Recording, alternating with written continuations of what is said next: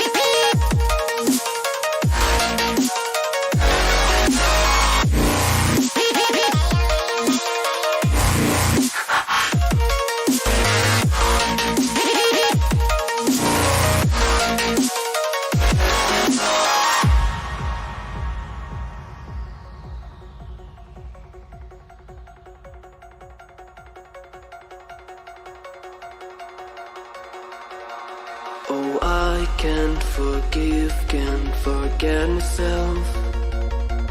The peace that I'm missing, it kills me inside. I need help, oh please give me back. This one part, this 1/3, I'm sorry I lost it. No, I let my weapons fall. I'm drowning in the fears, and now I know that I will fall again and let it go, but I can't stop to run away. To run away.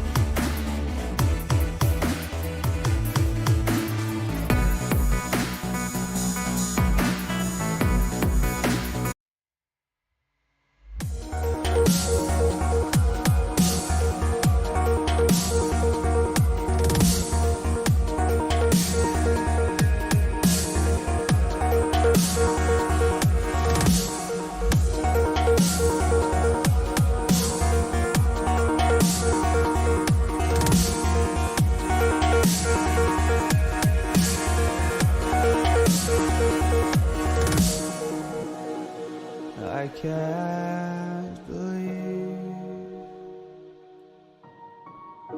the night lay waste to all we'd given. But honestly, you've gotta know that this ain't living, but we could run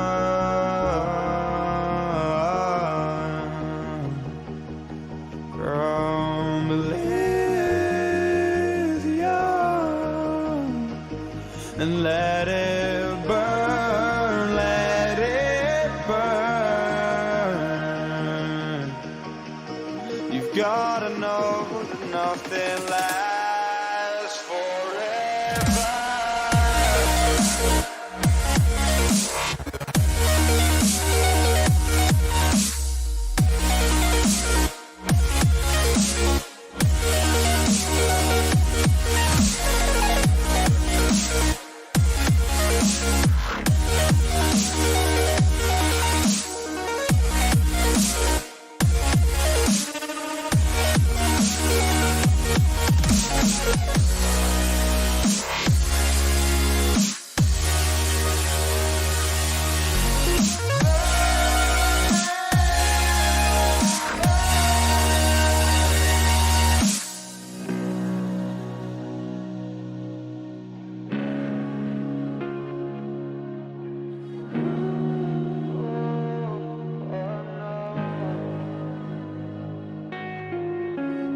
I can't believe myself.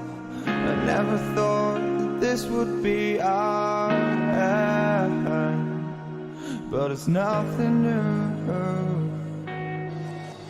And my lover's honesty, I could push it back down if I have to. If you want me to, 'cause we can run.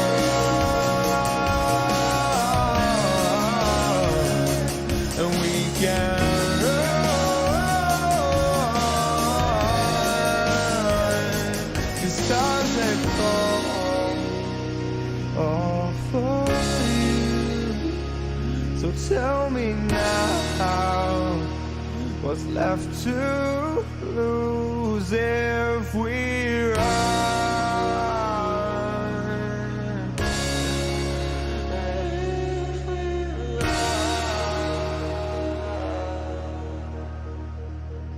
If we run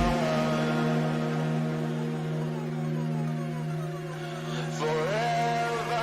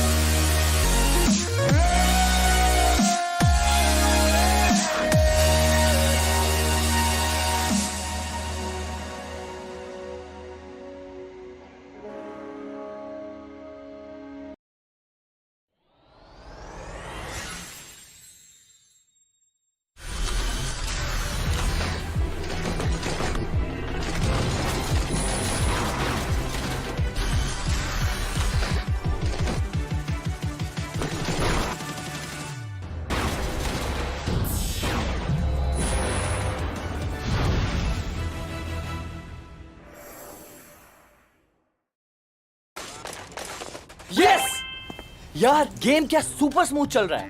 Asus gaming laptop, वो भी amazing deal के साथ, and I can pay आराम से with a 12-month no cost EMI. Crazy! कहाँ से लिया? Bro, JBL earbuds at 45% off. उसके ऊपर free Kindle and Audible subscriptions. Can you believe it? अब ये देख। Whoa. शांति। कहाँ से लिया? Sorry. Hey, you! I'm tracking my run on this new smartwatch I got. Noise का. 70% ऑफ। ओह, मैंने सोचा ऐसी डील पे मैं भी अपनी फिटनेस बढ़ा लूं।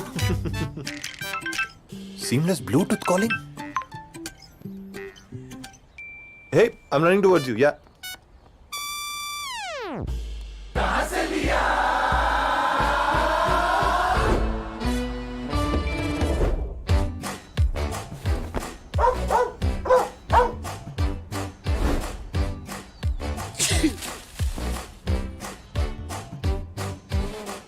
ये देख, I just got this Intel Evo laptop in exchange for my old one. 20,000 बच गए, बस 99 rupees में extended warranty. Plus 20% off भी मिल गया. Pretty sweet deal, right? Totally feel you, bro. This iPad was always on my wish list. Got the latest one at a great deal and saved $8,000 in exchange for my old phone. Hey, what's up? सबको इतनी बढ़िया deals मिल रही हैं। ये सब कहाँ से लिया? Amazon से लिया. Amazon Great Indian Festival से Amazon Great Indian Festival पर मिलेंगे इलेक्ट्रॉनिक्स पर जबरदस्त deals, no cost EMI, exchange offer और सेम डे डिलीवरी। अब इंडिया बोलेगा Amazon से लिया।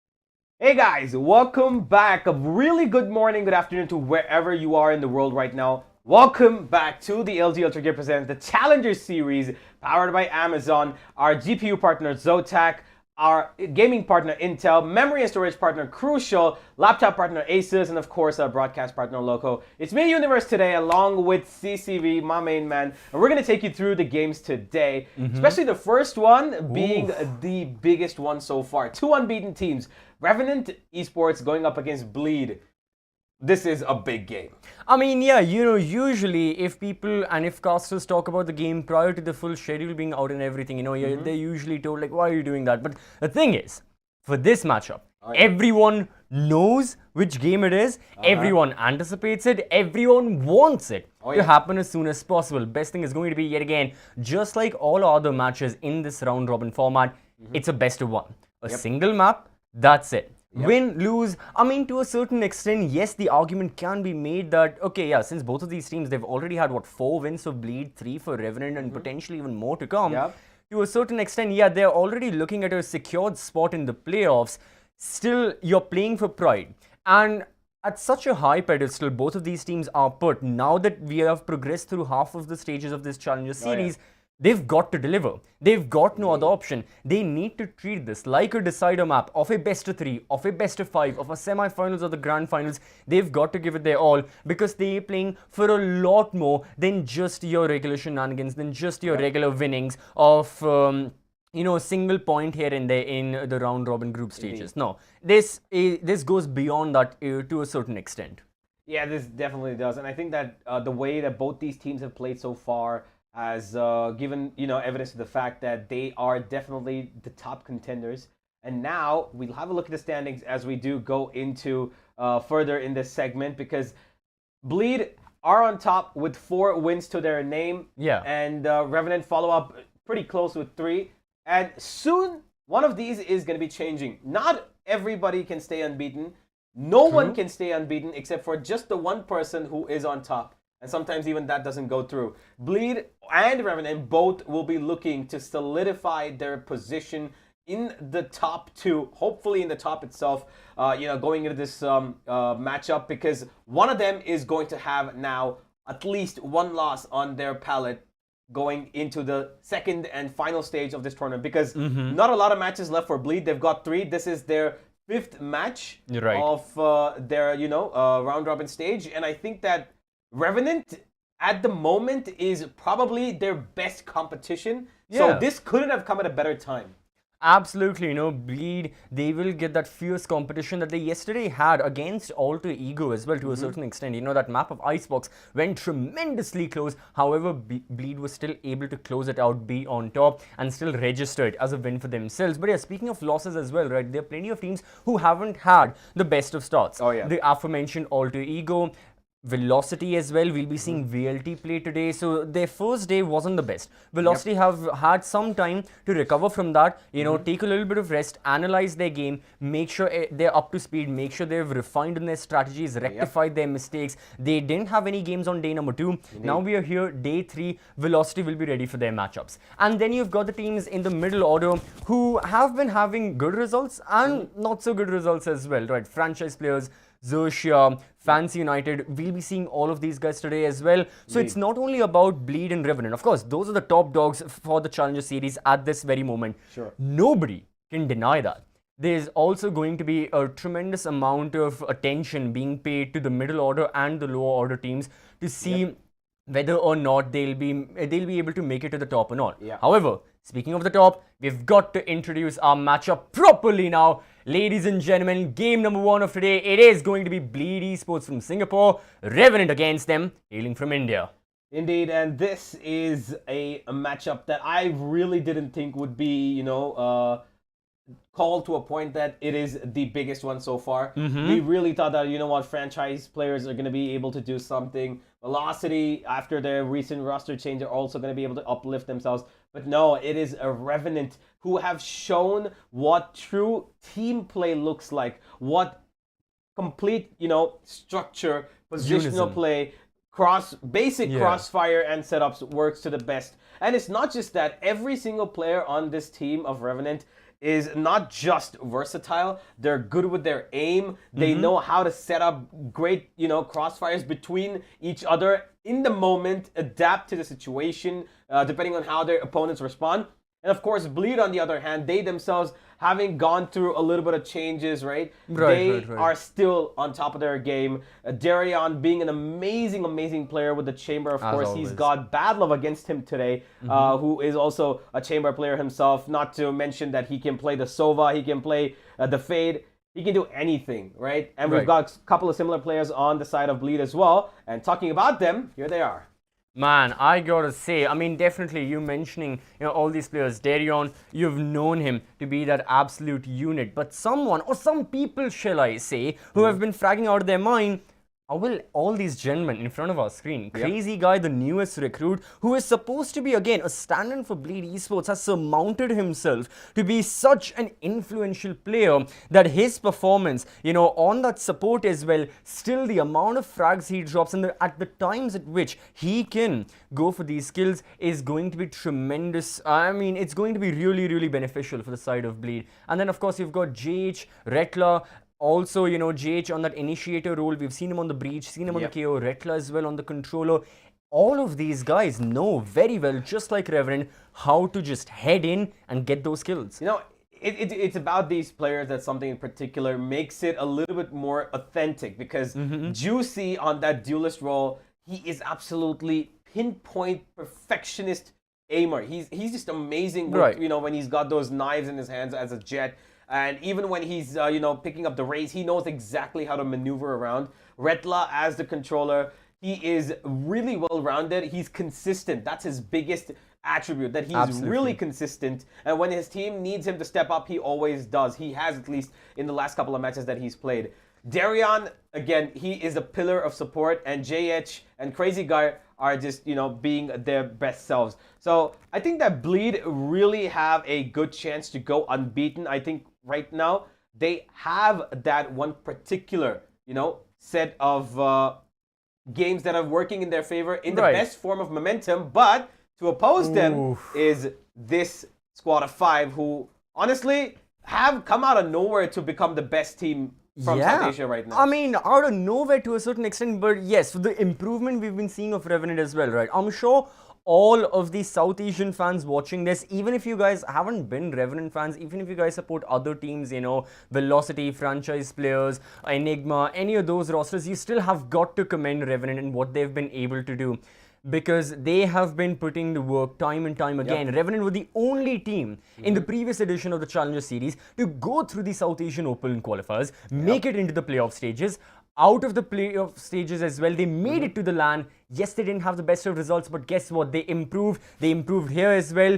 And both these teams, they have made changes, and through those changes have improvements happen.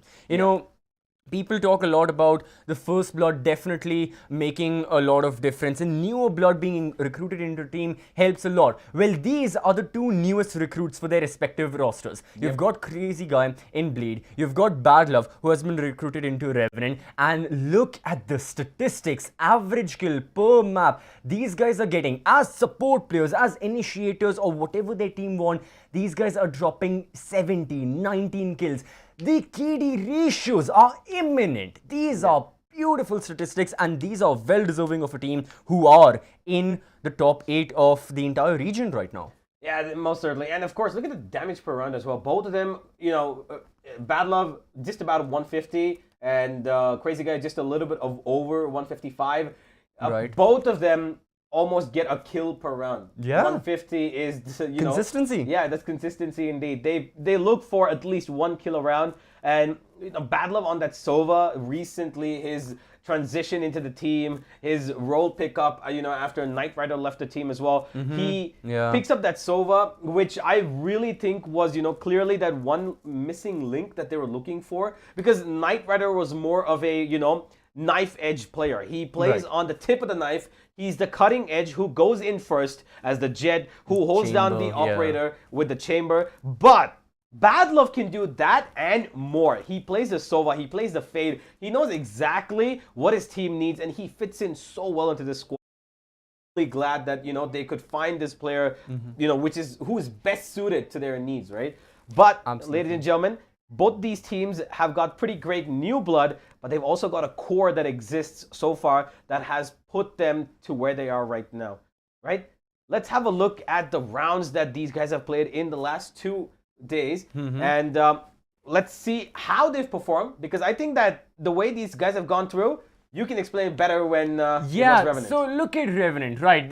With this round, I want to highlight their theoretical prowess and how they really play this mid-range. Early on B main, we saw that 0 point come out from Blackhawk. Now, Bad Love, he goes for that all-round, forces out PTC completely. Revenant now know there is no attacker towards B main, otherwise they won't survive. So, Revenant focus on mid, they flash from Blackhawk, Paradox plays off of it, gets one headshot, bam, that's the opening kill. Wimp now moves in towards Catwalk, and this is a bit of a duel that just takes place in Wimp, manages to secure him. You've got Surf to the side, Wimp has that audio cue. Lane on gunfight that takes place, the Killjoy secures the kill, and at this point, Revenant, through their control mechanics, realize they have stabilized the round. There is no imminent threat from Xerxia because of the man advantage RNT possess. So, what do? They fall back, yet again, rely on their utility. There goes the alarm bot. Logista now knows there is someone in garden. The turret also shoots PTC. Logista moves forward to kill that player, but he realizes, guys, we just need to play passively. Our utility does the work for us. We can delay the attackers. The attackers themselves, less than 30 seconds remaining. They're going to be pushing into the side, and they just get funneled through. Only a single player was lost, and Revenant, through their mid-range utility usage, constantly keeping the attackers at bay, not allowing them to progress forward. Their tempo mechanics of that Jet and Phoenix of Xerxia could not work. Granted, yes, in that round, Xerxia didn't have the strongest buys. It was an eco buy, but from the side of Revenant, I wanted to highlight how exactly they theoretically use Valorant and apply it practically. Yeah, exactly. And that's what you could see, because they had that triple initiator setup, right? Right. So they had an initiator on B who just spotted one instantly, B shut down. Then there was the fade and KO towards mid. They had their, utility being thrown. The flash came out, everything. Right. And then they pushed them off mid as well. So they funneled them out of B, pushed them towards mid, and then forced them to go towards A short. Control dynamics. Control dynamics, where they had the Killjoy waiting for them. And then after that, it was just all, going inline to exactly what we expected. Let's have a look at Bleed, though, because yesterday they did play against 2 teams, one of whom was FPS, and in this one particular round, they had such good read and control of the entire game. Here's what it all happened. They tried to sell a fake towards B, FPS, but it didn't quite work out for them because the spike was actually still in spawn. They were trying to delay it. They wanted to play for a little bit of a late game, but the problem with this is they had an A short push coming in. Unfortunately for them, the smoke that came down from the Astra in their own team actually saved Crazy Guy, because he ran away from here and Lightning Fast used up both of his flashes for no avail. And instantly, with the Nightfall coming through, the A-Short looked like an unattackable position, hence they go towards mid. And when they came towards mid, they realized that there is an A-push coming in. Skills takes out one, but the only one he could. They cleared market, they find control, but the only problem being here is there's a dry peek gonna come in from Lightning Fast right here, which ends the game. He's got no utility, and because of which there is no support as well, no trade kills, and that is how completely shut down were the FPS players. They couldn't even get into the B side properly because Kappa made a really small mistake of just walking through the smoke here with no, utility, no information whatsoever. And just like that, Bleed, they showed what is the true power of patience and positional play. Absolutely. Bleed also, they starved franchise players of that utility. You mentioned when Lightning Fast was pushing towards Gardens, he had exhausted both of his flashes. The fragment was gone. Bleed completely dried out this roster of franchise players, and which led them to dry peaking. And of course, in a dry peak, the defenders are going to win. They're holding the angles, and easily Bleed were able to convert their extra utility into a round win. So both of these teams on Ascent, on defense, their utility usage is one of their mainstays. And again, to all the up-and-coming viewers as well, right? If you're an amateur player, if you're on a tier 2 team, this is how you learn. This is how you apply pure Valorant theory. You use them in your matches. Watch these words, study these teams, because this was really exceptional use cases and precise use cases as well, which ultimately leads to these teams winning. I mean, again, do we have to be more obvious? Bleed have 4-0 record right now in the Challenger Series. Revenant 3-0. There's a reason why these guys are the best, but now one must lose. Where will this battle be fought? Let's find out in the map veto. Well, this is going to be surprising for quite of all of us, because it is going to be ending up on Pearl. Ladies and gentlemen, this is a amazing really amazing matchup between these two teams. And for it to happen on Pearl is something that is really, really exciting. And I'm going to tell you why. Because Revenant have played so far on Pearl competitively across the South Asian region. They've faced off Enigma, they've faced off Velocity, and they've faced off Septum Xerxia from Bangladesh, as well as Enigma, who, you know, they faced off on this map. So far, out of 4, they won 3 games. That's all they've played. Bleed have never played a competitive game of Pearl so far as I've seen on our statistics.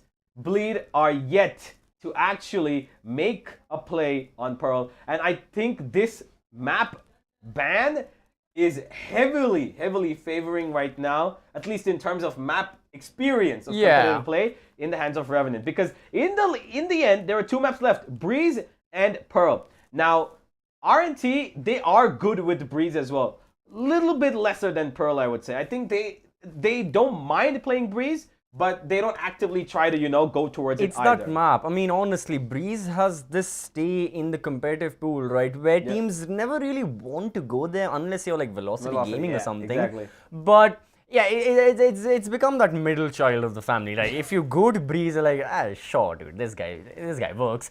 But otherwise, yeah, the point being that for the side of Bleed Esports, Fractured has always been their insta-ban. We saw this in the V2 as well, right? They've banned it every single time against every one of their opposition. It's not even a point about their opponents now. It's about that Bleed just don't like the map.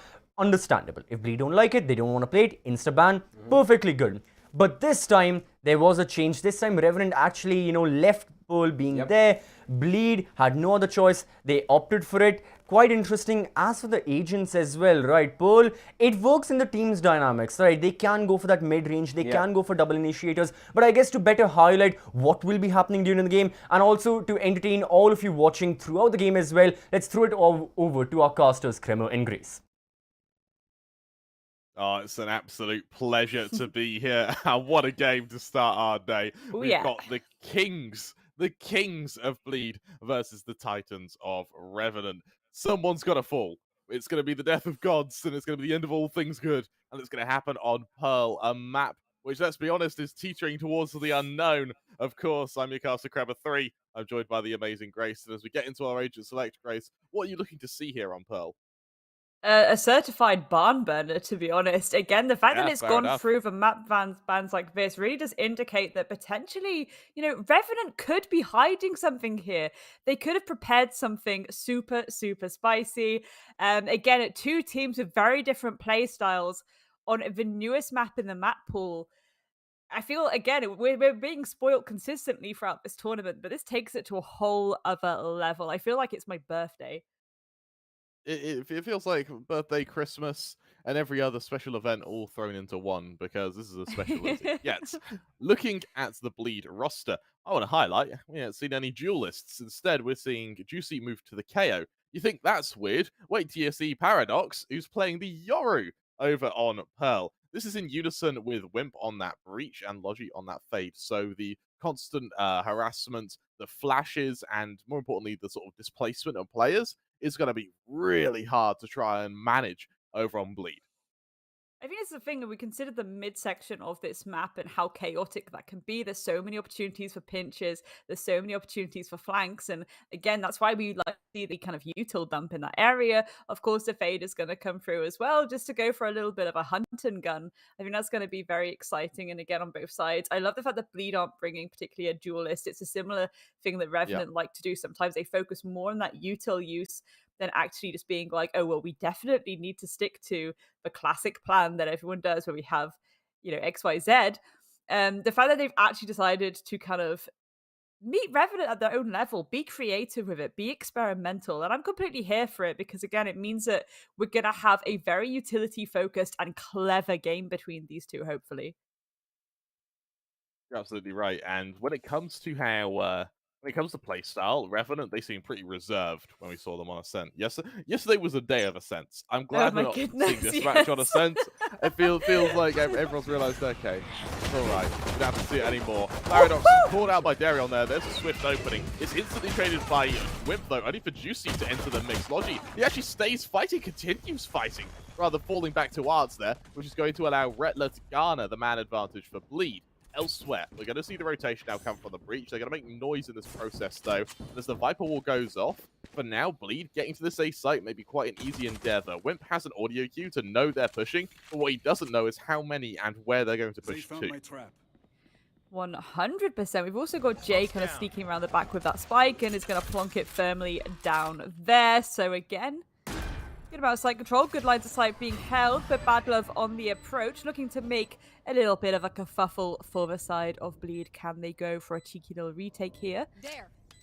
Again, don't quite have the information needed, so they're going to try and hunt them out. Very difficult when you've got all this util set up going towards you, but there we go. They're going to start to make their approach now. Bad Love very aware that these lines of sight might be held, so could go for a little bit of the old bait and switch here. And there we go, Crazy Guy just planes it up like it's nobody's business.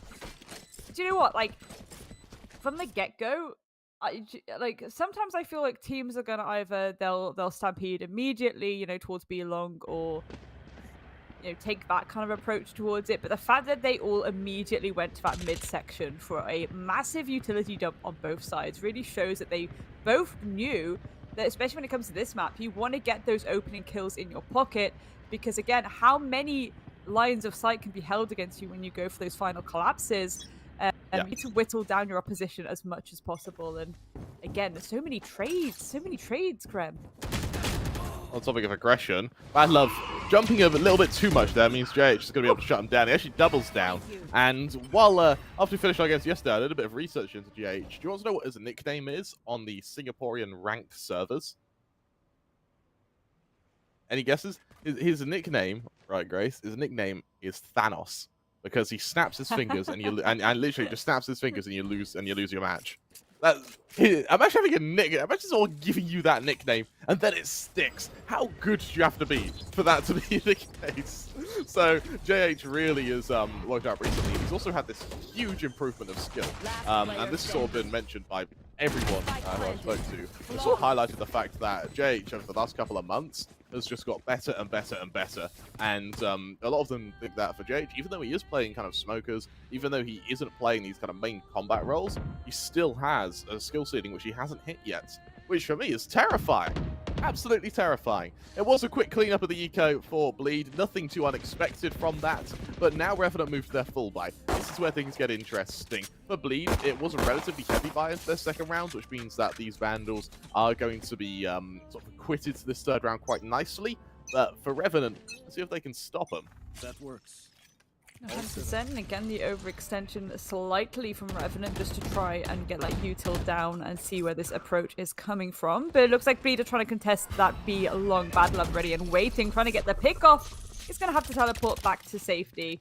Again, playing the kind of long game, that slow burn, but Bleed starting to stack up now towards this approach. And this is once again, ladies and gentlemen, where these trades are so important. You've got the players there that even if you go down, your teammate can collect that kill right behind you. But for now, Wimp is actually going to escape with their life after taking out Crazy Guy.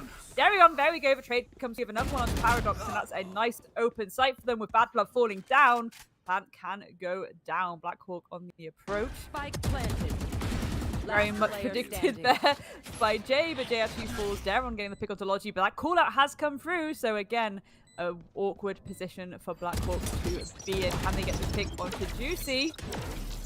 Difficult to be held off like this, and again, the importance of utility in that post plant. There we go, beautiful crossfires from the side of Bleed, and that's our third round on the board. It's a really, really strong start from Bleed. And what I think is quite interesting is we see the aggression that sort of follows up from Darion there. And I don't think Revenant were expecting Darion to have the confidence to just swing, to just keep pushing. And of course, with the snakebite down at the kind of far side of halls, it meant that for Wimp, there was no one there to support him. And after he was extending to get that trade, after it was a whiff shot, I believe, from Crazy Guy, or from Logi even, it means that there was no kind of fallback potential for Revenant. They still wanted to stay on the site, they didn't want to leave their player in halls, and they overextended themselves a little bit. Bleed, they punish it beautifully. Now for the force buy of Revenant, I call it a force buy, sort of half buy. There's bulldogs, stingers. Not the best of weapons, but with mid control, it may pretty much help them in trying to get to point blank. Yeah, this is it. They're really allowing that pressure. We see a long flank from Logi, who could potentially call to Rusticus. Actually, we decided to just go back as Crazy Guy gets the pick onto Bad Love there. So it's going to rustle the Jimmy slightly. Again, you need to remember Revenant are a team that can play this very, very patiently. So they're happy to kind of space out a bit, especially on a map like this. Again, so many twists and turns. Yeah. You can come and join up with each other in relatively quick time. Just again, a little bit of a ring around the rosy here. Paradox very aware of the fact they don't want to contest this by themselves. They're going to ask for a little bit of backup there. Wimp coming along to help this approach from Crazy Guy, but feels like it's a little bit of a bait and switch as well, because Juicy's actually making their way to A site with Jay, and this could be massive because Paradox is the only one there left to try and hold them down, and there we go. Jay gets the kill. That site is nice and open. Now Spike once again can go down. A very difficult retake, but a really gorgeous bait from the side of Bleed, and Crazy Guy, they get one there, and well, as you just saw, ladies and gentlemen, a flawless. Yeah, it's absolutely perfect. And you look over to sort of how Revenant have poised themselves. It feels like they're putting so much attention over to this mid control that they're losing a lot of control in both mains. And it feels like Bleed sort of extrapolated that very quickly, and they've been punishing it really nicely. You saw there, they didn't even fight for art control. Instead, they sent Darion as the sort of entry chamber around site into art to then outflank Revenant, and he was able to pick up Logi because of it. It's a really, really nice playstyle that's come out from Bleed, and yes, it may be their first competitive match on Pearl, but it certainly isn't their first time on Pearl. Bad Love has a bit of info on the tour de force. Oh, he does eventually get that kill. He was flirting with it for a while, but being able to convert it now is going to allow the rest of Revenant to get into quite a strong position when it comes to catching out these rotations. The forwarded position of the Yoru means that for Bleed, if they want to get over to this A site, they need to shift the entire distance. And Bad Love already has the sort of exit strategy with Paradox having the recall point by his teammate now. Jay just going to swing in. There's the opening for Paradox. He doesn't leave either. He continues fighting. Retler will punish that overextension. Revenant, dare I say it, are feeling a little bit greedy. I think at times, but I think it's also because of, like, again, Revenant, they're not really a hyper-aggressive team, but this is a map where you have to be a bit more aggressive, and I think they're aware of that. But it's just the fact that it's not really within their play style. They're very utility-focused as a team and like to play the slow burn. And again, it's really interesting. You've got two teams with different play styles and how that can kind of clash together. Go nice little push through at mid. I think they're going to try and go for this B push, but again, if Bad Love is ready and waiting with this op in hand, they could cause a little bit of a ruckus. They could potentially shut it down here. The line of sight needs to be cut off. There we go. The beautiful shot there. Rella falling down. Juicy by themselves on that side. Bad Love falling down, and that plant can go down. Finally, Crazy Guy comes to help and batten down the hatches, so to speak, in this post plan. But Wimp really trying to make it work. There we go. The trade comes through. 1 versus 2. Logi and Wimp having to find out where Crazy Guy may be, but they're hiding like a python in the grass in this smoke. Can they land their shots, or will they play this super passive? Potentially a Q5 through the box could help. There's one! Can we get the second one and make this a lovely little win again? Oh, there we go. The sun comes through. The defuse has to be stuck with the pre-fire. Oh, actually, Wimp is going to clutch that out, and I think that might actually work in their favor. There we go. A beautiful defensive win there, and that's Revenant with their first round on the board, and that could have gone very, very badly. Good use of util at the end, having that in pocket, keeping that in pocket, just in case you needed to go for that push and swing. But I mean, again, Revenant, they're so good at playing that patient game, and that's a really good example of it. You know, you're in a really awkward post plant, you then get into a 1 versus 1, and you're still willing to try and stick the defuse to send out a bit of util to start to apply that pressure on Crazy Guy. It's really good stuff. Yeah, I think the argument can be made that the Rolling Thunder was a bit of a overcommitment there. I doubt it, actually. I think it was used at the perfect time, being able to shut down Crazy Guy. More importantly, you're not going to be able to use many ults in this round because the null command's up.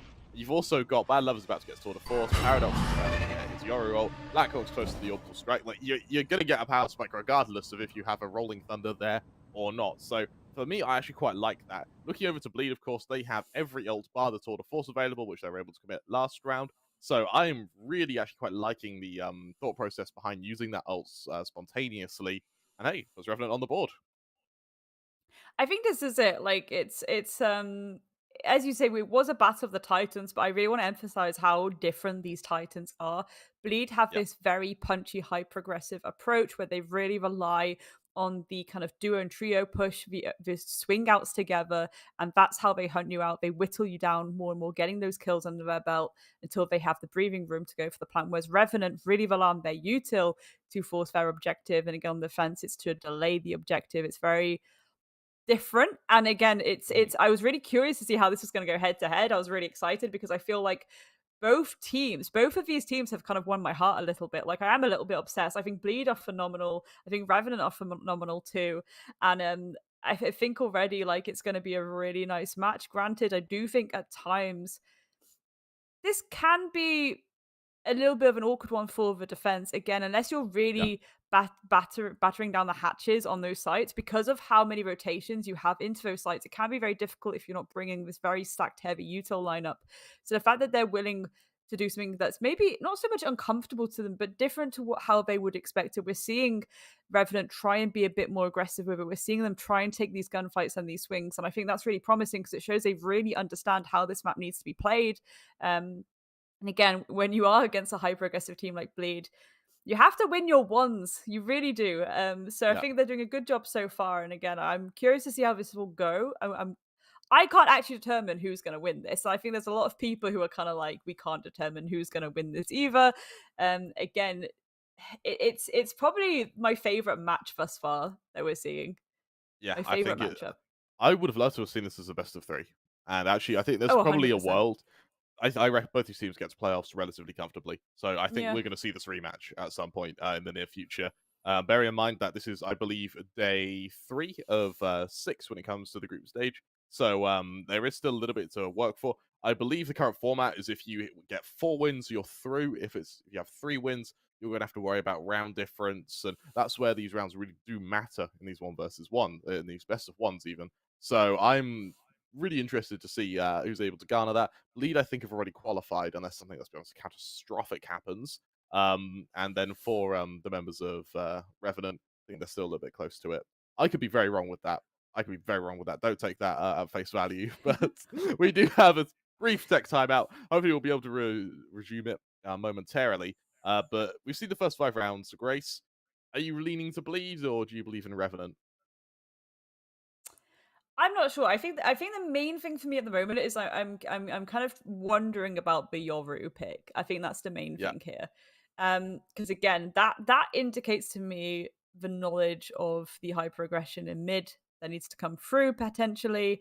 But I also feel like you could have bought something a little bit more crowd control-y, I guess, and really kind of locked down either a site or that entire midsection, to be honest, especially that initial approach as well. If you've got something that has a large area of effect, that can certainly throw a spanner in the works. And again, it's just this idea of delaying the timer more and more.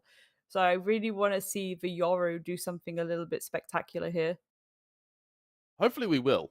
Hopefully he will. Bear in mind he has a few rounds to warm up. The one thing that I did see from Paradox, which I thought sort of made me wince a little bit, was when he was in that forwarded position in mid, he had a recall point, so he had the option at any point to get away at just a button press. He got the first kill. That's when you back off. That's your 2-man advantage, not your 1-man advantage, your 2-man advantage. But he then stayed to try and get more kills. Got a little bit greedy. He gets punished by, I believe, Rettler, and then the round ends up going down to that 1 versus 1 where they have to commit that Rolling Thunder. I can't help but think that if we did see the back off there from Paradox, then that Rolling Thunder never had to be committed, and that was something you could wield in the next round. That being said, though, with the null command coming online, I think that Revenant are doing a better job of feathering their utility. But going into the 6th round, that's what we really have to see sort of the proper skill when it comes to ult management from Bleed. Yeah, 100%. 100. I suppose it's kind of like the Godzilla versus King Kong situation, isn't it? It's Yeah. like they're completely different, but they're both titans, and it's the Yeah, idea absolutely. of how much is that difference actually going to impact things, especially when it comes to this map. And here we go already again. Beautiful use of utility around that midsection, as expected. A bit of a quiet before the storm. Again, Bleed really are aware of the fact that they want to get these opening engagements under their belt and just give themselves that breathing room. With Black Court ready and waiting. I think it's the thing too, as time goes on, Revenant know exactly what Bleed are going to try and do. It's just a case of winning their ones, and Revenant playing into that idea of, yeah, they're really good when it comes to this util use. Again, the molly going out, that's going to allow for that little delay to the push, playing into the timer yet again. Nightfall comes out as well from Revenant. Followed by an orbital strike, a huge commitment for ults before Bleed have even really shown themselves. Now, in the last round, there was a huge ult dump from Bleed, and it still didn't work.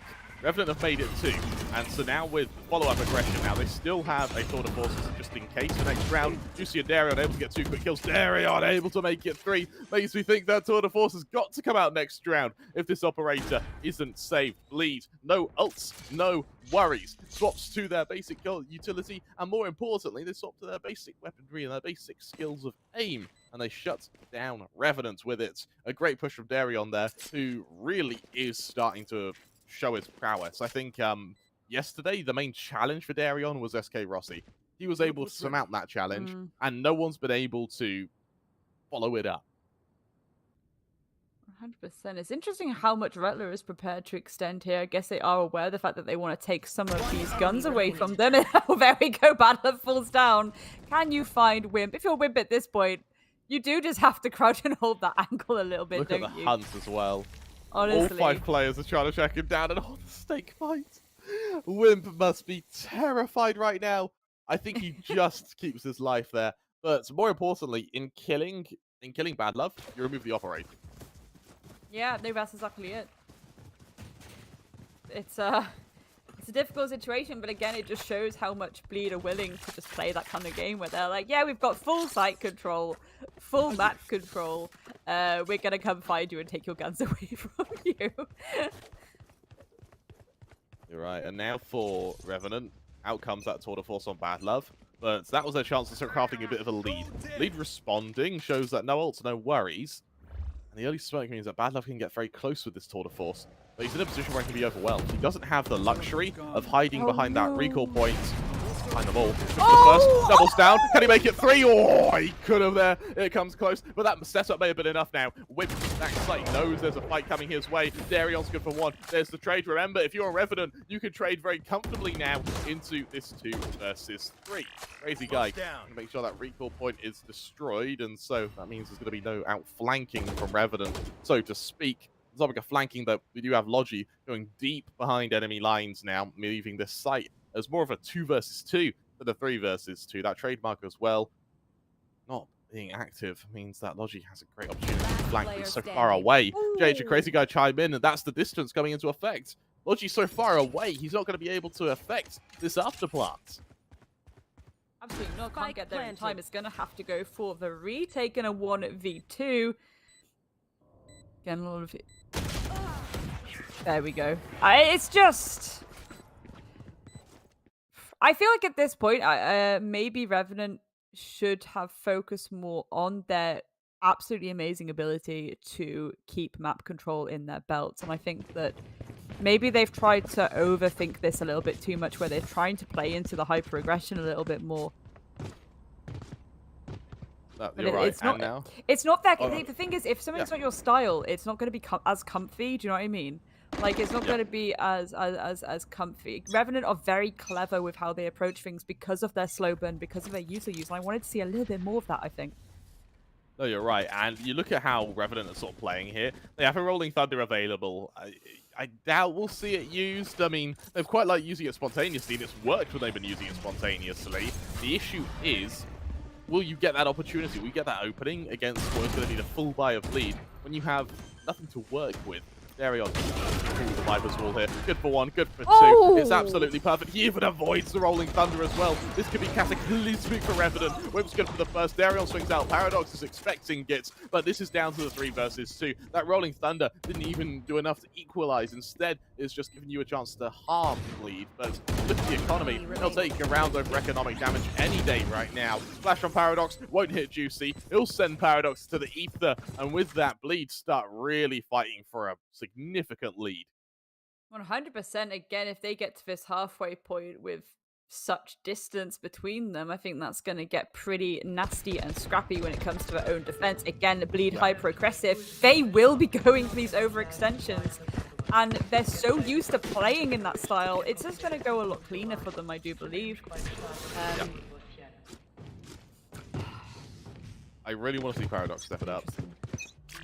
Oh, 100%, 100%. You want to play? Let's play. And this is why I prefer to see Paradox on that fade, to be honest, as well. I think that Paradox on fade in that midsection would be mwah, chef's kiss right now. Yeah, and you know, this Dimensional Rift, it's great for info gather, it's sort of great for retakes, but you look at his positioning, he's never in a position to actually use it effectively.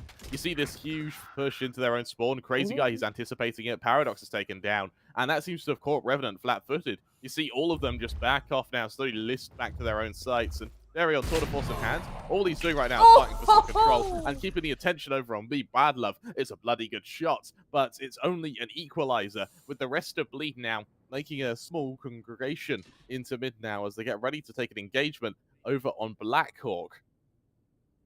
This is it, isn't it? They want to take down that player, give themselves a little bit more breathing room to work with, so they can try and go for this A take. Again, you know where the Blackhawk would have backed off a little bit.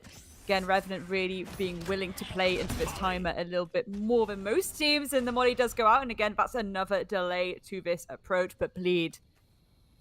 Very, very nasty shots could be landed as soon as this cover goes down. Juicy making the approach here, leading the way towards the back of this map, and actually looks like a little bit of the old bait and switch. They've decided that they want to take this fight immediately into the arms of Whip, who's ready and waiting, but it's actually shut down there by Juicy, and the trade can't come through. Look how split up they are, but 10 seconds on the clock. This spike needs to go down thick and fast. Bad Love with pick there on Juicy. That's going to at least give them one for their pleasure. And there we go, another one onto Jay. Crazy Guy and Rattler having to win out this post plan, but lines are like completely cut off. The spray and pray for the smoke. Bad Love's going to fall down, but Blackhawk will trade it back out on Crazy Guy. 1 versus 2. There's one on the board. Beautiful positioning there. The Logi's going to send out that Prowler. And again, fade versus fade. It's what we like to see. A little bit of debate on the defuse. Actually is going to stick it now, but they're slightly looking the wrong way. Can they play into the timer here? It's really nasty. There we go. Beautiful shot there by Crazy Guy. A free K for that round, and ultimately ensuring that a retake couldn't go through. It's sort of the flank you're expecting to see from Revenant, isn't it? It's one that lands just after the execution is committed to, and it's one that where the objective was to set up for that flank. You saw how Bleed there, in planting in such a kind of open position, it means that there was the chances for Crazy Guy. He could have gone heaven if he wanted to. Again, he could have shifted from defender spawn if he wanted to. And on both scenarios, he's able to fight that after plant. And I think for Revenant, it's their flanks are just too slow at the moment. Out comes that Dimensional Rift from Paradox. He's going to get that info, sort of identifying and extrapolating how many players from Bleed are going to be towards the position. But out goes that initial... Oh my god, out goes that Aftershock. The Crazy Guy, he doesn't care. He just doesn't care. Full line hits him, and he just shoots him, despite being concussed. Bad Love, already low HP as well, in trouble in halls, and there's no one there to help him. Crazy Guy's continuing his rampage, and with JH chiming in as well, Darion's getting a piece of the action himself, and it's a flawless round from Bleed, only taking about 60 damage. For the switch. Total grace. Though, look how many ults Bleed now have on the table to go into this final attacking round for them. It's gonna get a little bit scrappy, isn't it, Krem? It really is, and now Bleed, they also have the option now to just gun it to the safe side with that null command. The null command means fast rounds become an option. Help that old man and fight yes, there's a Nightfall available for Revenant. They're one away from an Orbital Strike, which might help delay a plant, but this is delay tactics, this isn't stop tactics. And for Bleed, Face they're your more than happy fear! to run down the clock. Out comes that Nightfall, and this pretty quickly. It's actually going to distract the push into mid. Wimp is going to be there to get, unfortunately, you can see with the business end of Darion's Vandal. I love the fact that Revenant is still holding onto this A side really nicely, holding that lines of sight, and there we go, Blackboard backing off a little bit. There we go, the useful stuff absolutely coming through right now, as expected. This is what we were talking about, ladies and gentlemen. That spike is going to go down on that A side. Either side of me right now, and on both sides it's going to get scrappy. There we go, another one onto Juicy. Can they get a third? Blackboard gets Darion down. Crazy Guy trades that back out. A 3 versus 2. It's been fast and furious on both sides. Crazy Guy get an additional one here onto Bad Love. One enemy remaining. There we go. Crazy Guy doesn't need to take down Bad Love. Not two, and goodness me, a 10-2 split for the side of Bleed. We say that they're good on that attack because of how fast, furious, and punchy they can be, but that was just a little bit too nasty for my liking. Yeah, that truly was. And that was a round that Bleed really didn't have much equity in at all. For Revenant, it was a kind of whiff of angels there. We saw player instantly swing for the trade, doesn't convert the kill. You then see the player afterwards swinging on where I believe it was Retler was positioned. And Retler, they know where his position is, but they were unable to shut him down. Crazy Guy having an insane performance, going 16-3.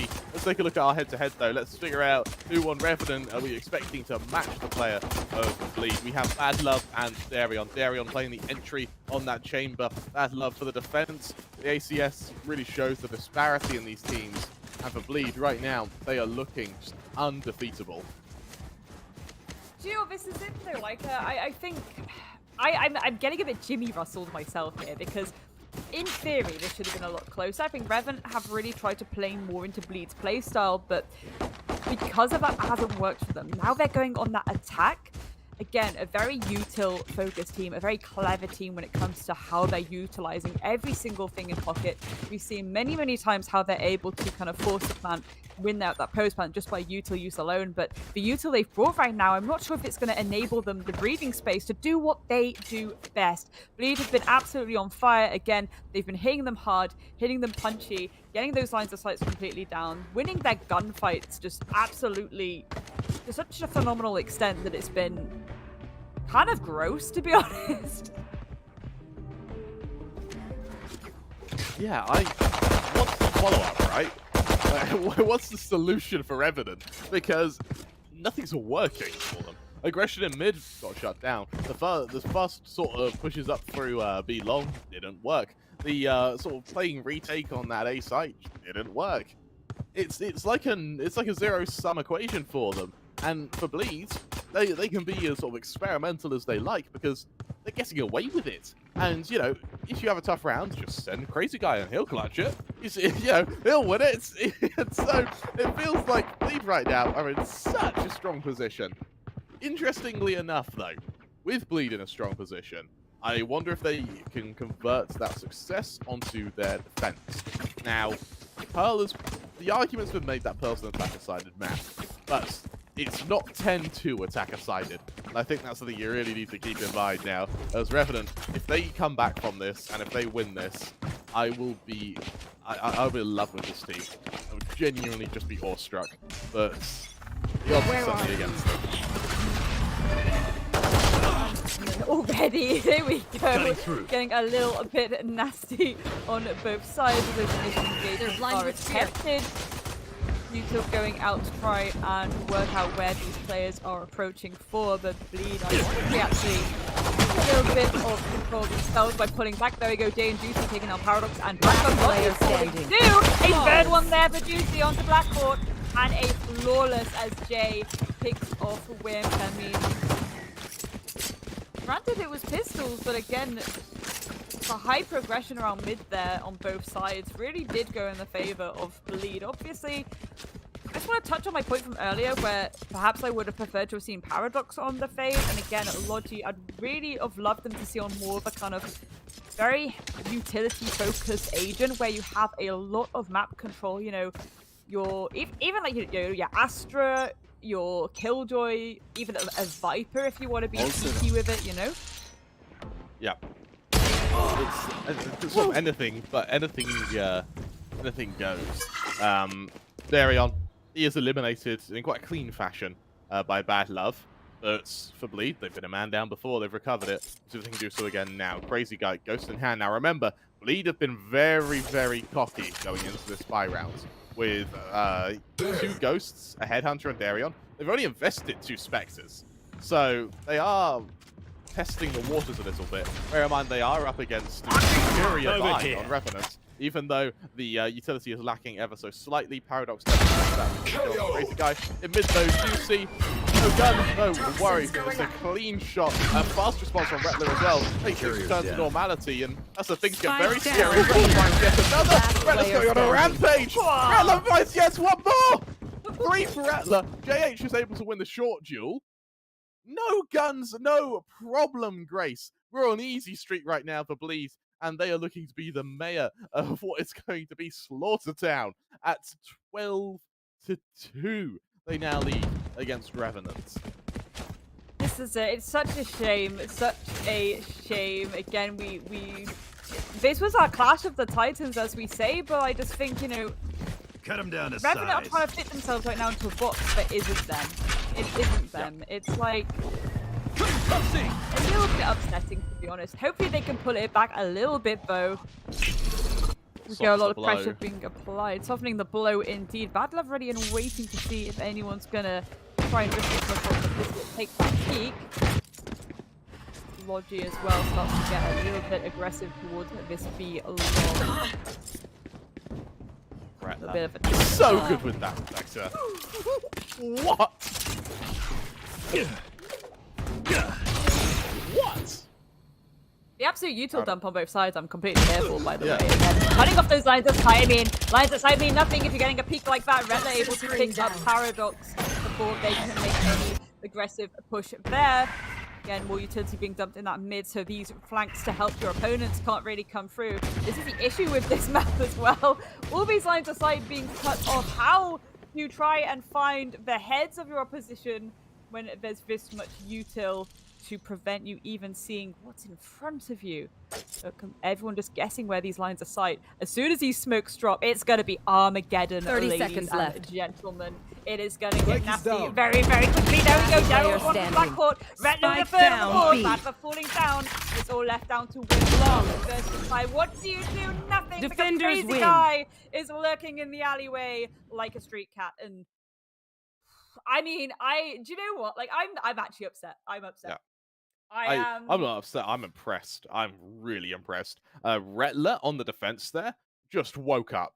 And bear in mind, this was off the back of some insane Spectre kills, some great Sheriff kills there. In that last round there, he got 3 kills with 3 different guns. If that doesn't show versatility, I don't know what will. It was a great performance there from Bleed. And it's not like Revenant played particularly badly. They just ended up in a tough position. a tough position, yeah, but again, it's this idea that they didn't play into what they do best. They were being cats trying to run with dogs at that point. Like it's you are a very utility focused team. You burn out that timer. You play the objective so well. That's where your focus should be. Yeah. Again, I'm gonna get very upset if I carry on talking, so I'm gonna throw it over to the analyst desk right away. They'll break it down for you. Yeah, so seeing what happened, this felt more like I was watching Thor: Love and Thunder, highly anticipated, but towards the very end, it a little anticlimactic, universe? It hurts right there in the heart, right? Well, if you bring together two of my favorite things currently, Marvel and Revenant winning against SCA teams, definitely does hurt because that is true. as much as I would like to defend both Thor: Love and Thunder and Revenant, I don't think I can do either right now because, True. well, just like what we just saw happen, what we witnessed was something that nobody, I think, expected given the recent performances of Revenant Esports, because they clearly had an upper hand on Alter Ego, Fancy United, and of course the most recently against Xerxia as well. And we really thought that they could put up a performance that, would be counted for, at least if not to, give them a little bit of a point difference in terms of win. At least it would give them some more, respect as to, okay, these guys know what the hell they're doing. But nonetheless, it is Bleed who clearly are the unbeaten champs so far. And with that, it is Crazy Guy who is the MVP of this game. 17 kills, 301 ACS. I don't think headshot 64%. Is that the headshot percentage or is that the win percentage of Bleed on Ascent? Like what, 64? Well, he pretty much got every. It's more than every 1 in 2 shots. It's more than half the shots that he hit were headshots, right? So it's insane. Practically, there were no bullets that kind of went wasted. I'm pretty sure Crazy Guy forgot he was in Valorant. He thought this was Sniper Elite or something along the lines of that with the amount of headshots he went for. But yeah, keeping that in mind, in the pre-match presentation, we highlighted both of the newest recruits, one on the side of Bleed, the other on the side of Revenant. Got to say, both of them definitely gave it their all. For the winning team, we are seeing Crazy Guy's performance and he absolutely deserves, being here, being a fade, this high of a headshot percentage, coinciding with the fact that his utility usage was also really good. He was helping out the team time and time again. Bleed's overall, execution style was near perfect. Revenant just couldn't hold on. And granted, if you look at the team compositions, you know for a fact that Revenant would struggle a little, right, on their defense. Para being on that Yoru is that missing link. I feel like both the casters as well highlighted this, that it wasn't the best of compositions for the defense, but Revenant needed to do more on their attack and they just couldn't. And I think another huge factor as to this result has got to be the kills. I mean, some players on the side of R&D, unlike the past 2 days, they just couldn't perform, sadly. Yeah, and I really believe that with the way Bleed have played their first ever competitive game on Pearl, I think the credit has to go to the coach, who I think has done a pretty good job of reading what Revenant can do and cannot do. Right. And I think that maybe if they expected Pearl to come down to the grain, they clearly had, prepared perfectly against these guys because they know what was the biggest counter against all of this, and that was that double controller plus, double initiator setup with a no duelist. They didn't care about having a duelist. The most amount of work was done by, I believe, Crazy Guy and Juicy. Juicy, again, he did get the kills. He did find, places to exploit, but I think his utility was the most important. His knives were brilliant. His flashes were amazing as well. Bad Love, the only guy who kind of did put up a little bit of a resistance against the team of Bleed, but this wasn't enough to push them over the line. Absolutely. Not even get them close to the line. I don't even think they didn't even get to half the race. Yeah, they started off, but again, they had a sprain or something along the lines of that. And Revenant, again, one cannot take away from what has happened to Revenant, over the past couple of days, or what Revenant has been doing to other teams. I think that's the better way to put it. Revenant have had an absolute tear. This just feels like that chink in the armor. And seeing the statistics, the thing is with this matchup, you analyze the match, you see the way in which Bleed are winning, but this is one of those matches where just the score itself, just a couple of statistics will be enough to give you 75% of the entire picture what was going on. It's all in the numbers. Revenant just couldn't get started, sadly. And it could have been due to various reasons. Could have been because maybe, after Revenant being at such a high pedestal, maybe the nerves got to them. It's unlikely the nerves got to them considering the sheer experience all these players have, considering they've played in LANs and they've had history of FPS titles before Valorant as well. But still, something must have happened. Or maybe the map feature, all of us anticipating this favors Revenant. Bleed had plenty of aces up their sleeve, and once he saw what was laid out on the table, Bleed just won with a straight flush. Yeah, most certainly. And you could see that they had 10 out of 12 post plans as well, which means they practically got everything that they wanted. And the biggest, I think, disadvantage going into this game was Revenant thinking that they would get onto the attacking half. Right. Because I'm pretty sure when Pearl came up, they really thought that, okay, we're going to have Bleed choose defense, we're going to go on attack, we're going to have our good time on attack, and then we're going to try and defend our score however it goes. But Bleed were really ready for it, man. They threw them into the danger zone right up in the front, and they absolutely tore them across. And you can see by the economy, Bleed never lost money at all, except for one round in round Always number 13. above 20k, yeah. Because that was also the pistol Yeah, that's the reset right there. But again, as soon as the initial 3 or 4 rounds were over, as soon as we went into that middle stage, right, of a specific half where the credit system starts to get more and more like consolidated into just being regular. And it's not as random anymore. Bleed was stable. And this is one of those line graphs where you look at it, there's not much fluctuation happening for Bleed because again, it was just win. Every single round, they could buy enough to afford operators, rifles, vandals, phantoms, for full armor, all of their utility, without having to sacrifice on any of those aspects. As for Revenant, considering this is Pearl, they had to give priority to utility.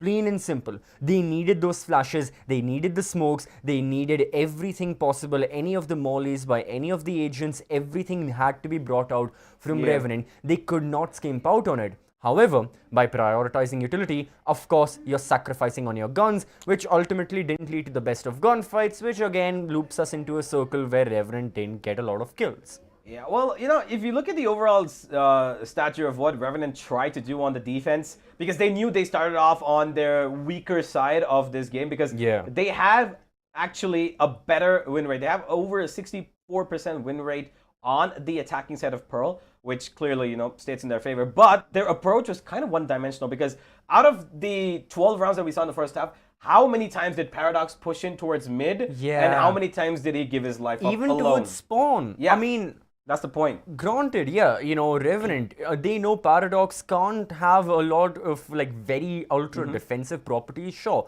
as a Yoru, what can you mainly do to delay a push? Flash them? That's pretty much the only option you have, other than dry peeking them in angles, which is what Para did. You know, Para was like, all right, I'll go in, I'll look to push forward, maybe I get some kills, maybe I bring down the round count, which ultimately will favor us. But overall, I gotta say, for the side of Bleed Esports, no diffuses as well, right? They've had 12 plants. Every single round, Bleed was successful with their execute, with planting the spike. This is what all of us mean by Revenant's defense just not being capable enough of dealing with the execute Bleed were going for. The heat map, of course, shows the places where Bleed focused on a lot, you know, during their executes. But I think it's the numbers which are really showcasing us. They planted the spike every single time, Universe. Every single time. That's exactly what it shows, that, you know, the utility that they, you know, that Revenant had was just not enough to stop them in their tracks, because they always, at some point, they were always handicapped, because Paradox was, you know, he's a full attack duelist, and that's what they were hoping for, but it just didn't come through. The Breach, a Wimp, he tried his best to try and hold them off. Blackhawk as the, you know, as the Brim, he also tried to keep things in touch. The Fade couldn't do much in the hands of Loki as well. Their utility was there, but it just, you know, I think it was ill-timed across multiple stages.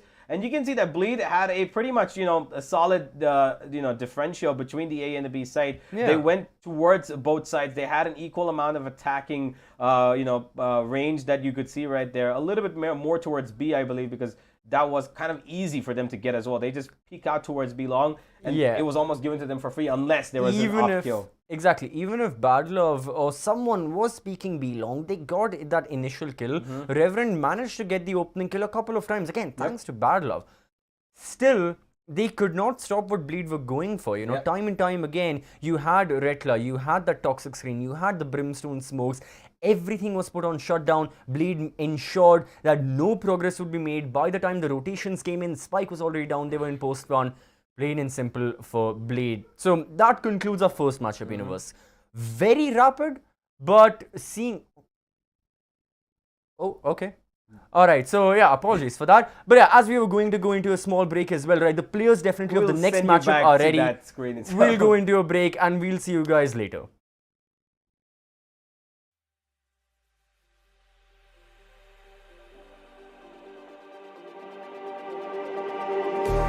Just like the street lights lit this town, like a fire in a blaze, gotta burn it down. Can't be afraid to leave this out. We got this far, don't know how. I see danger in your eyes. They know we'll burn down tonight. Coming just like the sunrise. You know that we gonna light it up tonight.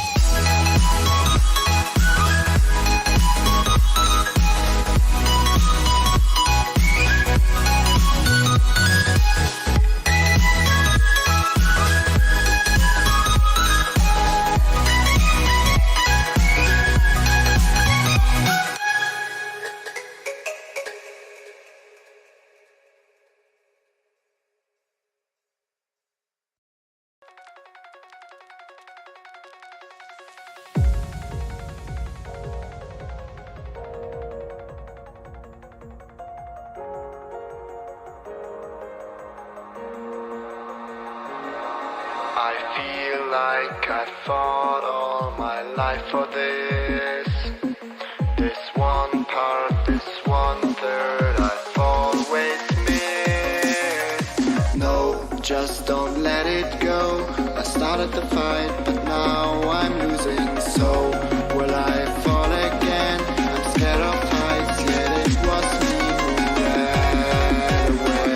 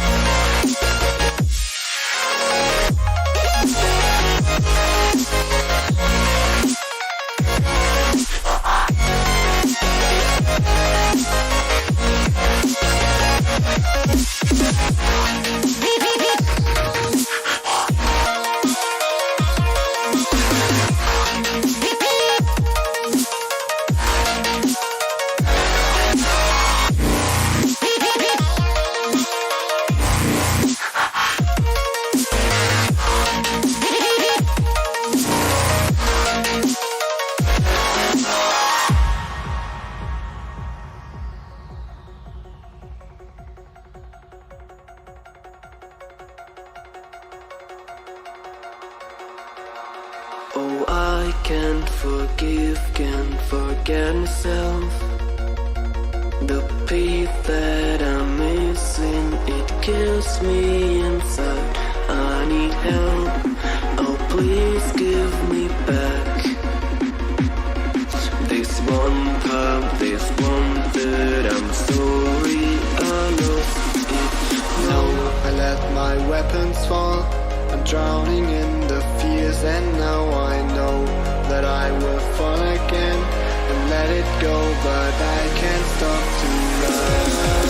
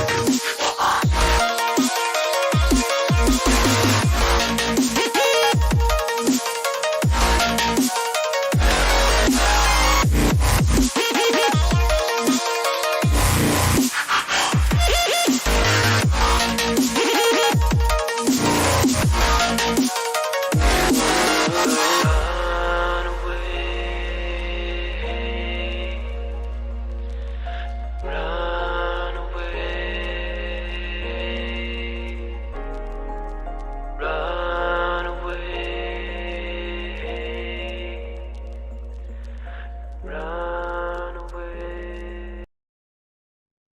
Welcome back everyone to LG Ultragear presents the Esports Club Challenger Series number 9. This is an official off-season event of the Valorant Champions Tour. This event is powered by Amazon.in. We've got our GPU partner Zotac, we've got our gaming partner Intel, our memory and storage partner Crucial, we've got our laptops being powered by Asus, and of course, as always, broadcast partner Loco. I'm CCV, joined alongside Universe, and we are bringing to you the third day of the group stage matches. We have the 8 best teams from South Asia and Southeast Asia combined in a round-robin format. They've been facing off each other time and time again, and so far there's only now one name on everyone's mind that's defeating everyone. It's Bleed Esports, and all the viewers are pretty lucky because we'll be seeing them once again in the server.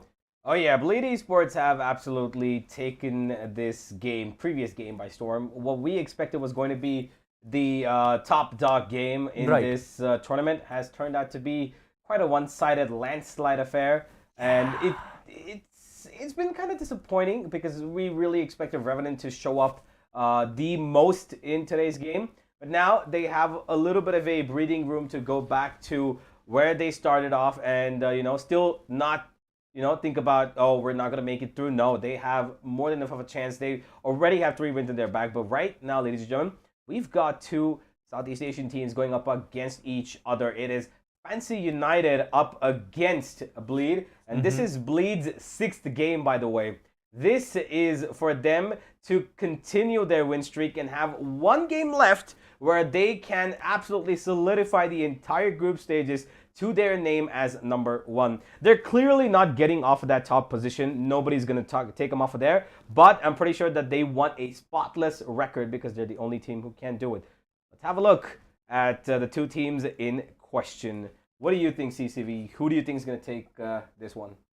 Oh, I hate this. Again, if anyone watching the stream will be familiar with my Twitter account, it's become a hub for all the jinxes. So I'm not going to say it. But if you ask me my personal opinion, I believe Fancy United indeed do have a chance. Am I saying they will win? You know what? Screw it. Yeah, I'm gonna go Fancy United. I'm gonna say Fancy United will take the win just because of, first of all, the explosive playstyle they have. I think Bleed, they will anticipate that completely. Both of these teams have seen each other play recently here in the Challenger Series, in other tournaments all across Southeast Asia as well.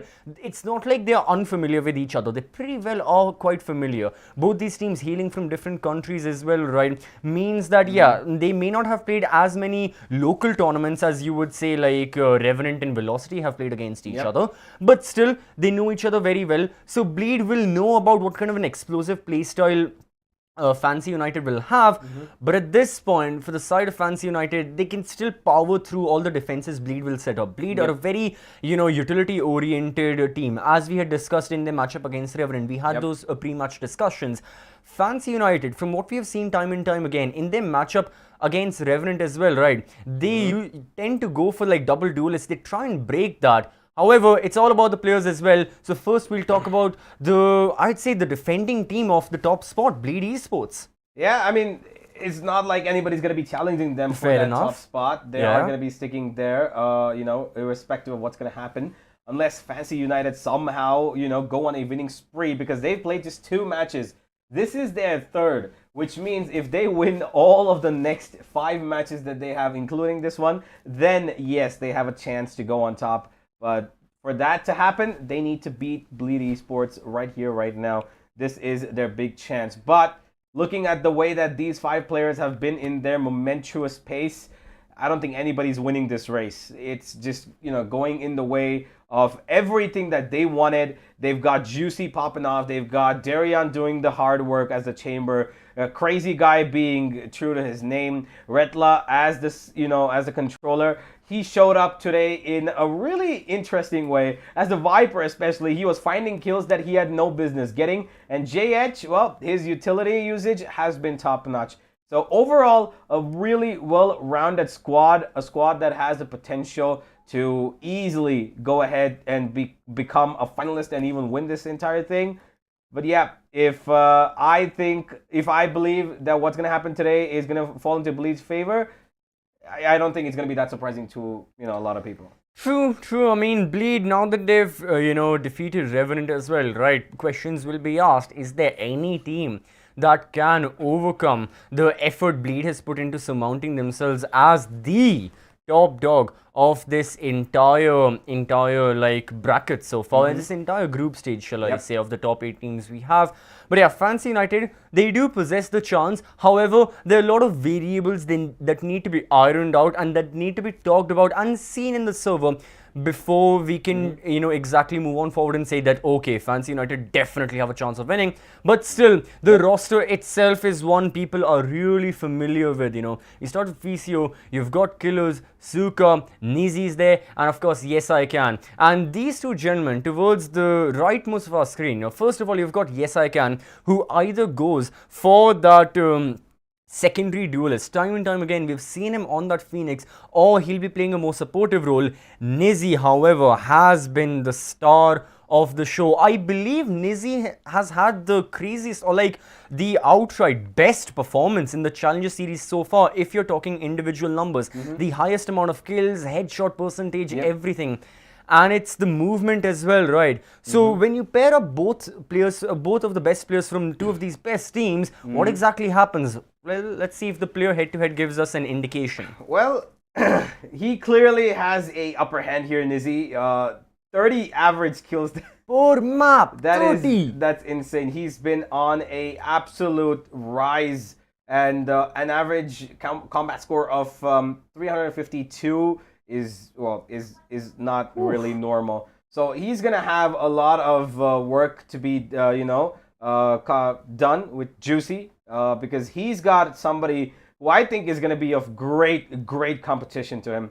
Both of these players have got pretty great numbers. Clearly, Nizzy's got the upper hand on this, but don't discount Juicy yet, because he is also just as good. This guy is a prodigy in the making. He is such a good player. He understands how the jet works. He knows how to play that duelist role to perfection, and he's got such great understanding because of his team, because they enable him to play that role so well. And Nizzy, on the other hand, he is a monster in his own right, and when it comes to his team as well, they have a little bit of an up and down situation. They don't really get around to places that they want to. Nizzy alone does provide the power, does provide, the entire attacking force of this team, but his team sometimes does fall short, and he just ends up becoming a lone star in an entirely dark night sky. Yeah, kind of like what happened to Badlov as well, right? Just a while ago, where he was giving it all that he got, but still doesn't lead to his team eventually winning it out. We have seen Fancy United take a loss against Revenant, but now against Bleed Esports once more. It's going to be a completely new battleground. This time, Bleed have actually gone for Breeze. Very interesting. We just saw Bleed Esports on pole against the likes of Revenant. Now they have opted for Breeze. I mean, I gotta say. Breeze is a really interesting map, because Bleed have played this about 60-50 for them, literally. They've won 6, lost 6, but with this roster, they haven't yet played a competitive map of Breeze. So I'm not quite sure what they're going to be putting on the plate. Their latest composition on this map, of Breeze, Bleed had Astra, Chamber, Sky, Sova, and Viper. So they love that core of 3 agents, which is Sova, Sky, and Viper, which has been kind of synonymous across all of their lineups before. They change around with the Chamber and Astra, where they've got sometimes a secondary controller coming in at times, or they keep the Jet along with the Cypher. That's what they do. But Fancy, they love this map. They played it against Neos Esports in the qualifier itself. They beat Neos on Breeze to get here.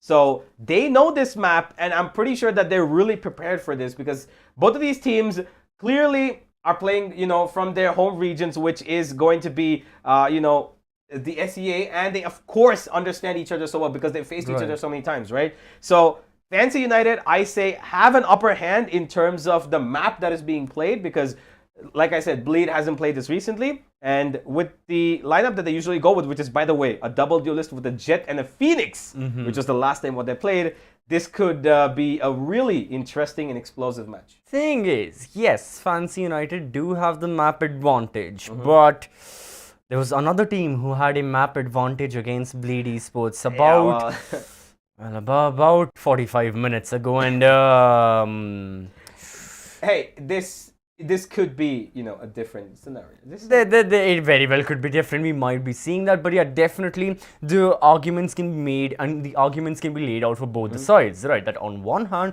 you've got Bleed Esports. Even if it's not their best map, the sheer performance of this roster, regardless of what kind of changes they've had, regardless of Crazy Guy just stepping in, technically being a stand-in for this roster as well, has been just an insurmountable force that has helped the team overcome any of their past problems. Indeed. Bleed can just rely on their players. Bleed can just rely on their roster. They can play very simple strategies as well and execute them in such an elegant way that you don't really have much to say about it. You just know Bleed are playing well. They aren't going to do something very flashy, something extremely methodical or very well thought out. They'll be precise, and they'll just play good enough, or like when it comes to their strategic side, they'll play good enough to pass by. Meanwhile, the heavier reliance will be placed upon the fact their roster has got to shine, which Again, it's Bleed Esports. I'm sorry, their roster is going to shine regardless of who they're up against. True, that is exactly what we expect. But ladies and gentlemen, we've got a lot of things to speculate, a lot of things to watch out for, and I think that what we should be expecting is hopefully a close matchup. Yeah. But before that, let's have a look at what we got on our lineups. Do we have that Phoenix coming in this time against Bleed from Fancy? Oh, they are going to be choosing it right about now. We do have a Cypher. That's kind of their staple. They go for that. It's been in their pool for a while now. Yes, I can will be going for the Phoenix, and whoever questions him, he will say, yes, I can. And yep, it is. There it is. And that core on the other side of Sova, Viper, and Sky is combined with a Jet and Chamber. So again, Fancy United playing very, very tempo focused. This is exactly what we saw from their side against Revenant on Ascent as well a couple of days ago. This is nothing completely out of the ordinary. Jet and Phoenix will be picked up once more. They are really focused on the fact they like to, ask all the questions to Bleed Esports that, guys, we've got two duels. We can push wherever we want. If we want to go through mid, we will. If we want to push B main, we shall. If we want to have 4 of our players situated towards A, we can do that. What is your response? Fancy will always be looking to drive the momentum forward, or at least have the momentum in their favor, in which they can try and control the pace. The advantage Bleed have got is that they've got such a mid-range focused dynamic. Bleed can not only counter that momentum Fancy are going for, and retaliate head on, maybe with JH and Juicy peeking together with that guiding light flash. Darion can also peek, but they can also fall back passively and rely on that extra bit of utility they have to counter this aggression from Fancy United. Yeah, that is true. And whilst you might think that this Phoenix and Jet combo, coupling that with a KO is kind of, misreliant on information, because the KO can give information, but it's not pinpointing like the Sky, or with Sky as well, a little bit pinpointing, right? Yeah. But and Sova exactly, he shows the heat map of your body. But even after all of that, Neos put up a great fight. Neos was a great team that came through. And they fell short to this lineup, so they know what they're doing. They utilize that Phoenix so well. The number of ultimate orbs that are being farmed by them every single round, especially whether it's an attack or defense, they allow the Phoenix to take the fight so that even if he dies, he's got an ultimate orb, right? So that's what they enable. They want that ultimate to come as soon as possible, because he's like a, real life drone. They allow him to make the move first, and they let the Jet follow up with a trade. Yeah, it's also, it's kind of similar to, what happens with a Sova Owl drone as well, right? Entry by proxy. Yeah. Although the thing is, in this case, if a Sova Owl drone is destroyed, okay, not major damage. If Phoenix dies, it's still relatively a damage. However, Fancy United, they remunerate that because of Nizzy, because of the Jet, because of the dive. Fancy United will be like, okay, if SI Khan is going into the site, and, if he's dying out, then Nizzy can push in and get some kills. But now that... Yeah, well, we'll have it all said and done. Let's move on to the casters. Here's Kremer and Grace for you to take it through the game. Welcome as Bleed take on Fancy. Welcome to what's going to be a battle for Breeze. Of course, we're going to bring out Fancy's signature Phoenix on Yes I Can. This is up against the Bleed, who, let's be honest, were bloody good earlier, and they show no signs of slowing down. It's Juicy to get the opening onto Nizzy, and just like that, Bleed, they get off to a hell of a start, despite starting on their attack. Remember, this is a best of 1. Of course, I'm your caster, Kramer 3. I'm joined by the amazing Grace. Grace, how are you feeling about this one? Ooh, I was feeling pretty confident for the side of Bleed, but look at this absolute tear that we're seeing from Killer right now. And again, this map really favors, to be honest, Bleed a little bit more when we think about what Stunner Gunners they are. But I really think Fancy could put up a hell of a fight right now. And so a little bit of heals going out just to help to lighten a load a little bit as they try and do their collapse towards the site now. And there we go, the intel coming through, but VCO is able to trade that, and just clean up there by Yes I Can, and see already having a really good run of it. Yeah, that's a really clean utilization of the hot hands here. I love how Killers was able to get 2 here. Getting 1 and then sort of being forced into the second fight usually is a sort of telltale sign for a collapse. But no, not only does he get the second, he also gets the spike. Then, of course, beautiful util timing for both the snake bite and the hot hands from the Phoenix and the Viper. Means that for Fancy, it's a great start. 1-0 on the scoreboard as Bleed move into what may be a couple of pistols. The Headhunter on Darion is really what you have to watch out for here. He is a big fan of going for these big, flashy Headhunter plays in our second round. And you see that he's actually picked up quite a bit of ammo for this weapon, with the rest of his team sort of idling with sheriffs, the others down to classics. 100%.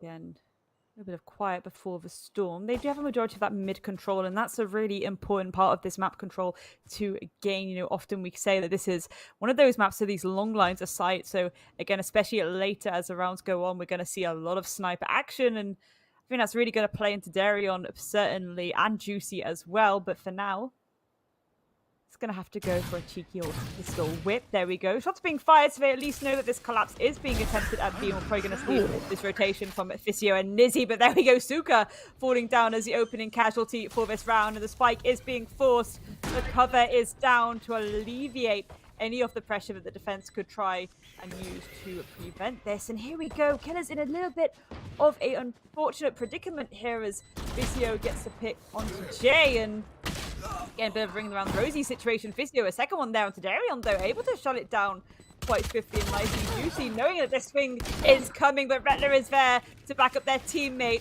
Physio taking down Juicy. A fourth one there onto Rettler. Can they get this ace? Will their team enable them to attempt to get this kill themselves? And only time will tell. Half defuse at the moment. Someone has to stick it. There we go. Killers taking out crazy guy. And I mean, it's interesting so far, I will say. I expect a lot more ferocity coming through from Bleed, a bit more punchy, a bit more fast and furious, but I think Fancy are being really clever here in the sense that they're not willing to take those engagements in mid as easily as they probably could, especially on that last round when they did have a bit more firepower behind them. They were still willing to just kind of hold the site and not really contest the gain of that map control. I really like Killer's rotation, actually. On back site, the second he realizes he's lost sight, rather than sort of stay and hold his position, he backs off, joins the rest of his team, and they push in as a unit. And I mean, as you saw, Physio, he pops the hell off, but on topic of ferocity from Bleed, that's just the buy round we see this come out. So, well, as we know, the knight is still very young. Darion, though, he's wise to the ways of Fancy. And with 2 quick kills, Nizzy eventually stops the rampage. But for how long? Juicy's instantly able to chime back in. You wanted ferocity, Grace? Well, here it is. Fancy, 2 players left standing, with Bleed slowly making their encroachment to this B site as quiet as possible, but the Trailblazer may alert Bleed to the fact that Physio is still laying in wait on the back side. You see a lovely wallbang there, down to just a mere 28 HP. A kill here would be nice. Juicy won't grant him it. It's all onto Suka, and I think Juicy, he wants to push this. What goes out? There's the 3K. I believe that'll be themselves on the board with a first, and well, ferocity indeed, as we now see Fancy have to move to the reinvestment. Remember, that round was sort of half bonus, so they are going to be able to buy this round, this next round, but only just. It's time for Bleed to try and make their equalizer, and well, for Darion, that was 2 beautiful entries. And this is it, isn't it? Once you're enabled to do that, once you have that firepower behind you, you know, a team like Bleed, they are disgusting when it comes to those mechanics. They're so able to win their gunfights even in the worst of situations. Yep. And again, I think that's why it's very clever at Fancy to kind of not be overextending too much, not be willing to take these gunfights in mid. They're really holding on to these sites. They're battering down the hatches, so to speak, and really just trying to make it work, trying to get them on that collapse, get them in these choke points. And I think that's really smart by Fancy.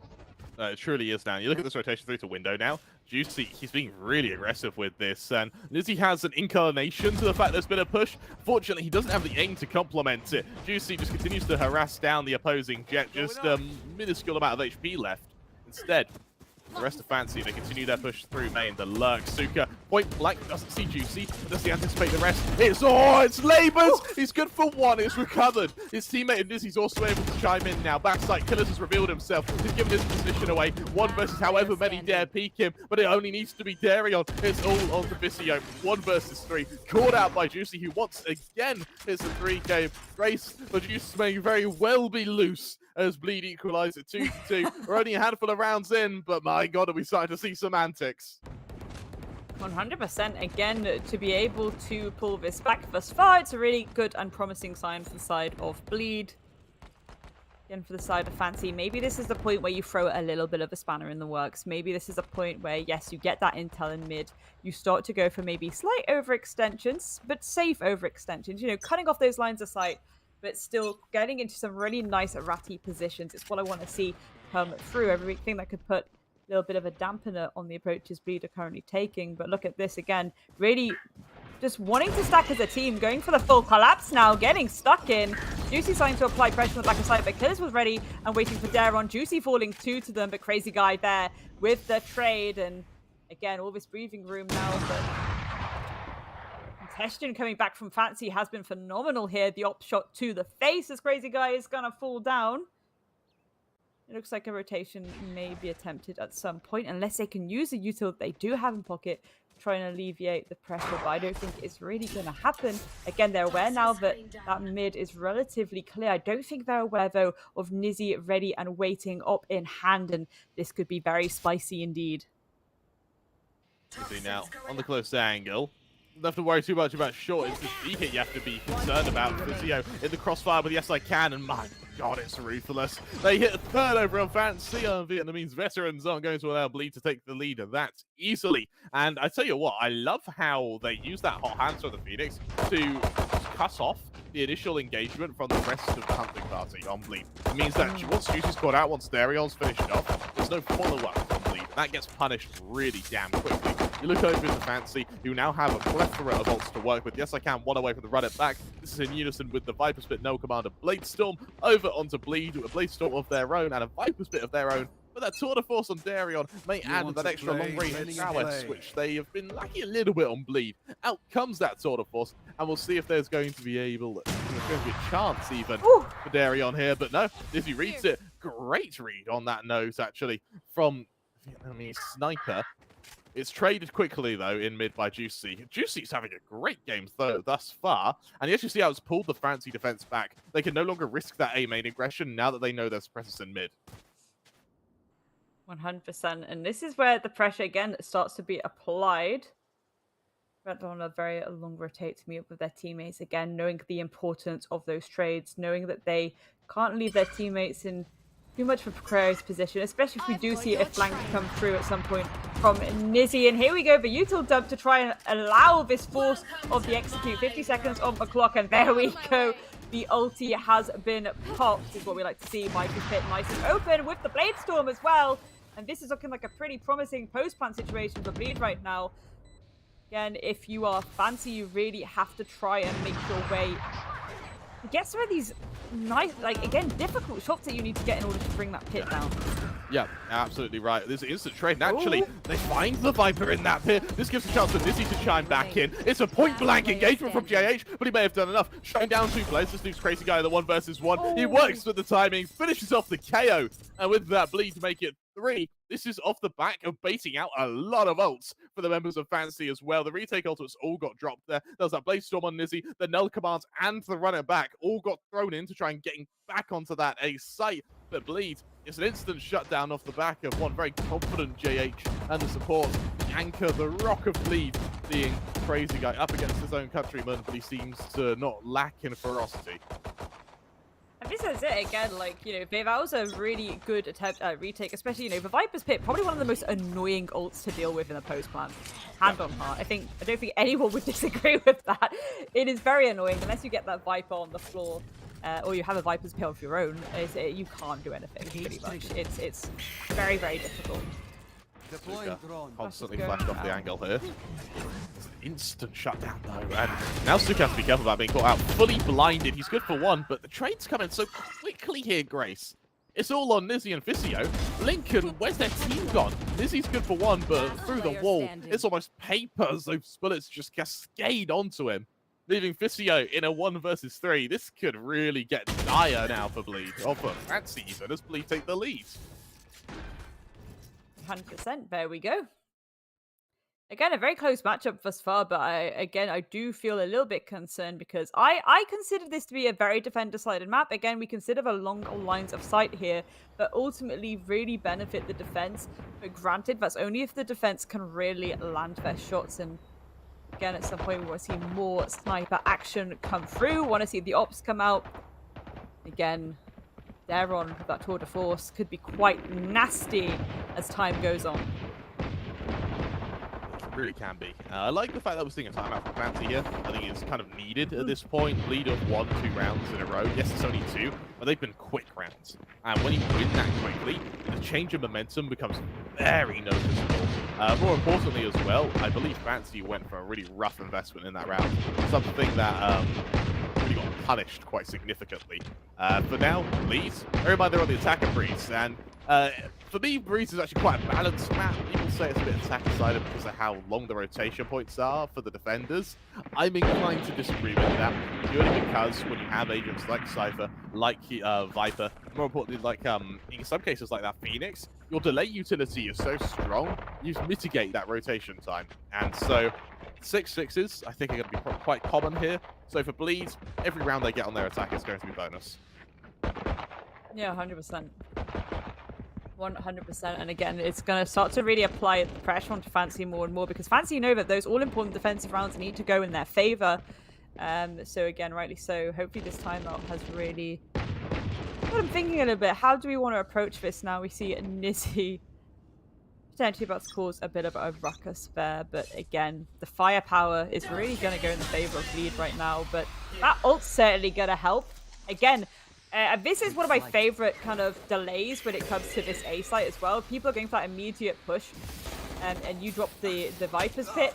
It's really difficult. There we go, as we see. But double up with that Phoenix util as well, just to shut down Darion in their tracks. And now, again, ideally, if you're Bleed, you need to be forced to make this rotation, which is exactly what we're going to see. Would like to see maybe a few bait shots from Juicy right now, just to really convince them almost that the rotation isn't coming through. I think Fancy are fully reading into this. They're like, yeah, they're defo going for that rotate. It feels like there's probably a world here where Bleed are trying to sell to Fancy that they've just returned to a default. And I'm even trying to force Fancy into a default of their own, because in a 1v1, Vandal's always going to have the advantage against these Sheriffs. Now, I believe they've spotted the tripwire on Elbow, which may give Bleed a chance to allude to the fact that Elbow could be relatively clear here.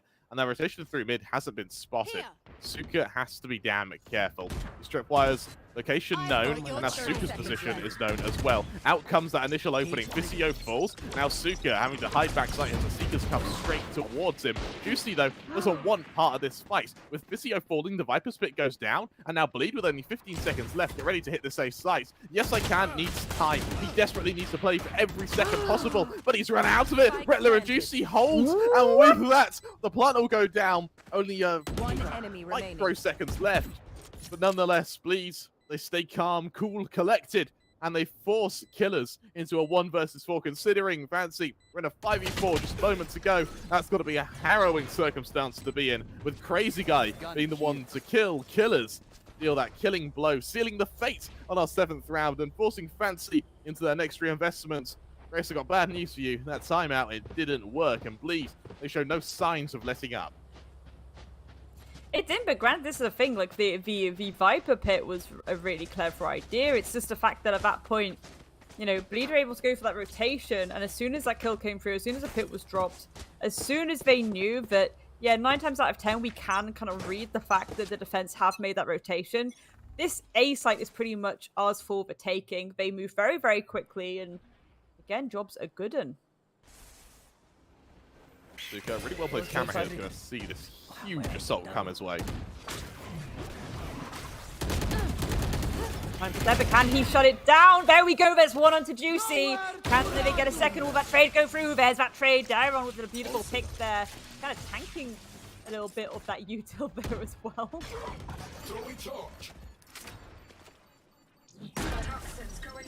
Light is down. There we go, ladies and gentlemen. Beautiful pick there by Ficio, taking down Dairon. Crazy Guy falls too.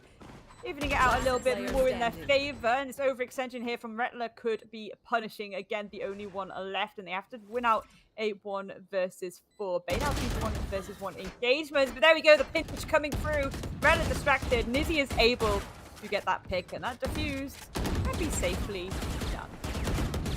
Fancy responds, and they respond really violently, leaving only one player on the floor, that being in the form of Suka, who unfortunately was caught out by both the Hunter's Fury and every other player taking a fight there.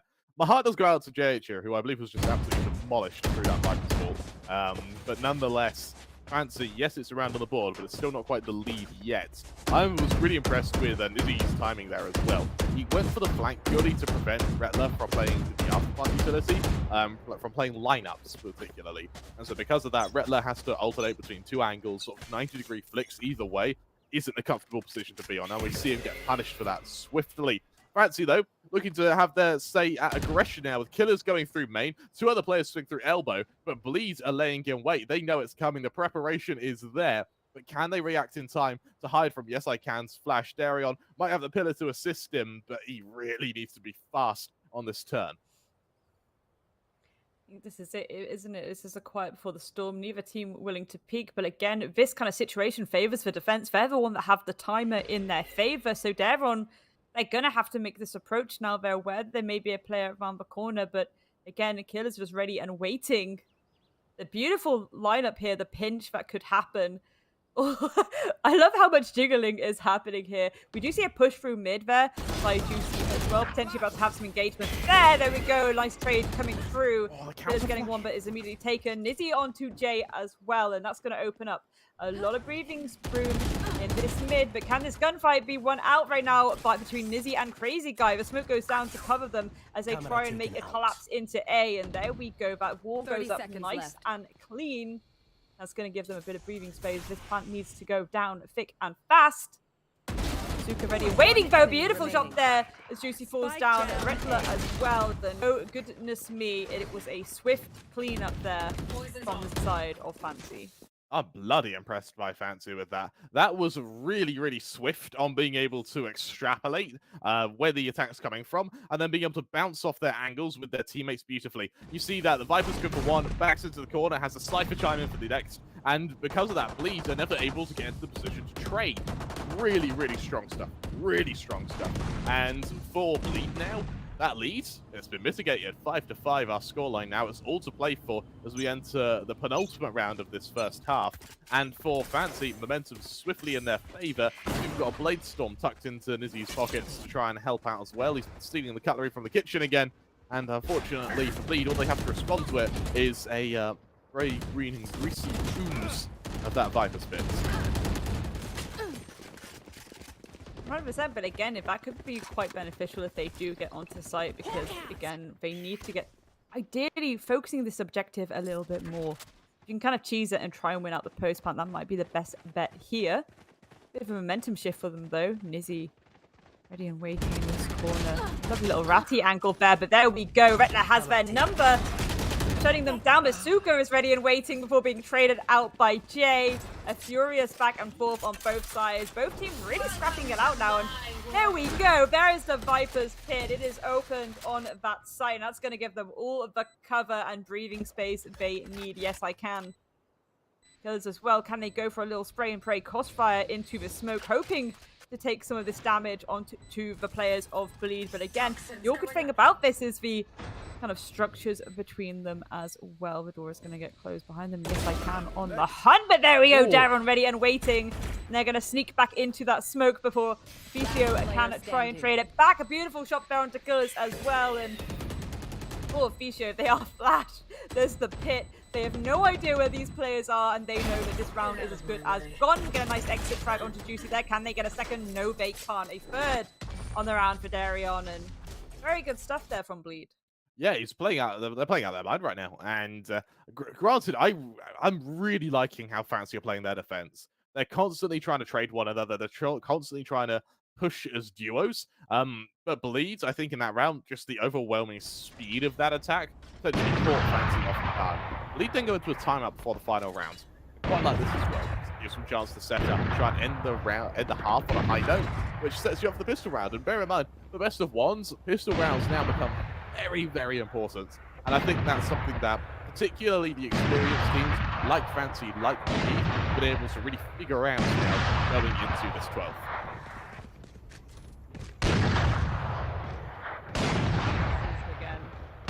You know what? Even if Bleed end this on a 6-6, that is a very good position to be in. But interesting to see them pop the time out now. I guess it's kind of the idea of like, okay, last chance to do something bold. Let's see what we can do.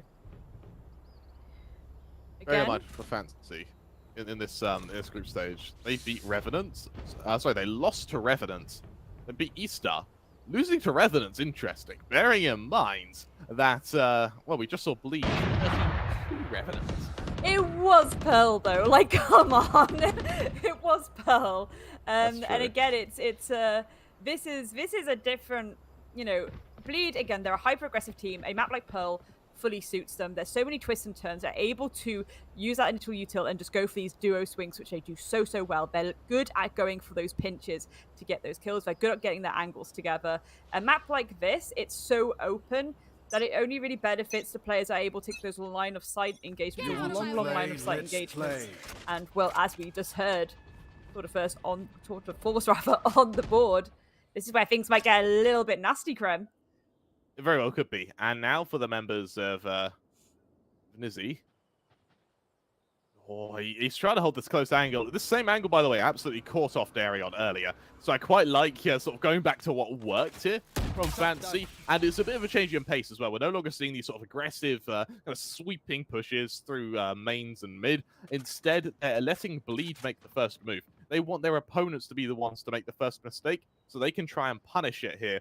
Juicy, late storm out, gets ready to lead the charge, the foray onto this B site. Zuka in the backline, though, is holding it very passively. Hit by the recon's up, is going to alert Bleed as to the positions of Fancy, which is going to allow them to get even deeper onto this site.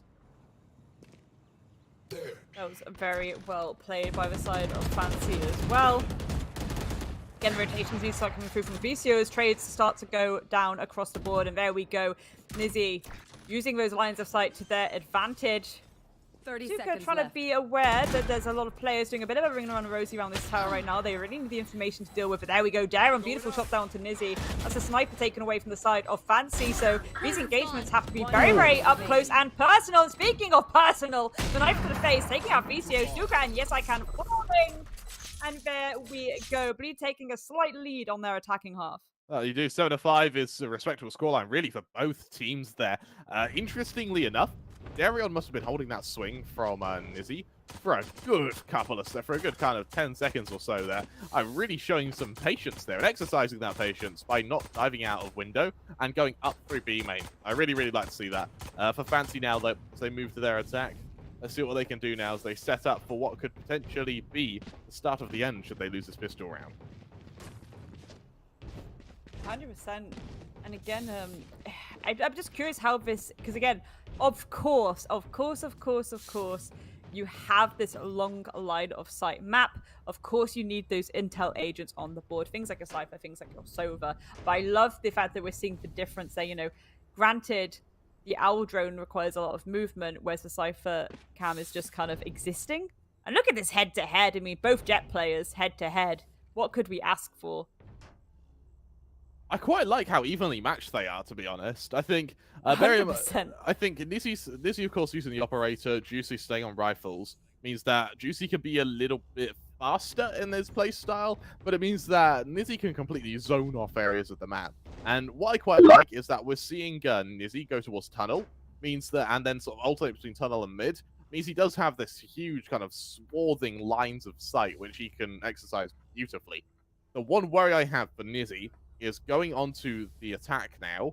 Will he be able to wield that operator as effectively as he was on the defense? Question for Juicy then becomes, does Bleed risk a double op setup? Bear in mind they've been impartial to using it on Ascent. Will they try and do it now on Breeze? I reckon. Again, it's this idea of, think about the, again, long lines of sight you have on this map. You have these beautiful shooting ranges, especially in that mid. You know, it's just so open, so gorgeous. The pixels you can get are next to none. If you want to get a little bit spicy with it, you want to bring those ops out, that's 100% the chance to do it, especially on this defensive half. So Yeah. Yeah, I think that is heavily something we're going to see here. And if Yeah. we don't, then I'm going to be very concerned.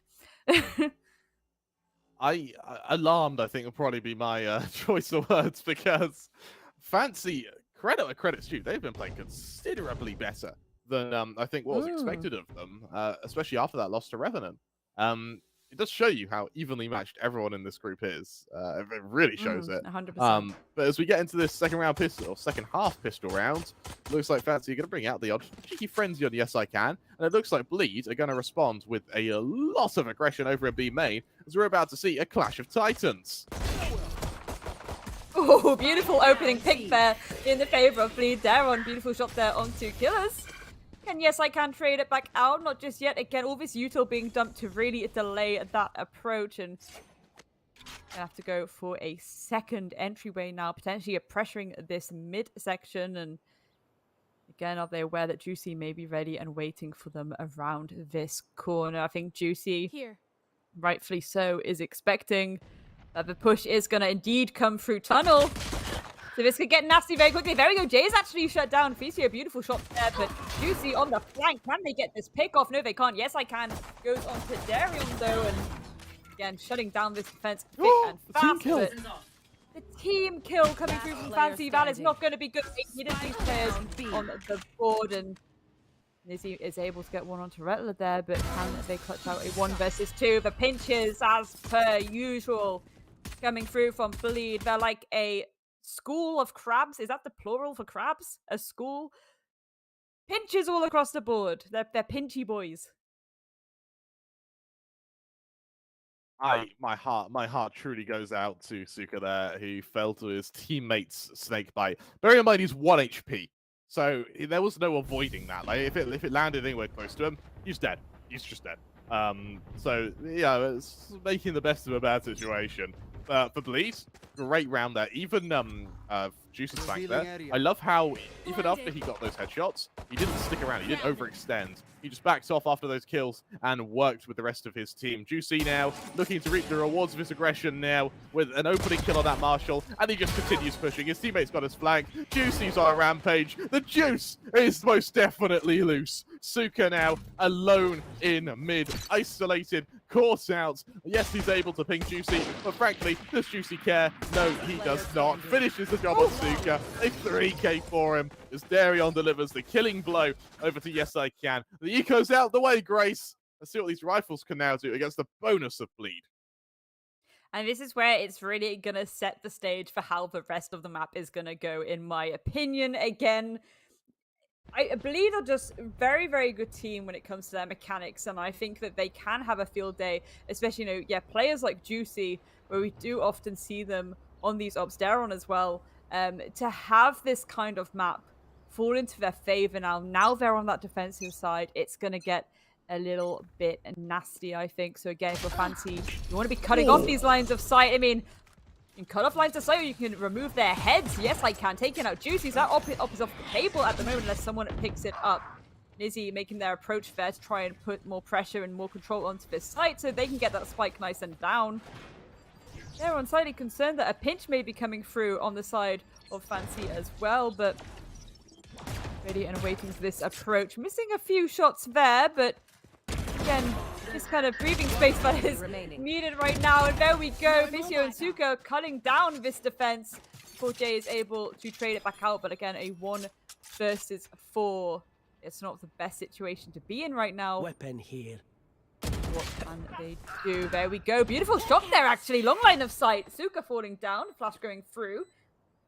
And she's trying to alleviate some of this pressure that they may be about to face. They go through this tiny little choke point towards this site. Don't know if they're aware right now of the multiple lines of sight being held against them. A difficult situation to be in right now, and especially when you know Nizzy is the other side of those pipes.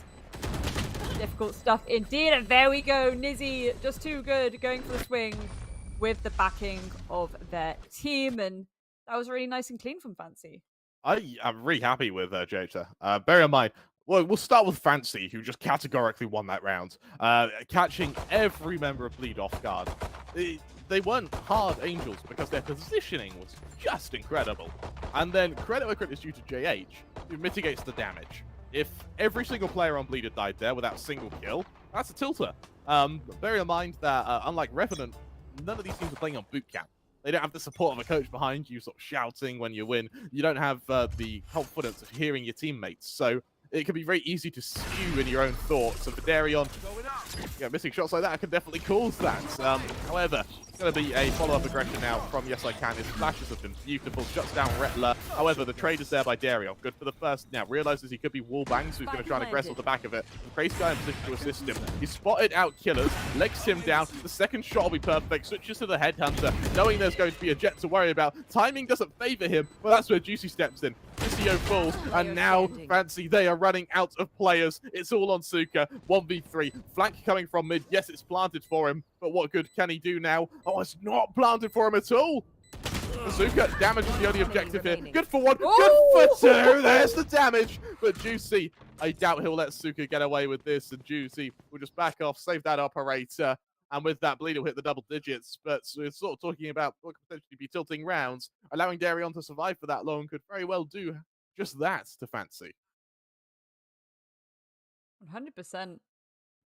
I mean, I can't get over how close that was for Suka then. It's just, again, time. She's a cruel mistress, as we often say. And speaking of cruelty, look how many ults we have on the board right now, Krem. Yeah. Everything but the null command for Fancy. And Bleed's response to not having an ult advantage is aggression.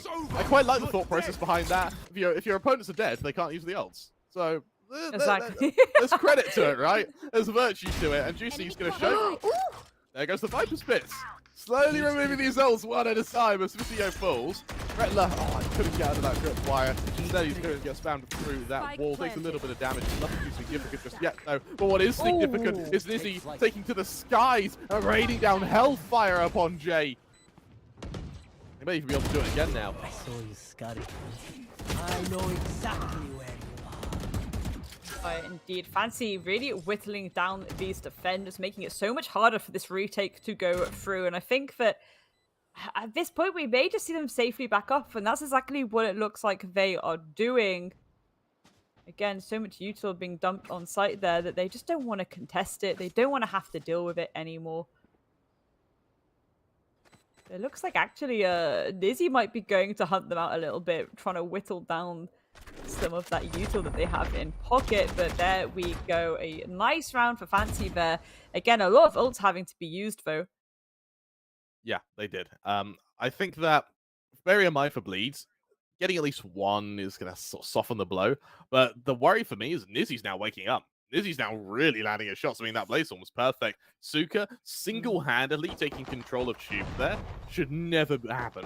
Yeah, Fancy are exploiting Bleed with every mistake they make.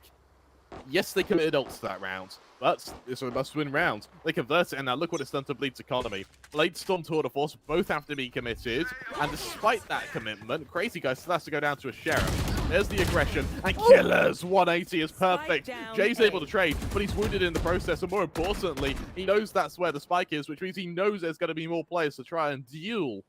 Darion holds the swing from Cave, but what good will it do without control of that spike? Control of that spike indeed, and rightly so. We're also going to see Rettler start to hold this midsection just to prevent any rotation. They're really forcing and herding Fancy to try and go for this A take right now, and this could be a massive, again, so much control being maintained here from the side of Bleed, really not allowing Fancy to get a word in edgeways to get into. Well, that's certainly going to help us Bleed as well. Beautiful shot there. Yes, I can, falling down. So all that Phoenix utility taken away, as is Suka. So again, the information needed to try and whittle down at some of this defense completely gone now. See right now, goes through Tube, catches out Crazy Guy. It's a clean shot. And that's going to put even more pressure onto Jay. He was, unfortunately, he's been on the receiving end of a battering in this round. 30 seconds left now. Nizzy's all big decoy, though. Look where the spike is. Vizio has a Viper's Pit to commit to this B site. Jay getting that kill is crucial. Vizio now needs to accelerate, and Rettler, he's going to hear the spike get tapped. He's also going to hear the wall go down. He won't be able to prevent the plant, but what he may be able to do is flank so quickly that Fancy don't have any equity in after plant. The hit gets committed. Rettler knows exactly where it's coming from. He's so fast on the flank. Surely Vizio doesn't expect this. Through he goes. He whiffs though. Vizio shuts him down, and this suddenly becomes winnable. A tour de force. What good's that going to be in this smoke? And Jay's only 5 HP. Jay's going to really have to be the one going for the spray and pray right now, but again, it's going to be a difficult one. This is really well played by Vizio. They're really watching to make sure that flank doesn't come through, maintaining themselves close enough to that Viper's Pit so they can create beautiful opportunities to keep that smoke up. And there we go, the poison actually taking out Jay, and there we go. They know that that defuse has to be stuck, so they can just go for a pre-fire at their leisure should they wish to do it. But it looks like Darion, there we go. They just wanted to get their lovely little exit frag and freaky on the board. But again, they did ultimately lose that round, and that's going to start to really apply this pressure. The retake, the pushback that we're now starting to see from Fancy. Game on, 100% game on. He's playing out of his mind. Like, he's actually playing out of his mind. What a round from Vizio. What a round. To be able to not only force Bleed's economy straight back down to 0, but better still, to be able to convert that 1v3. That's going to help your confidence tenfold, especially when you're already 2 rounds down. This is by all means recoverable now. Juicy, Marshall in hand. The fact that's the strongest weapon on Bleed right now certainly shows the damage that round has done to them. As Fancy, they don't even risk peeking the Marshals either. They could have to make Bleed work for this. This is it. It's a very clever read from the side of Fancy, knowing that I was most likely going to start having to be worked by Juicy. So, not wanting to contest the potential of any of these little pixel shots being used against them. Jay as well, ready and waiting. Marshall of their own. Again, really phenomenal performance on both sides, and rightly so. We are being treated to what could be a very, very close match. Both teams just fully scrapping it out by the skin of their teeth. Looks like they're going to try start to contest. Good old yes I can at the back, and there we go. He falls down. Yes I can start to push through. Looks like it's going to be a little bit of a setup for this A collapse, but rightly so. We're going to see Killers start to apply this pressure from the front of A. That's going to start to pinch some of these defenders left on that A side. And here we go. Util being dumped out on both sides. No immediate shots just yet. Lizzie looking for the head of Jay. Who is going to win out this encounter? As we see Suka also finding their way back onto site. Vizio, there we go. 2 for them. And Darion's going to fall to Suka. Again, they made their way into that site uncontested. And that was just a swift cleanup from the side of Fancy. Yeah. Just perfect. And once again, Vizio is able to get a very clean 2K. We see now that Fancy, they've done such a great job at controlling Tube. It's like one part of the map they committed Nizzy to on the defense to holding. They know it's a sort of fundamental life-making easier position. And for Bleed, there's been no concerted effort to keep that control. They've sort of left the trademark there. They have players shoulder peek it every now and then, but it's not the same control Fancy were committing. Here's that double op setup we were talking about on Bleed. They've got to make it work, though, because there's no economy behind this. Darion goes aggressive, actually backs out before the dagger can hit him. They won't be suppressed for the time being, but he will know that Fancy are ready to hit the site. Shot there by Darion. Oh, the team kill again. This is like the second time it's happened this map. The plan is going down, though.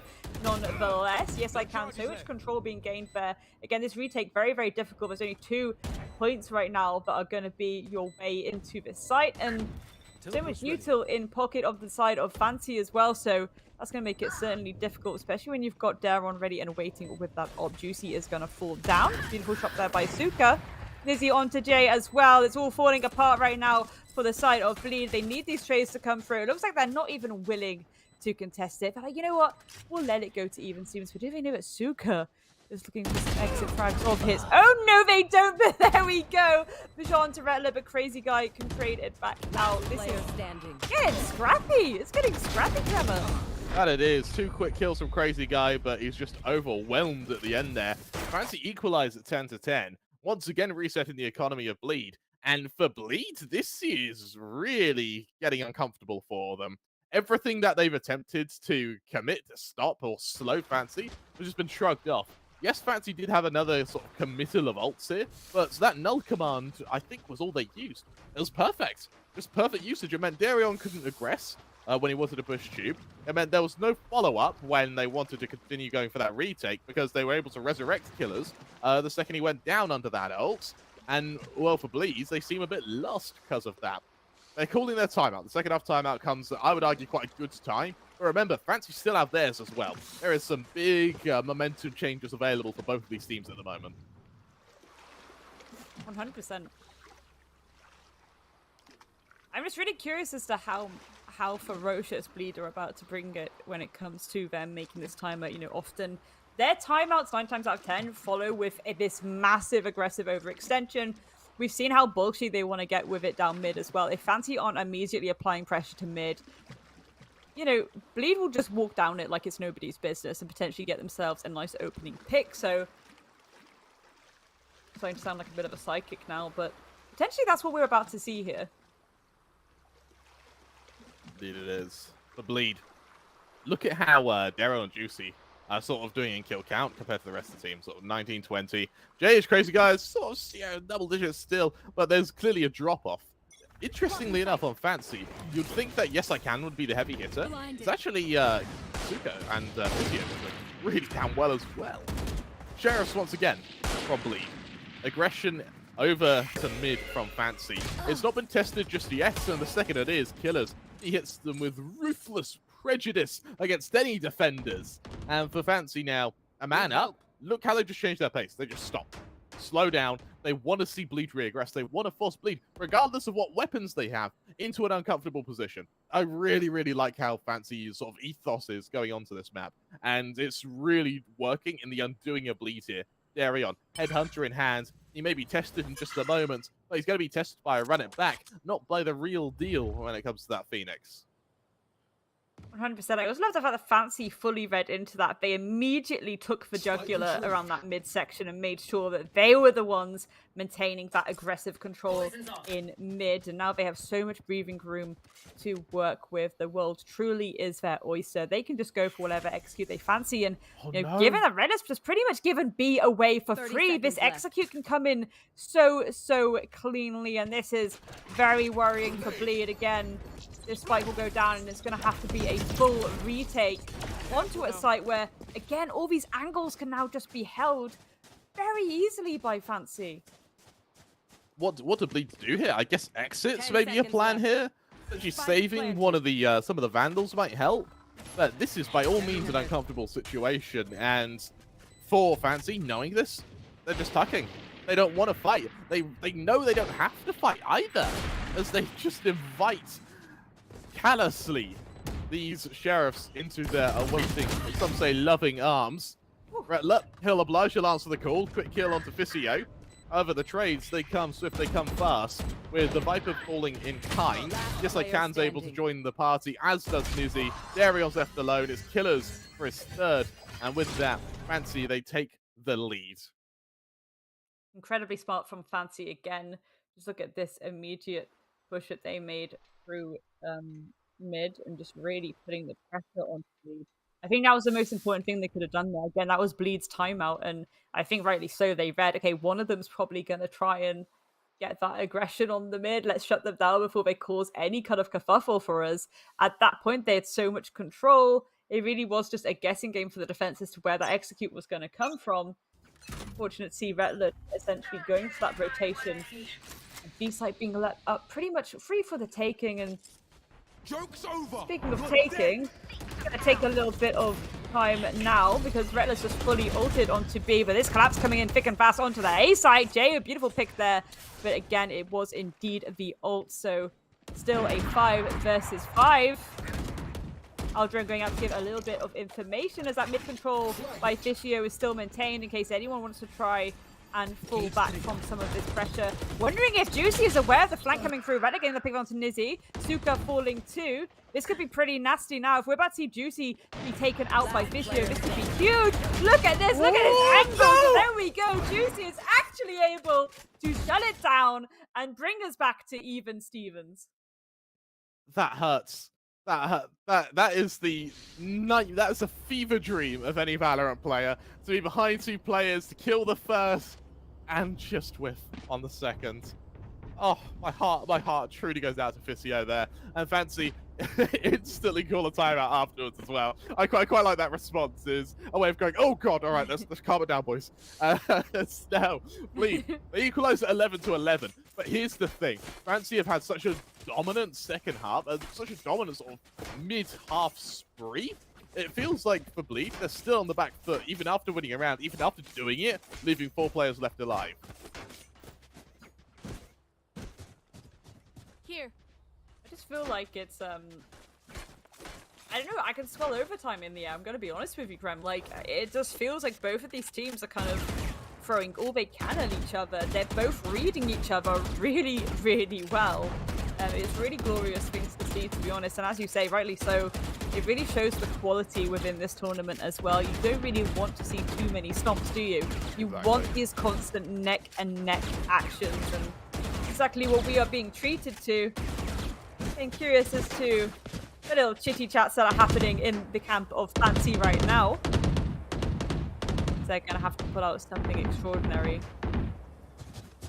Again, could be a little bit of aggression of their own. They do have 2 ults on the table though, Krem. They do, but I feel like the Bladestorm's definitely an eco ult. One that they may bring out next round if they lose this. And that's as for that mural theft, something that's played quite situationally.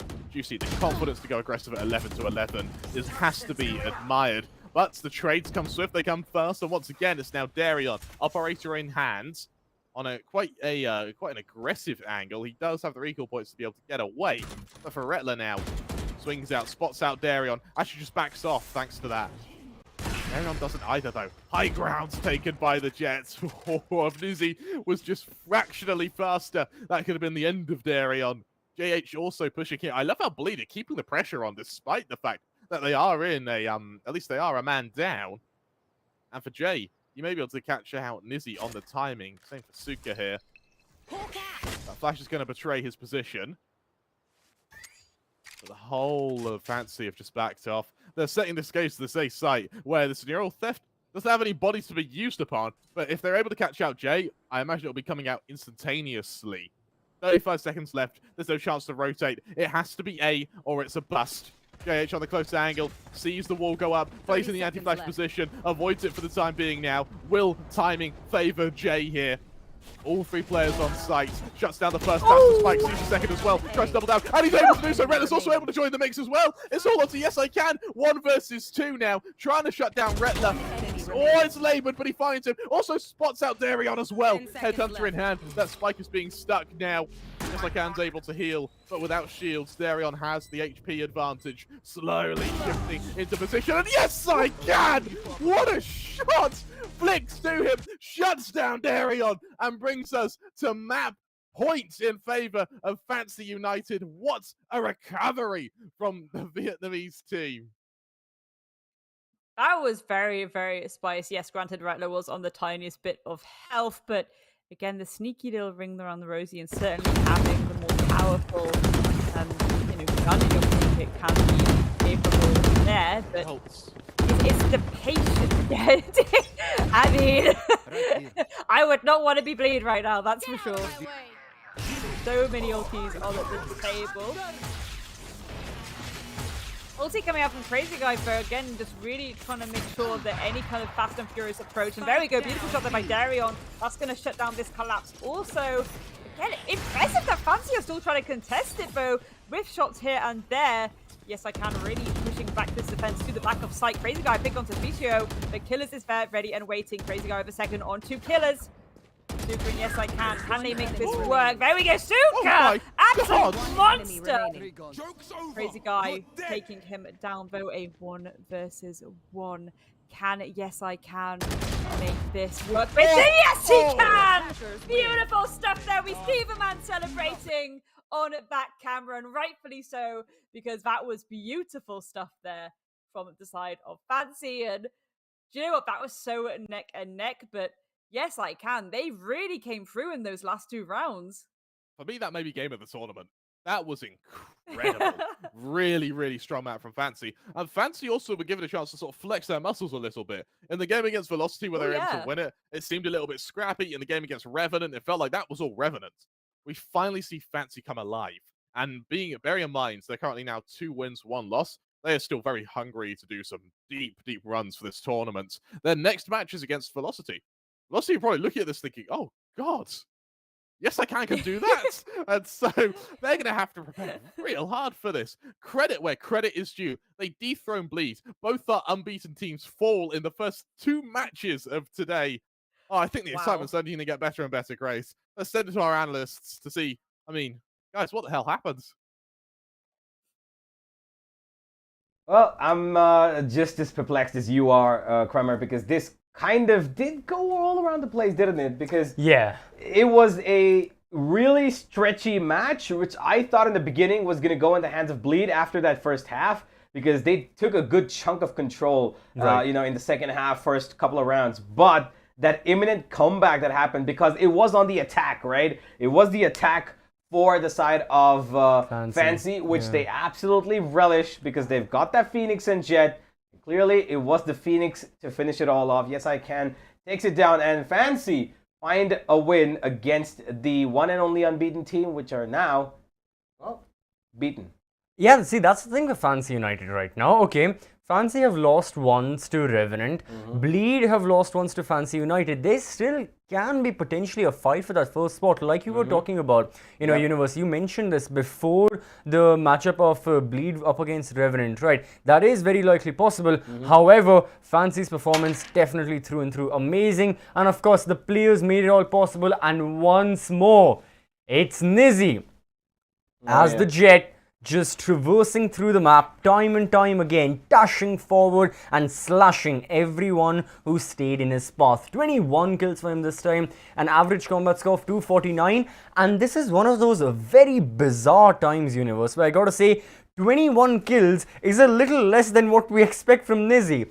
But again, I don't mean this seriously. 21 kills is amazing, but this is the kind of standard, the benchmark this guy has put in front of us over the past couple of matches means that we are just now frequented with 25 kills, 30 plus kills time and time again. And this is just one more of those consistent performances of his. Yeah, well, he's pretty much keeping up his track record here, even though it's slightly lesser than what we saw in the previous games. Right. It's still impact that counts, and he's shown the impact right here. And not just him, it was Fischio as well, who did a pretty great job as the Viper. Man was absolutely in total control of his second half, especially. First half, he stabilized his team. He was able to keep them, in competitive nature thanks to his utility. His walls were really good. The way that he was working around his entire team, trying to get them that extra bit of control with his utility was amazing.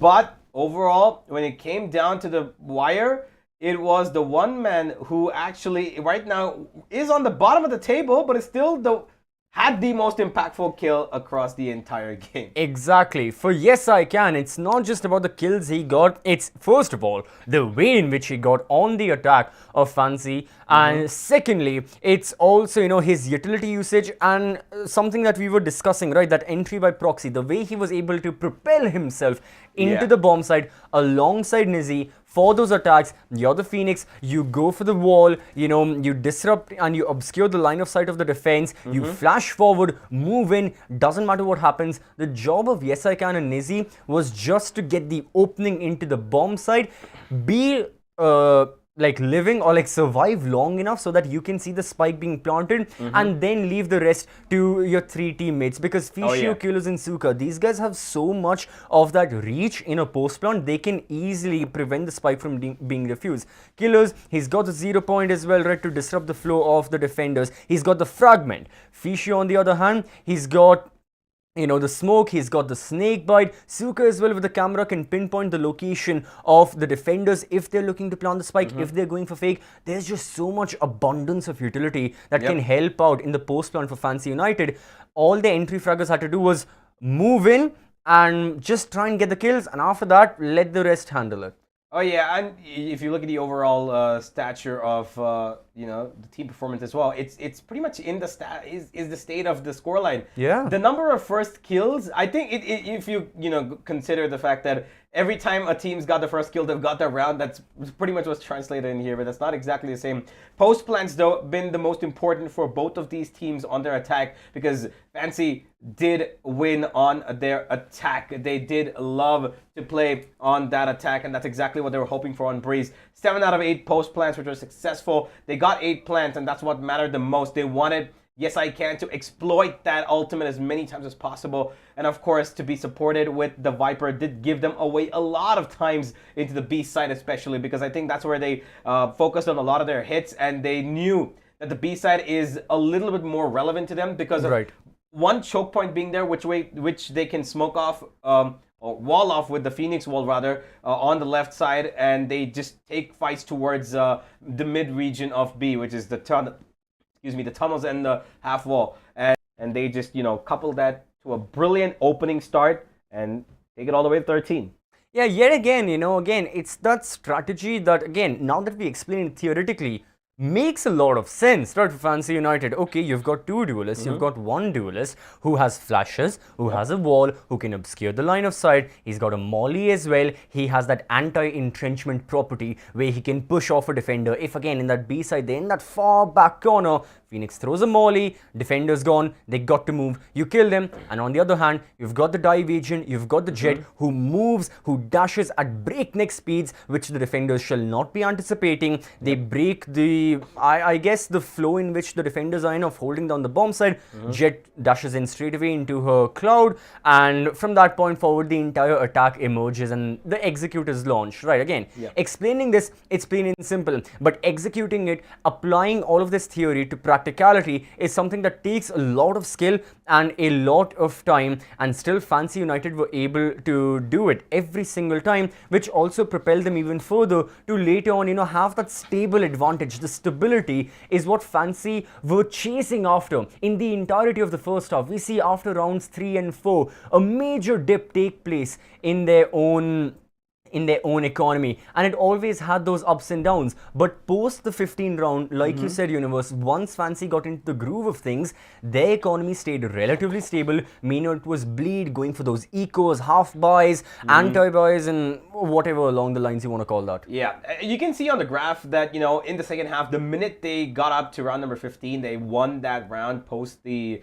anti-eco. They did not let the pedal off the metal, and that's where you can see there's 2 different graphs. In the first half, it's Bleed who have overall economic control. They've got the stability, and then came in the second half where Fancy United said, yeah, no, we're the kings, we're the wolf of the Wall Street, and we're gonna take off all the money, and they just threw Bleed down into the drains. They made sure that their economy stayed low, and you can see where it all actually went down was round number 17. Because they had a semi-buy of sorts in that round, and from there they had to go further down and dusted, and that's where they equalized. Fancy came back into the game. That's where they found themselves 5 rounds in a row.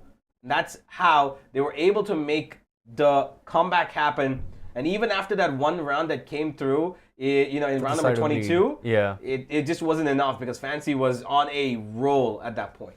Not only were they on a roll, they had plenty of savings because of those past 5 consecutive wins, that they had enough credits in the bank to be like, okay guys, even if we lost all our rifles, even if we lost the armor, we can still rebuy everything. We can still afford to do that.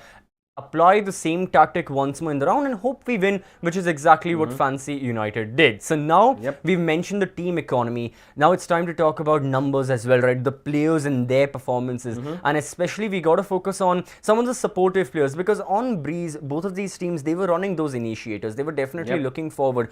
Different applications for the initiators. We saw a lot of different agents be brought out, but then again, the job was to do the same thing. So keeping that in mind, I got to say that these numbers are really, quite consistent based on the 2 players that we'll be seeing.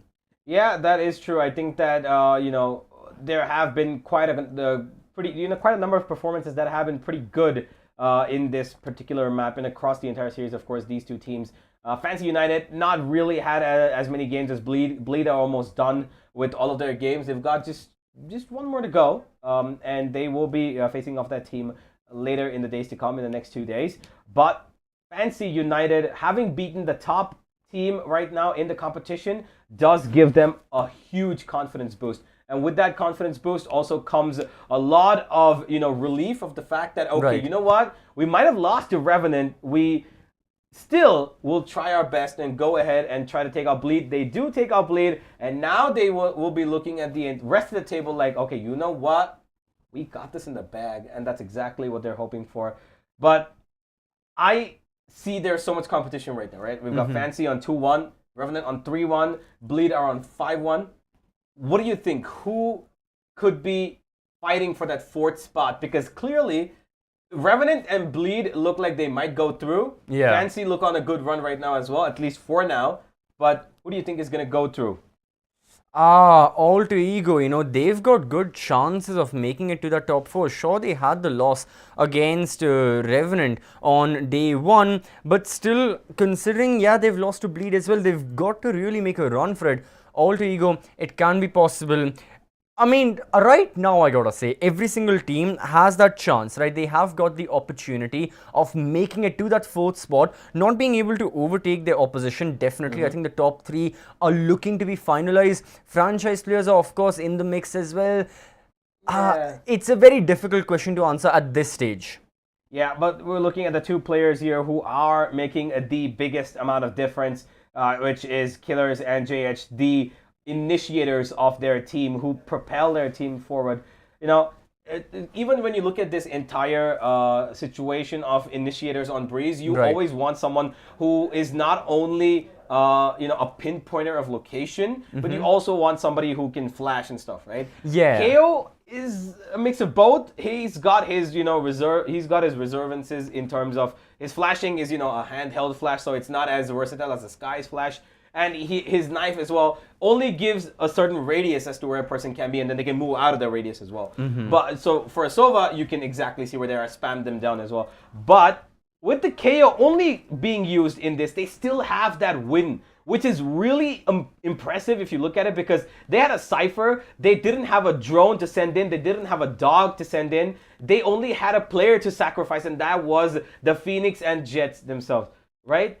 But yeah, this is just an amazing play from Fancy United. Bow down to them, honestly. They deserve this win. But we've got 3 more games coming in, ladies and gentlemen. We will have a lot more action in the day.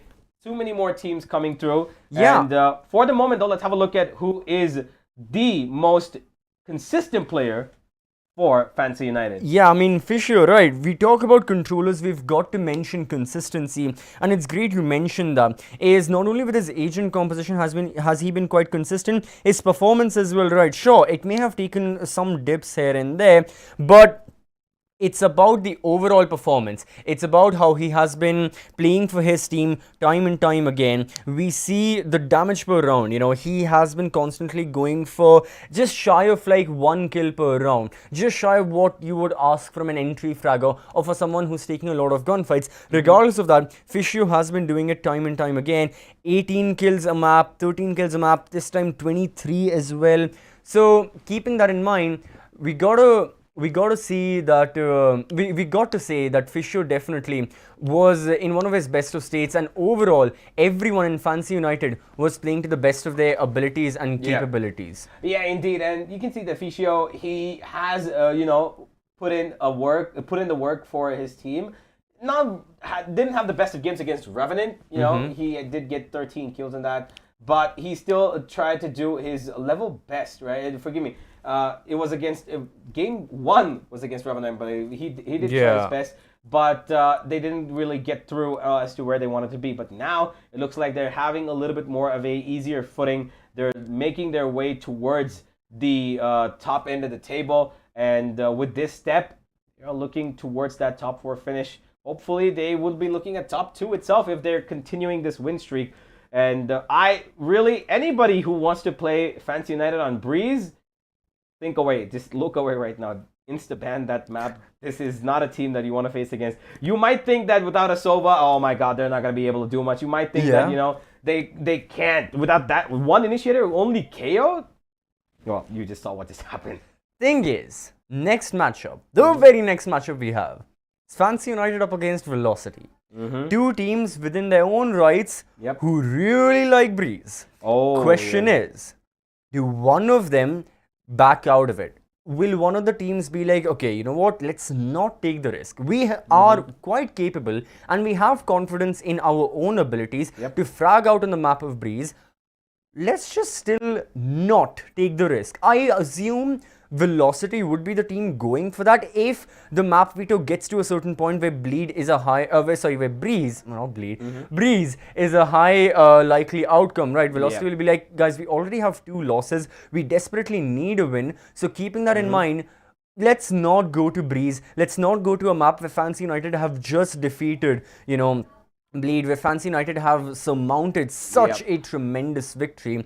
Let's maybe go to Ascent or Haven or another one of the maps like which Velocity really like. Well, I'd say another map probably don't go the way Icebox, because Fancy have a 82% win rate on that map. They have won 18 out of their 22 played maps on Icebox, and they're amazing. Velocity are also another team that have a sort of love and hate relationship with Icebox.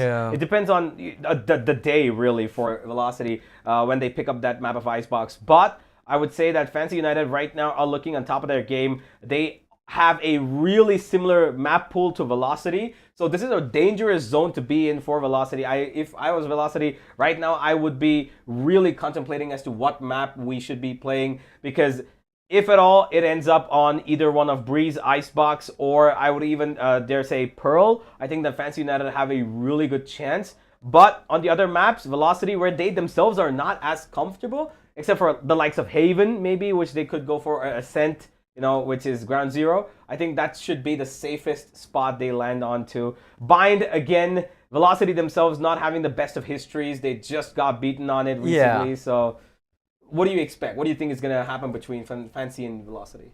I'm not going to say just yet. We definitely got to go over it, and think about it better. But for the time being, Fancy United players, Velocity players as well, getting back into the lobby, making sure everything is readied up, and all the people watching as well, you guys definitely need a break. So do we. In this break, make sure you go down in the description, check out the Great Indian Festival sale from Amazon. You'll have massive discounts from all your favorite retailers of gaming peripherals, gaming components, anything related to gaming and esports. Till then, us here, the Esports Club, we'll be right back.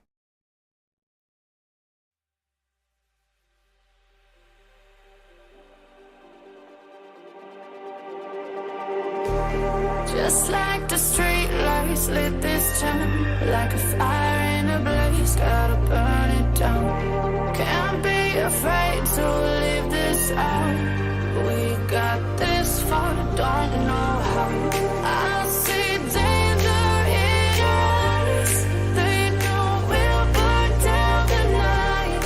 Coming just like the sunrise. You know that we gonna light it up tonight. We gonna light it up, babe. Tonight we gonna light it up just like the sunrise. We gonna light it up.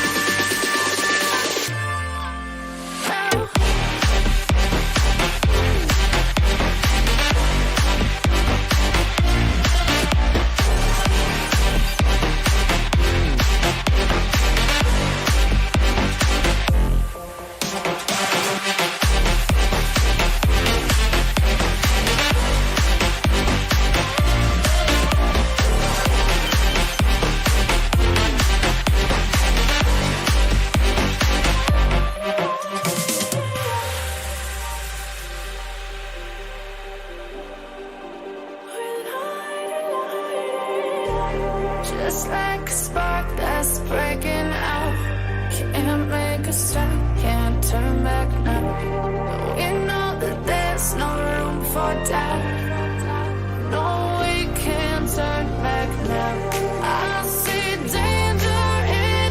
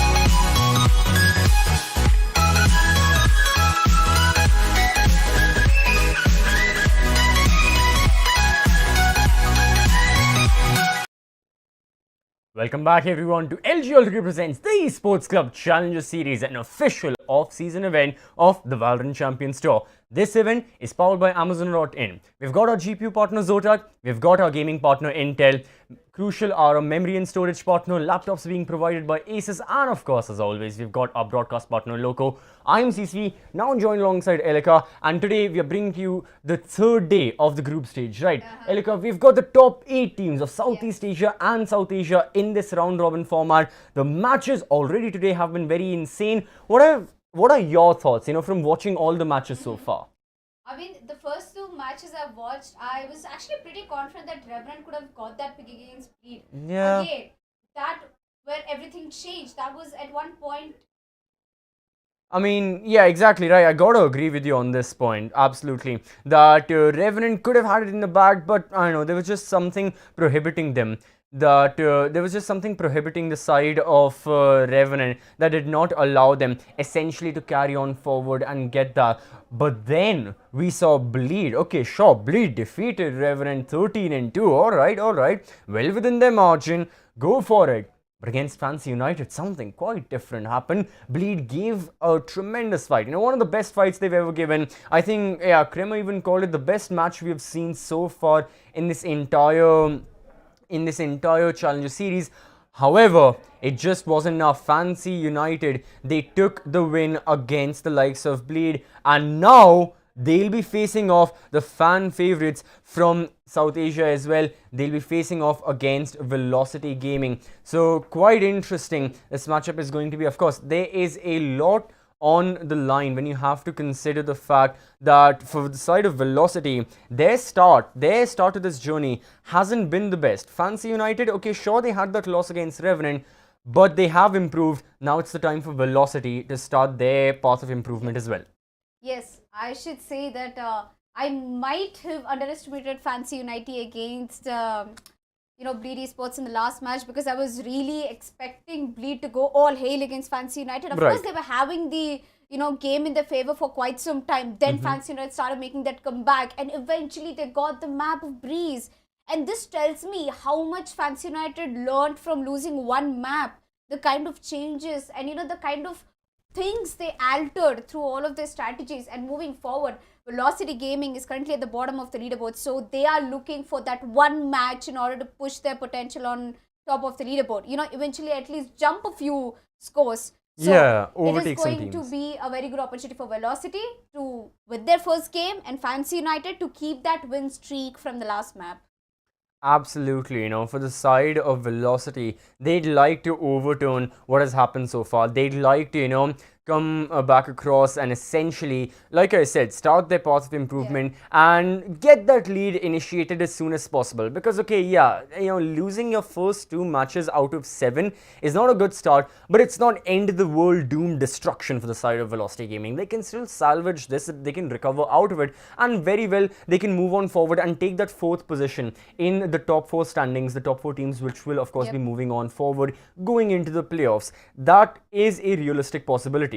Problem is, the team that stands in front of them has just defeated Bleed. That too on a map that, okay, I'd say that Fancy United are very strong on it. Bleed also, they've played it a couple of times, but the manner in which Fancy United are bringing this strategy of, very tempo-based and very aggressive kind of Valorant back into it, which used to be earlier a North American meta. I mean, I'm talking like 2021. This is back when Double Duelist was definitely in full swing. All of that is gone. Fancy United are looking to bring it back, and the thing is, teams are not anticipating this. I would definitely hope Velocity have a counter for this. What exactly is it is something I'm waiting to find out. Yep, I mean, Velocity hasn't had many games against the Southeast Asian teams. Yeah. So I think Fancy United will be, a kind of their first game against a Southeast Asian team. Right. So now the catch over here is that Velocity went to a very close score against franchise players who already knew and played against Southeast Asian teams. And they had a tough time against Bleed. And Bleed eventually being the winner, them shutting down. But then Fancy United got the victory against Bleed. So now it's all interconnected. So I believe that Velocity Gaming has a good chance to fight against Fancy United. But again, it highly depends on the kind of map they're choosing. Because Yeah. Breeze was one unexpected map I was hoping for, because yesterday we saw so many essence. I was like, we have to get down to, discovering new maps like Icebox, Pearl. Pearl is one of my favorite, and we saw it. Yeah, I mean, we're seeing new maps as well, right? Makes you wonder where all the supporters of Split are, in which corner they are hiding, hoping Split gets back. But regardless of that, whether Split will be back or not, absolutely I gotta agree with you on the point that the map is going to be very, very influential on the basis of how these teams are playing, what kind of strategies they'll be bringing, their agent compositions as well will absolutely be decided on this map. But more so, it's also about the player performances. I feel like, for the side of Fancy United, time and time again, so many of their players have been performing out of their minds. I mean, we have showcased Nizzy's performance just after every single game because he deserves it. 30 kills on average. Previous game, he got 21. He was the MVP. Jet main as well. It means that, Nizzy will be out of his mind. Chances are he'll be facing off against Deadly 10. Again, the newest recruit of Velocity, who has now been the jet main for some time. Deathmaker has moved on forward to that initiator role. And again, for Velocity, a lot of their players have been changing their agents.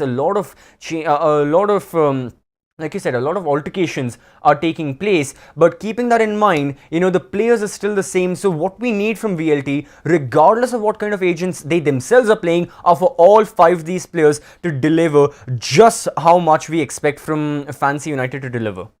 Yes. Well, let's have a look at the lineup coming in from Velocity Gaming. We've got Amaterasu, Deadly 10, Deathmaker, LF, and Right to Ace. And I should say Deadly 10 being the recent addition. I think it's almost gonna be a month by the end of group stages where Deadly has joined Velocity Gaming, and his performance has been really good. Yeah. Velocity's benchmark has also risen up to a very good level where they are putting out potential kills. I think overall that fragging department has come to a point where they can totally trade off each other. And I believe that, with Deadly 10 taking up a chamber in certain maps will lead that either of the players from the team can pick up a duelist. Could be a chance for Deathmaker to come back on duelist, but we're not sure about it. But let's go ahead and have a look at Fancy United's lineup, who've been the champions, I should say. I mean, not directly, but champions of comeback, at least in the last map. We've got Fishio, Killers, Suka, Nizzy, and Yesican. Is that how it's spelled? Yes, he can. Yes, I can. Again, I mean, it's up to his personal preference. But what we do know from Yes, I Can is the fact that he is ready to do anything for the team. As a matter of fact, all 5 of these players, we talked about Fishio's performance as that controller main, as Mr. Consistent. And that's also something every single team wants in their roster, a consistent controller. Because being a controller is not always about just, delaying the push as long as possible, or if you're on attack, making sure the execute takes place in the safest manner with the least amount of angles the defenders can hold. That's not always your preference. You also need to be the third line of attack, the third line of defense. I mean, after your duelists die, then come the initiators, the people who are flashing before the sentinels. You're present. It's your job to protect the sentinels, because most likely what happens is, if you are in an attack, if you are brute forcing your way through an entire defense setup, which most likely is what Fancy United do, right? They've got 2 duelists, they brute force their way in. Yes, I Can and Nizzy, these guys have a very high likelihood of unfortunately dying. That's the life of an entry. You gotta take the risk if you are taking up that role. Even if they die, initiators are there. Okay, during the execute, initiators are live. Maybe they're picked off by the defenders when the rotations are coming in. It's up to Fishio, it's up to the controllers and the sentinels to have that reach to prevent the spike from being diffused. And something similar can be said on defense as well, right? If your first line of defense, if that jet is gone with the operator, wherever you are as the controller on side, you got to delay the pushes. You got to make sure your smokes are landing in the brink of time. You got to make sure the attackers can't see where they're going, and then pick them off one by one with the help of your teammates. So Fishio has got to be a very, very influential part of Fancy United as well. But then again, all 5 players are, and then again, all 10 players are very, very much important. And also it gets me back to one point that we were discussing about Velocity Gaming trying to fight off against a double duelist setup. Now, the closest game that Velocity had so far in this series was against franchise players, and that was a no duelist setup. So imagine them going against a double duelist setup. So it's just gonna get even more tougher for Velocity Gaming to counter 2 attackers in especially duelists. And it also depends on which side they're starting off. Now, let's take a certain map. If they're starting off on defense, maybe they have an upper hand because Velocity seems to play a lot on info. They have so I think a lot of players, a lot of teams have changed Sova, replaced Sova slowly with Fade and KO. But I think Velocity still sticks to it. They believe that Sova is a very core, agent in their lineup. And of course, Right to Ace being one of the best Sovas in the country right now. Yeah, Right to Ace, we can see the so from his side as well. Nowadays, we've even seen Right to Ace be on that Killjoy. The Brimstone has been brought out. There have been so many changes, which also brings us back to our previous point, is that Velocity are in the midst of changing a lot of stuff. And they've been in this process of, discovering themselves or like discovering the best side of Velocity for quite a while. I still remember in Arena making these kind of arguments for their side that, they're seeing what sticks. But right now, what sticks is going to be Breeze. Good God, Velocity, they are sure for it. As a matter of fact, between Fracture and Breeze, Velocity went for it. Kind of makes sense. They're stuck between a rock and a hard place. Velocity, they don't really like to go for Fracture a lot. They're like, might as well try a hand on it. Yes, we are good. But against Fancy United, having this double duelist win against Bleed just now, less than an hour ago, VLT have got to do some work. Yep. I'm so surprised that VLT had a chance to choose between Fracture and Breeze, and they still went on towards Breeze after that match against Bleed, Fancy United. Now that's a lot of guts and confidence coming in from Velocity. I think they're so confident to beat Fancy United and Breeze. Them picking up the map is just surprising, but also since Fancy United will be starting on defense, and I don't take sides on Breeze, it's an attacking or a defensive sided map. It highly depends on the kind of agents you're bringing out. But I think if the pistol round goes into the favor of Velocity, they have a good momentum to begin with. Yeah.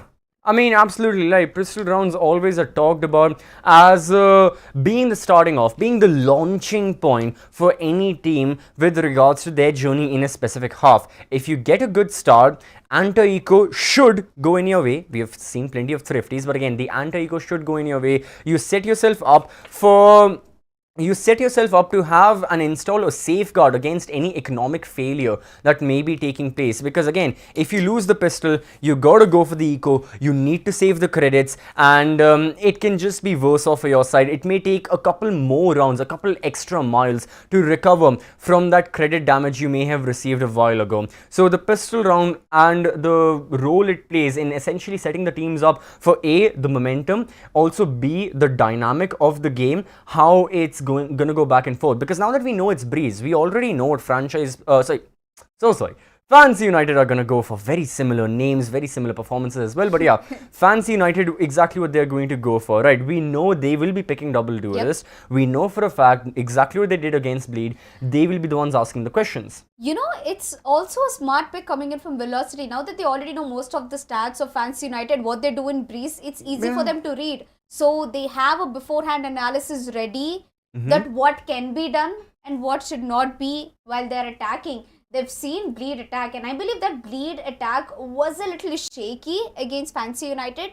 So I think Velocity might be picking up some good experiences, or places where Fancy United lacks in Breeze. Exactly. Yeah, they can see what Bleed did, rectify those mistakes, and maybe look to incorporate some of those betterments into their own lineup, into their own executes. That very well is a possibility of what Velocity can do. At the same time, Fancy United may not be jittered by this fact that Velocity know what their plan is. Fancy United are like, okay, sure, with double duelist. Now, Velocity know we're going to go for double duelist, but guys, we defeated Bleed right here just now. No matter what our opposition plays, we'll still defeat them. We'll do the same thing. Let them do whatever they want. We have our own plan, and we have such confidence in it that regardless of whatever is being put front as a counter to it, we will prevail nonetheless. This is Fancy United's theory, is that we are so focused on our tempo, and we are so focused in our gunfight taking abilities. We know for a fact, yes I can and Nizzy are going to push in, then the momentum is going to shift, and then the responsibility also changes onto our support players, that they'll be able to easily pull it off, and they'll be able to succeed in winning those rounds. Yep, I definitely do agree with you. But talking about agent compositions in the map of Breeze, I pretty much feel like Fancy United will be going in with the same combo. Same. They I had don't think they'll change it previously. at all. But coming back to Velocity, now Deadly, I think it's their one of their first times playing Breeze with Deadly coming in as the duelist. So that means that Deathmaker might go out on a KO. There's a very good Could be chance Chamber Deathmaker also. picking that up. And I believe that they will mostly, capitalize on Sova as well. Right. But let's keep all this agent composition aside. I really want to know what our casters are thinking. So, Grace and Kramer, take it away. Hello, hello, hello. Welcome as Fancy United will be taking on Velocity Gaming. Now, for me, going into this, having seen Fancy United on Breeze, we go to Breeze, I'm going to be very surprised. Yeah, I think the fact Breeze is even in consideration, out of there. Completely out of there. The one thing that I think that is going to be going in favor of Velocity here is they've just seen a long match from Fancy, and even though, of course, Breeze isn't the map, we do have, you can see a lot of ethos in terms of how they look to utilize each player.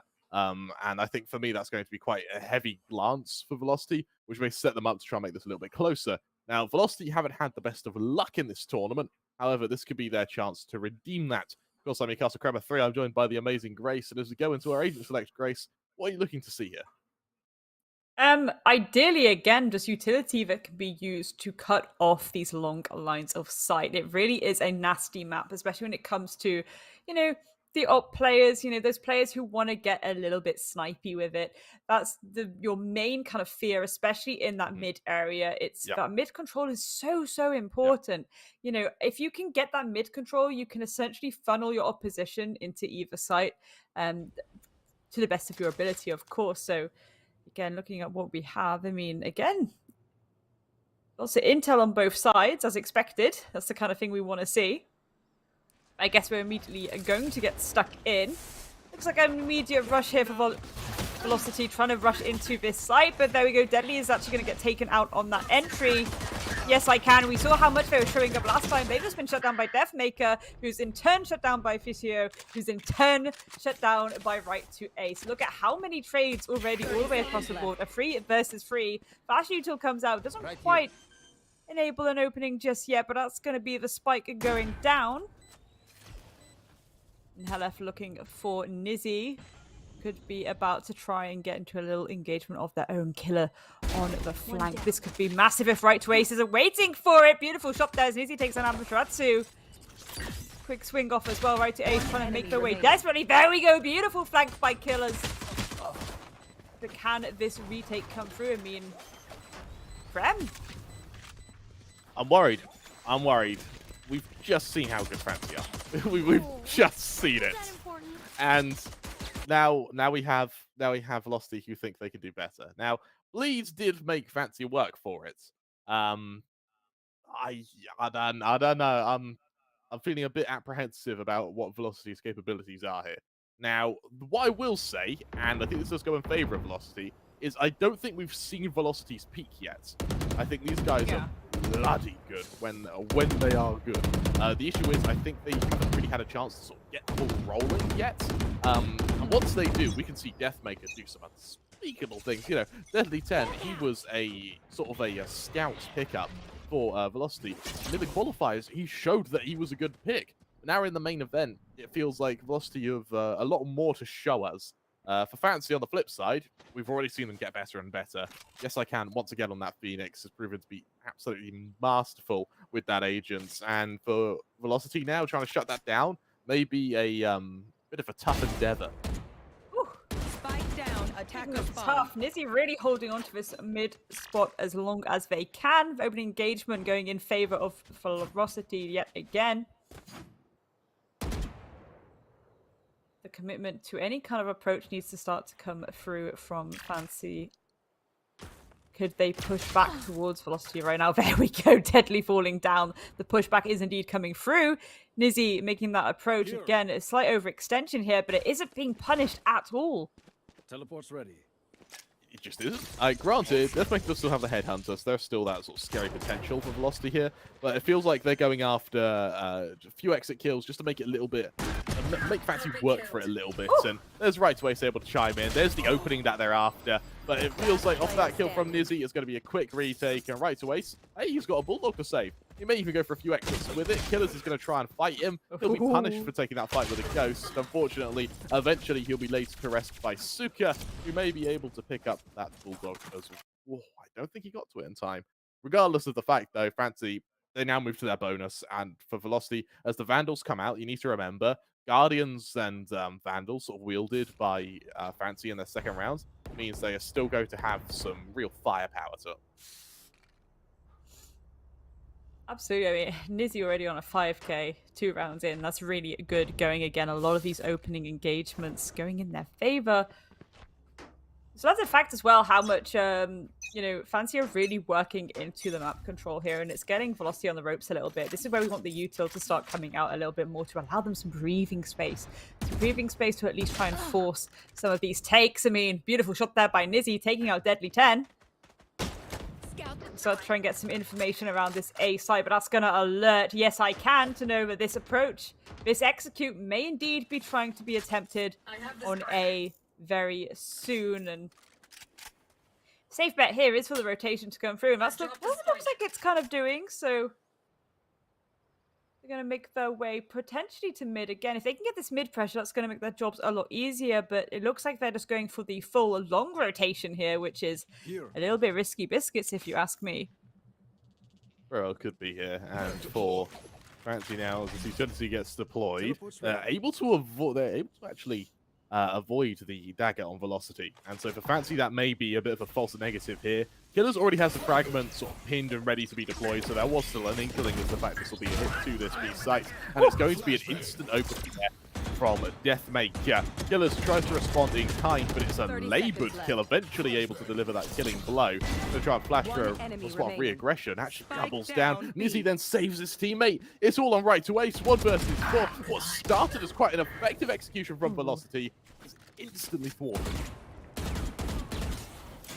This is it. Like, Nizzy just absolutely winning their ones today. Goodness me.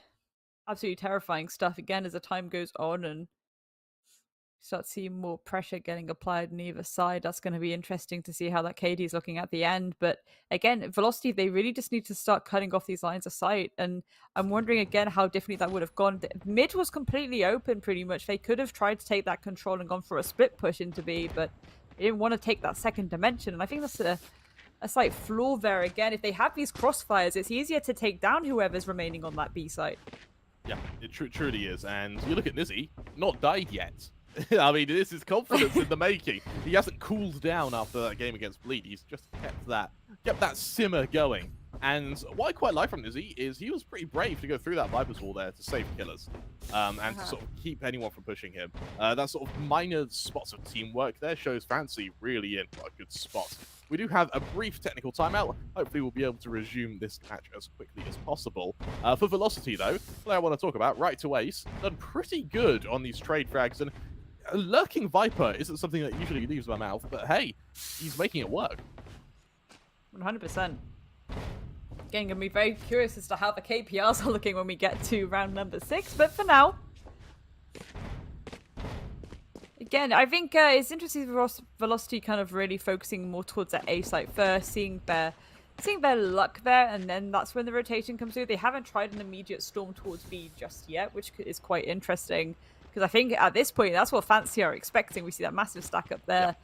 Yeah. The lurking as well, and again, very, very quick rotation probably will come through from Nizzy. Mid control, not really being pressured too much. I want Velocity to start doing that. I think it could be really nice, especially as time goes on. They start to get, VOPs on the board. Maybe get a little bit fruity with it. That's what I want to see.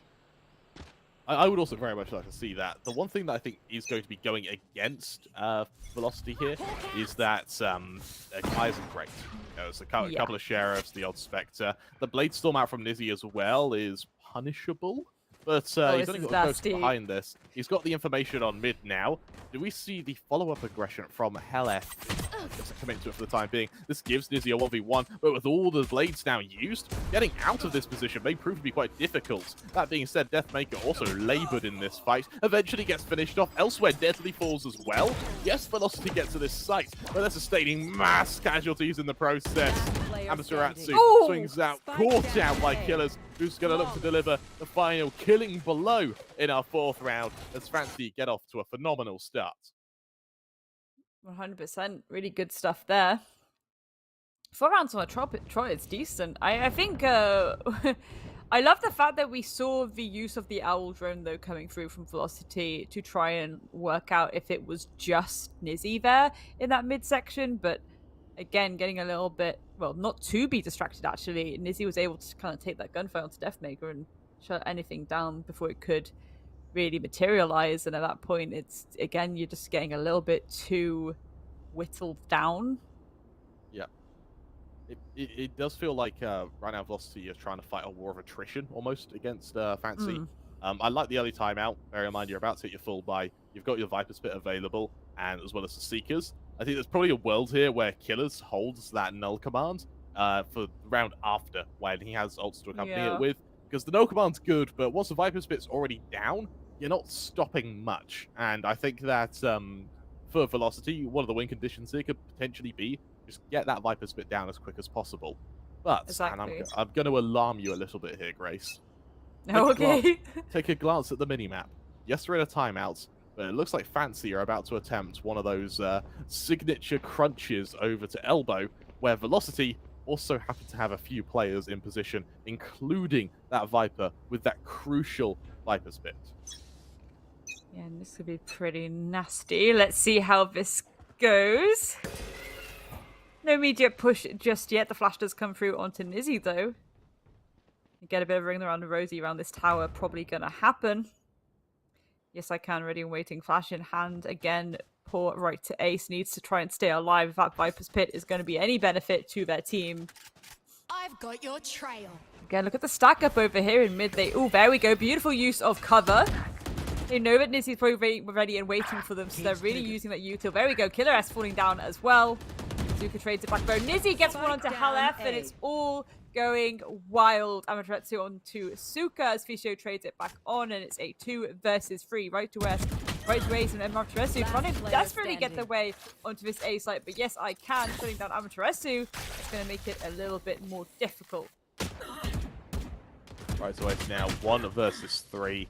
I mean, he's just getting overwhelmed. Look how low he tags Fisio and Nizzy. It's just he's getting overwhelmed here.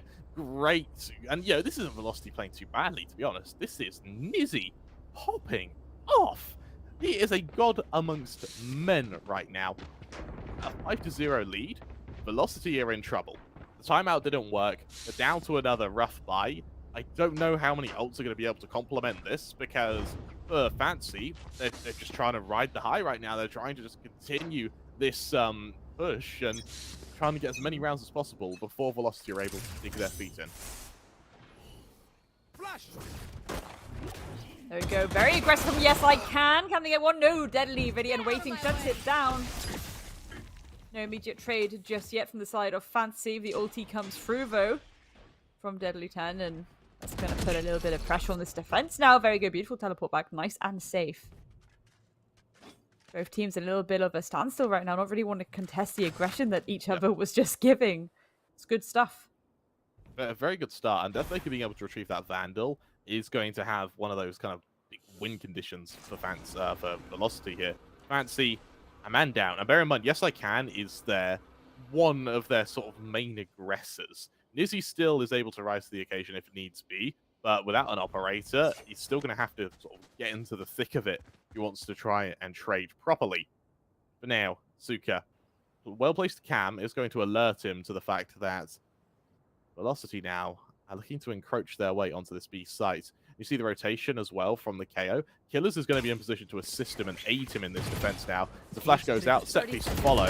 Cypher needs to be careful.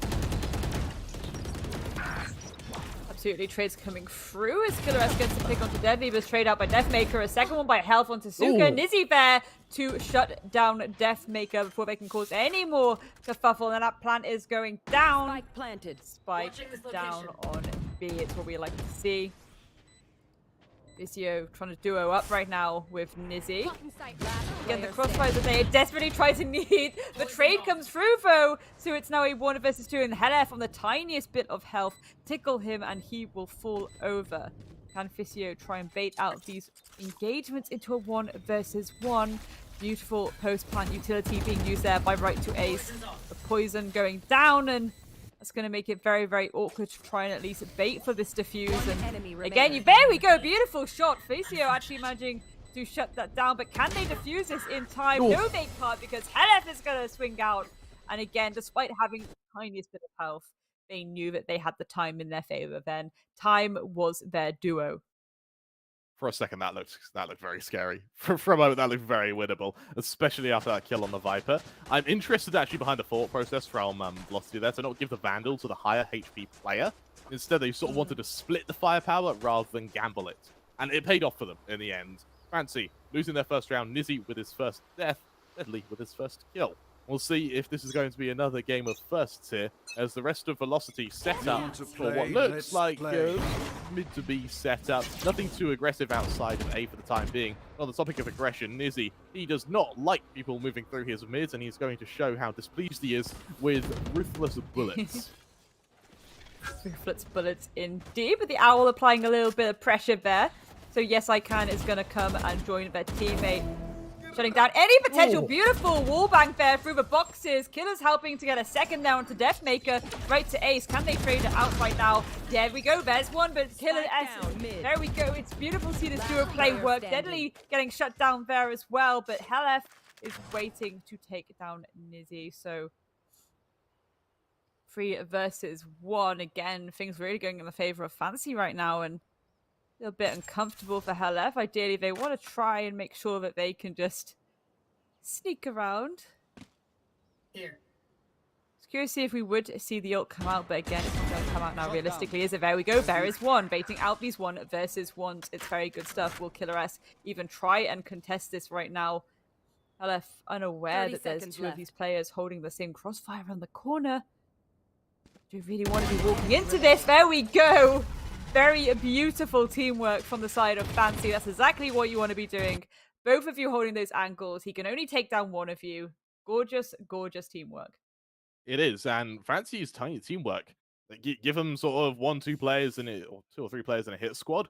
They work off each other beautifully. Helef is able to do damage, though. He's able to make sure that the economy of Fancy stays honest, but nonetheless, Fancy, having found 6 of the last 7 rounds, economy isn't too much of a worry for the time being.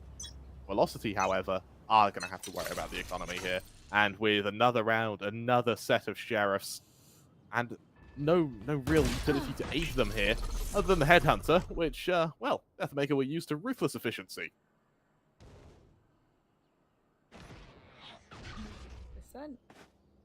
Control being maintained by Fancy nonetheless. No immediate contention coming through from Velocity. Maybe just waiting themselves to try and bait out another player engagement and get another kill under their pocket. But again, the timer is ticking, so you need to start to decide what they want to do. And it looks like they're going to wait for Deadly to come and lead the way here. So Not ready yet.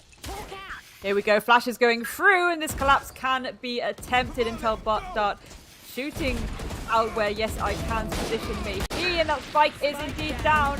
The Marshall to the face, but Killer S is there to trade it back off. Another one there by Yes I Can. How's he alive? Deadly falling down. How is he alive indeed? Deathmaker, the trades coming through, and that was a very swift cleanup from the side of Fancy. Goodness gracious me. Again, difficult to kind of collapse that clustered. Yep. I'm amazed Yes I Can stayed alive for as long as he did. He had no business doing that. And moving into your opponent's smoke as well for Deadly, that usually should be a free kill for him. But the timing is just soul crushing. And with that Fancy, they extend their lead to 7-1. Now remember, it was 7-5 in the Bleed match. And that still came very close. So Velocity, they can start finding their rhythm. This is by all means recoverable. But look at the ults available for both teams. Snake, well, now it's going to be the Viper's Pits, the ults from the sky, and of course, the Hunter's Fury on the Sova. For Fancy, every ult bar their run it back. It's going to be a huge ult dump this round. And whoever comes out on top is going to be whoever's able to get these kind of first 1 or 2 picks here. And that's going to be dictated from the looks of it based on how Velocity's mid control goes, where at least Suka's being relatively passive, but the players over on A may like the sound of pushing through doors here. 100%. My main concern here is if right to ace pops that Viper's Pit onto B, and then Fissure is able to do that rotation, that's going to be immediately shut down. Nizzy though with a pick onto Deadly and Deathmaker and Amaterasu. Can they get a 4th on the board? Keleras falling down. The Blade Storm is out. No, right to ace actually going to trade it back down, shut down anything that could cause a bit of a curse. And there we go, the line of sight being cut off. There's that Viper's Pit, nice and open. Will we see the second Viper's Pit come out to contest it? As I can, sending out a little bit of a flasherino. Again, very awkward situation to be left in. Fissio goes for a little bit of a flank here. Do they risk pushing in? Do they risk it for a chocolate biscuit? There's one pick there. Yes, I can take you down Hell but goodness me, the second one there because the duo swing is there to enable it. And once again, Fancy are just so good at pushing together, Krem. Yeah, they truly are. And they do so with this sort of insane teamwork. Nizzy's going to get dropped this operator. Nizzy's going 17-4 in 9 rounds. Yeah. What? It's a little bit nasty, to say the least. We're going to be very curious to see how that's looking at the side switch as well. And I think that's my concern too at the moment. Of course, yes, you could argue this is a little bit defender-sided, but he would have to get 7 rounds on the trot now to bring it back to even Stevens, and that's including that side switch. So there we go. Nice flash very early in that midsection. Going to start to apply this pressure onto Nizzy. Again, we see Yes I Can and Suka kind of ready and waiting to see if this approach comes through A again. Patience of Saint. Love the use of the util again. You don't really have to peek it. You can just get that line of sight, get that knowledge, get that information using those Cypher cams. But speaking of cams, the Aldrin itself is going to come out. So again, intel on both sides for this site. It's which team is going to react the best to the information that they have gained. Here we go. Spike going down. Amaterasu getting stuck in nice and early. That's a bit of a retake situation for the side of Fancy Grand. It is. Now, this retake is manageable, though, by the members of Fancy. This is by all means manageable, as they are going to be able to hot hound the initial player out of position. They already have quite a few ults to work with as well. However, without the null command, it looks like suddenly Velocity have got a grip on things. Nizzy able to trade, but to what a fail. That KO is still down. Not that it matters, though, as we see a follow-up from that Viper, stabilizing the KO down to the 3 versus 2. And now right to ace backs off. No snake bites available now. They've already been used. It's all on timing now. That Viper going to tap it once. However, the swing from right to ace is perfect. He makes it 3. Velocity are going to hit their 2nd round off the back of right to ace's heroics there. But the issue is, Grace, there's a big issue here. At least for Fancy, that was an ult dump. The fact those ults are now no longer available and a round still lost means you now go into the final 2 rounds of this half with, dare I say it, shaken confidence. Yeah, I think they definitely needed to make sure they had the duo play at the front of A there. I think that was a little bit risky biscuits. Granted, you can assume that someone may have gone back to mid and maybe kind of trying to get the crossfire there as well, but they had all the control there and didn't really bring out that beautiful team play just as well as they normally would. I mean, this beautiful long flank by Yes I Can could be absolutely humongous, depending on not of whether Helif is able to spot it out. For now, though, looks like they aren't actually going to try and do that, but maybe that's rustled the Jimmy's somewhat velocity, but they're still going to try and contest this execute. They are keeping right to ace at the back there just in case that flank does come through. Killeres and Nizzy pick a piece, a second one there for Killeres, and well, a third actually. That was a very swift cleanup, and again, I'm wondering how much the ult from the Phoenix kind of rustled their Jimmys, because from the get-go, we kind of saw that Halef was kind of turning around and being like, oh, okay, there's something happening, guys, there's something happening behind us. And that really kind of put so much pressure on them that when they went for that collapse, it was like a flustered collapse. And they were still constantly second-guessing who was behind them. Beautiful use of did a great job with util. that. I was about to say the same thing. Physio did a really good job with that snake bite. It just softened up every target available. You look to velocity now. 100%. 9-3 curses have been converted many a times, Grace. But that would mean velocity needs to find that third round. And with Sheriffs, 2 Vandals, 2 Spectres, and hey, even the Seekers, Amaterasu, maybe there's a chance. Yeah, beautiful wallbang coming through from Suka there to take down Deathmaker. No immediate trade-off coming through just yet, but there we go. Halef taking down Suka. That's what we like to see. Killer S taking down Halef in retaliation as Deadly gets to pick guns Killer S as well. And Nizzy holding this very tight angle right now. They know that Velocity have a lot of that side control, but they know exactly where that spike is, so they need to push up for it. And this is really where we want to be focusing on Deadly 10 and how much they're going to contest the Jet on the other side. The Bladestorm is going to come out, so that's going to alleviate or create some kind of advantage as the line of sight has been cut off. That spike needs to go down, and ideally dropping it right now to Amaterasu, in my opinion, would be the right case, and you hold it with the Bladestorm if you're feeling it. Again, quiet before the storm. Timer is ticking, and that wall's going to go down soon. In fact, it's down now. Now the jump spot right to Ace. Trying to buy a bit of space here. So something to mention as well is Velocity, when they lost that spike, it was very, very... It was out of cover, it was in the open. They had to buy a lot of time there just to recover it. Flash forward, Amaterasu! That's a clean shot before he's finished off now. Vicio has a Viper's Pit, but he needs to get a position to use it. And, well, with Yes I Can falling, Vicio's odds slowly plummet as he's left in the 1 versus 2. He needs this first kill, and he needs it quickly. He spots out the first player. He knows the general location of Deadly. Out comes that Viper's Pit, buying him some much-needed space. So with no snake bites available for right to Ace, that's where things get awkward. Goes for the jump, doesn't land it. Deadly is going to deliver the killing blow, and hey, welcome to the APAC 9-3. I'm not going to call it a curse just yet, Grace, because our fans will get very upset if we jinx it, but I'm not saying it's impossible.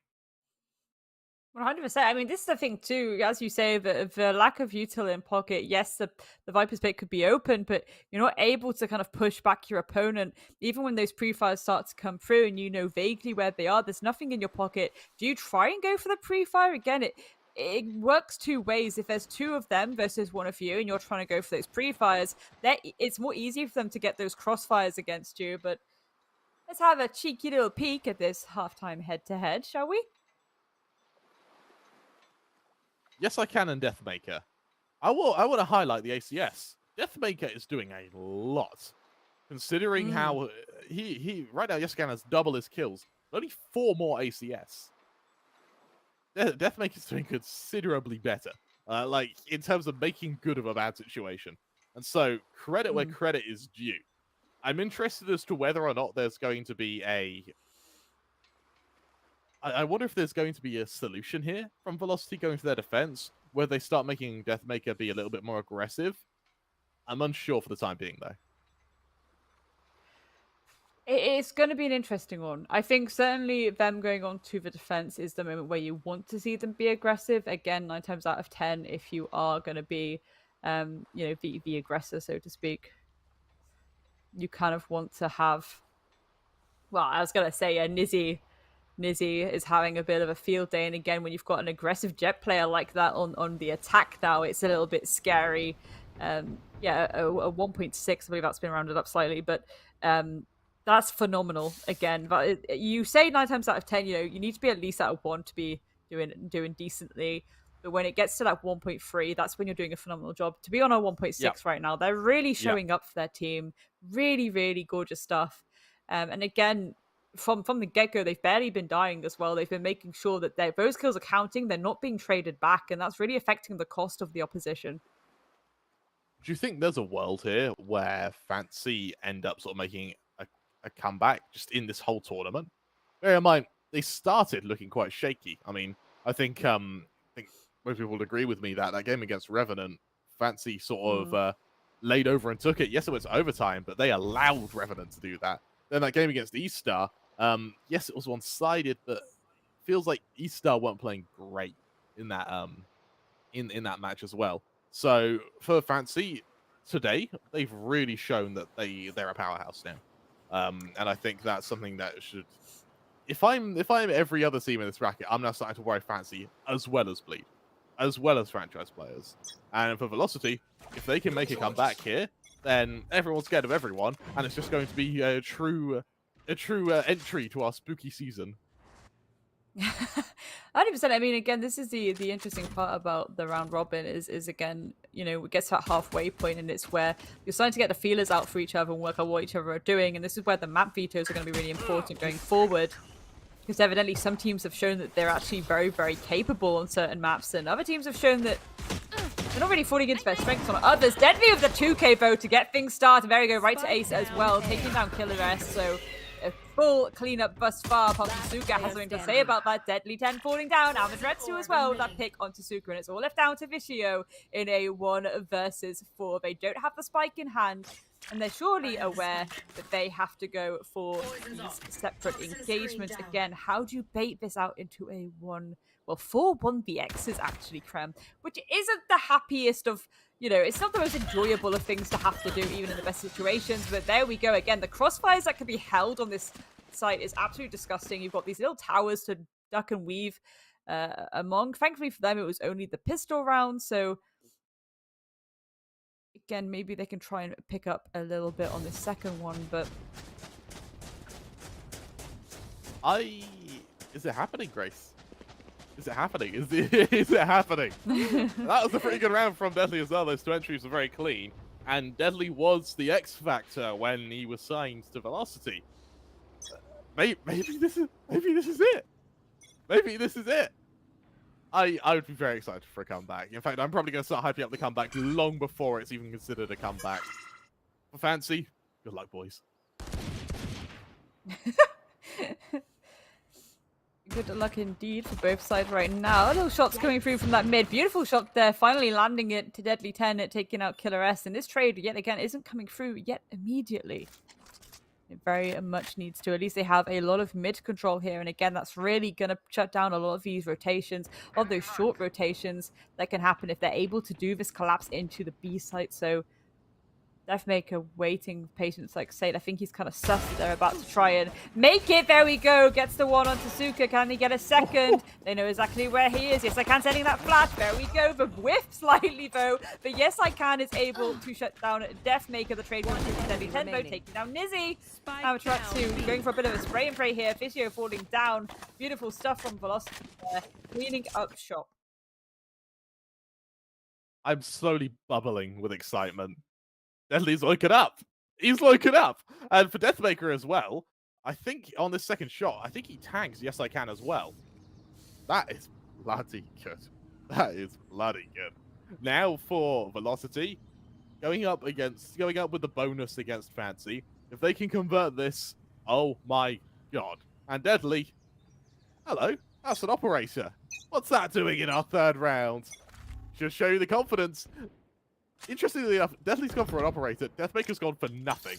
It's a weird combo here, but you know what? Maybe it works. Fancy going for a fairly fast execution to this B site, though.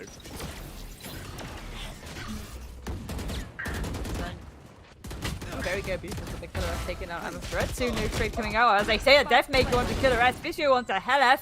Deathmaker a second there onto Yes I Can. A 3 versus 2. 3 versus 2 post plant for the side of Velocity. This is looking a lot better for Fancy right now. If they just hold up these line of sights, there we go. The wall going up from the Viper is certainly going to alleviate some of this potential threat that the defense could try and go for if they can go for these duo swings, but no cigar just yet. Nizzy very aware of the positioning of Deadly 10. Is going to pull that out to their teammates. There we go. Suka taking out right twice, and they know exactly where Deadly 10 is, and they can just make him stay away. And that's exactly what he's going to do. He's going to hold on to that gun and just play it safe, essentially, Krem. I quite like the fact that Deadly's backing off. I quite like the fact that he's having to bring the op into the next round. I think if he was hunted and killed there, that would have been seriously worrying. for Velocity, and the alarm bells would have started going off. Thankfully, he survives. And now that he has this operator, he's still going to have this presence. Even if the rest of Velocity don't have weapons, that operator is one of those few guns in the game that have this big round sculpting effect, especially if he pops off. And for Fancy, they don't have any operator of their own to counteract it. Yes, I can's close to a run it back, which may help owning the operator, but in slowing it to a stop, I don't know, man. I think this is the thing, though. Again, you need to be really watching out for the fact that Deathmaker is going to potentially be taking a lot of these engagements, because it's not just the fact that they will bring those kind of guns out, it's the fact that you've also got that ulti on the chamber as well. This is where we want to see, again, the lines of sight being cut off by Fancy. They did it really well in that post plant before, but I think from the get-go, this is where, if they're not getting contested in mid, they can kind of safely sidle up. If they are getting a little bit contested, that's where the cover needs to go down. And I feel this is the thing, like, both sides entirely 100% know what this map is about. You know what I mean? They know exactly where the pressure needs to be, and they know exactly where the control needs to be, which is why it can be slightly confusing sometimes to see mid given away for pretty much free. I'm not sure if that's an overconfidence on the flank or potential overconfidence when it comes to the util use. I think it may be punished pretty much instantly as well if we don't see Velocity show any mid control, because you look to Fancy, they're ready to just gun it. And if 100%. they're given this space, it's worrying. I think the Viper must make some control or some bit of effort towards getting to a doors here, but Velocity, they don't seem to care. They've just given mid over. Fancy now get a very aggressive Viper's wall down, and this is going to allow them to really get this big swath of control in mids. And, well, for Yes I Can and Co, they're just going to slowly rotate around to A. This mid control is going to be so hard to mitigate, though. 100%. It looks like they're trying to bait a little bit of a rotation from the defense there, so this approach can be made into A. But again, they don't have the spike in hand, so just see, maybe it was indeed just to get that ult point, because now Yes I Can does have their ult up. So again, maybe a fast punchy execute is about to happen. You send in that Phoenix ult and hope for the best. Again, I think you can bait a lot and do a lot of gorgeous duo play with that kind of utility in your pocket. Send them in first, and then follow it up with a second entry without losing any lives. D10 taking the high ground here, just ready and waiting for these players to start to come through. There we go. There is that ult indeed being popped. The Viper smoke is going to come down and try to alleviate some of this pressure, but Ultragear being taken out very thick and fast. And again, Deadly 10 having a bit of a hard time here, trying to go for the refrag, but no one's allowing that breathing space for it to happen. Beautiful stuff there by Suka. He's immediately taken out by Helef, and right away is taking out Vicio as well. But it is now a post-plan situation for the defenders. They are in a 2 versus 3, so they do have the play advantage, but one of them needs to rotate to a better position, especially now Yes I Can has whittled this down to a 2v2. Make that a 1 versus 1. Right to Ace versus Nizzy. Right to Ace changing up the guns, and they want to take him, and Nizzy ready and waiting for it. Gorgeous stuff there, and Fancy edging their way closer and closer to match point. That was a really effective round. A really effective round. I'm so impressed by the fact that Fancy were able to, the fact they were able to get to that site off the back of the run it back, but then in that after plant, they had the confidence to keep pushing into the line of sight of the operator and punish it regardless. I love that. And now with Fancy on 11, kind of the precipice of shutting Velocity and just slamming the door of this map on them, Velocity, they've got to drop down to Sheriffs once again, and by that, they seem all too familiar with on this map. Deathmaker's one away from a tour de force, but looking at the positions of Fancy, they are pushing Velocity away from this orb control on B as they go for another fast execution. It's been working so effectively. Why fix what isn't broken? Amaterasu gonna flash quickly to try and buy a bit of space, but Nizzy's just going on a rampage. Spike is going down. Killer S as well, but right to Ace can trade that back. But Yes I Can enabling their teammates. The final 2 kills going in his favor, and ooh, Krem, it's match point. This is starting to get pretty dire for Velocity now. 12 to 5 the scoreline, and there's a buy. Yes, there's the Tour de Force, the Viper's Pit, the Blade Storm, but the null command on killers is just going to mitigate all of that. Suka has a neural theft as well to try and get a bit of an advantage in information. That is after they get a kill though. But Fancy have been quite effective at getting these first openings. That I don't have much of a doubt that they'll be able to use it. The rest of Fancy get ready to hit the safe site. Viper's Pit. It's on the wrong site, Grace. No. Is indeed on the wrong site, and this collapse decides to come through from Fancy. Bazooka is actually shut down by Helif. The intel dart going out to give them a little bit of info, see where these players are lurking. Amaterasu just waiting before they can go for those swing of the util in pocket. The flash is coming through thick and fast from both sides. Who's going to win out that engagement? It's Deadly 10. Yes, I can. Falling down, but it's traded immediately. More trades across the board. Like, again, it's like the stock market coming through. Helif with a third on the table. Deathmaker shutting it down in velocity by the skin of their teeth, clawing their way back. But can they get 6 more to bring this to overtime? It's still not looking great. That was indeed a good start, though. Velocity, yes, they make it 6. But look at Nizzy. 23-9. 23-9 in 18 rounds. It feels like it's a matter of when, not if, Fancy close out this map. And you look to Velocity once again. The way they've been setting up is they've just been avoiding mid. They've sort of had Helef who's been peeking with the Owl drone. They've been going for info on mid, but they've not been fighting for it. And Fancy have been abusing this quite a lot now. Luckily, this B site is fairly heavily stacked, but will that matter if Fancy now have the option with this mid control, just quickly turn 180 and sprint it back down to way? This is it again, the mid control just so firmly in the hands of Fancy, but can Amaterasu and Deadly do anything about it? Owl drone going out in an attempt to try and hunt for the opposition, but for now the attackers is lurking in the shadows, not waiting, not willing to give their position away just yet. Helef going for a bit of a pre-fire to start to apply a little bit of pressure, maybe bait out some of these opening engagements to see how that will benefit them. But at least for now, that's caused a bit of a rustling on the side of Fancy, who've really decided to try and delay any pinch just yet. But look at this approach coming through from Kill S, and that's going to get a little bit spooky. Deadly on the very, very tight angle there, but the run it back coming through. Even if they die, they can still pick it back up. There we go, Amaterasu shutting it down, but Nizzy ready and waiting. Beautiful pick there onto Deathmaker. Second one there into Amaterasu. Can they get a third? Yes, they can! God. The third on the board. No one is trading it back out right now. And that spike, once again, is down. Right to Ace, having a bit of a moment there, taking down Suka to try and bring it back in the defensive favor. But again, ringing around the rosy on this side. They don't have the line of sight right now. They don't have the pressure needed. It's all looking lost for them. The poison goes out, but it doesn't really do anything, but that gun will, because that's a beautiful shot there. Taking out Nizzy. Killer S falling too. Vizio and Yes I Can finishing things off, and that was a phenomenal performance from them. Goodness. Nizzy's, he's on a rampage. Look, 2 HP, and he gets that third kill.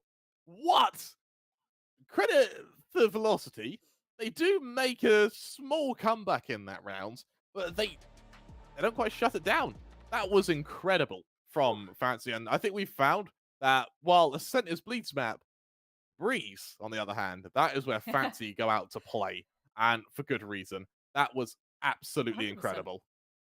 And this is the thing too, is like I said, when we get to this point in the round robin, these are the moments where you're like, okay, that's a decent map for them. That's where the map vetoes are going to start getting really, really spicy this weekend. And ooh, very, very exciting stuff indeed on the table. I think we will probably head to our analysis shortly. But I mean, Krem, like, I didn't really expect that to go the way it did. I thought it maybe would have been a little bit closer. You know, I love a kind of underdog story. Yes, we just saw the domination previously. Well, I say domination, it was very, very close on this map. But I feel like, you know, surely lightning doesn't strike twice. But apparently it does. Yeah, it does, and it does with some insane ferocity, because Fancy looked on a whole other level today. Let's see what analysts think of this, though. We're going to quickly throw to our amazing analysts, and we'll see what they think of that map. We'll see shortly. Well, I should definitely say that was a close and an interesting match coming in for Fancy United. And here again, they've got the second match of Breeze in the hands as well. Right. This explains how good they are at Breeze and the kind of strategies. And what a kill coming in from Nizzy, the last round, a triple kill. You know, this is actually reminding me of all the Korean jet plays I used to watch on YouTube.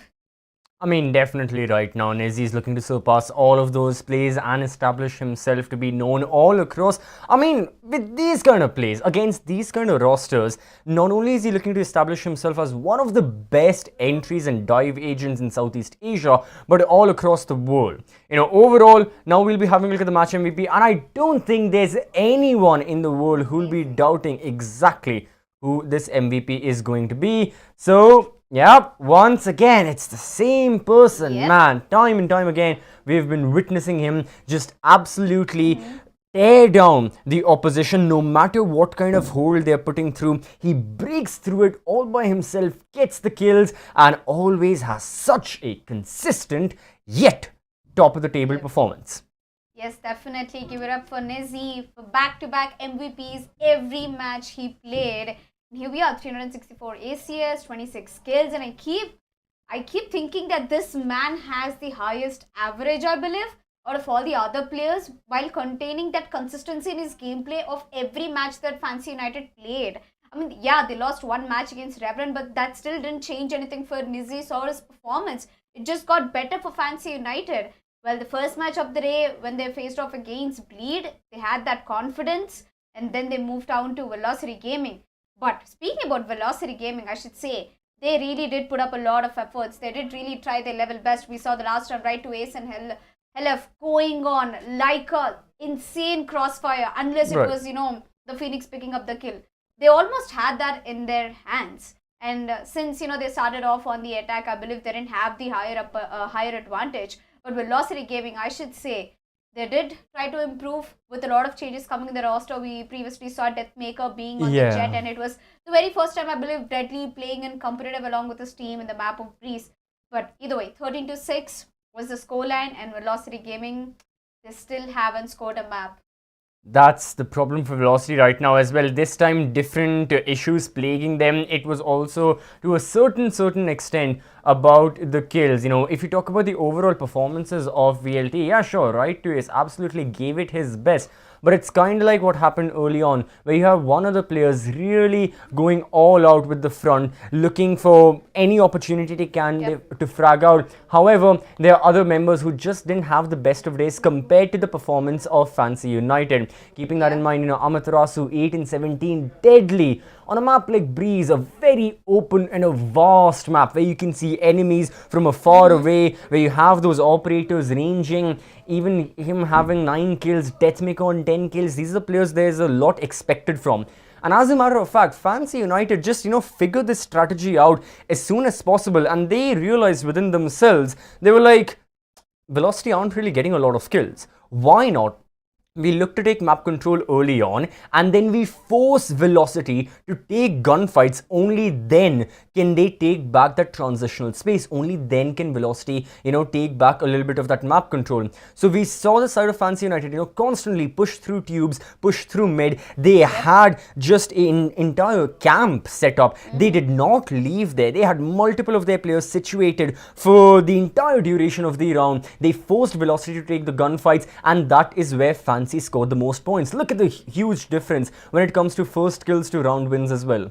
Yep. And I think Fancy United, with the double duelist setup, they had the upper advantage in the number of first kills they made. A total of 13 first kills and 4 out of 4 post plans.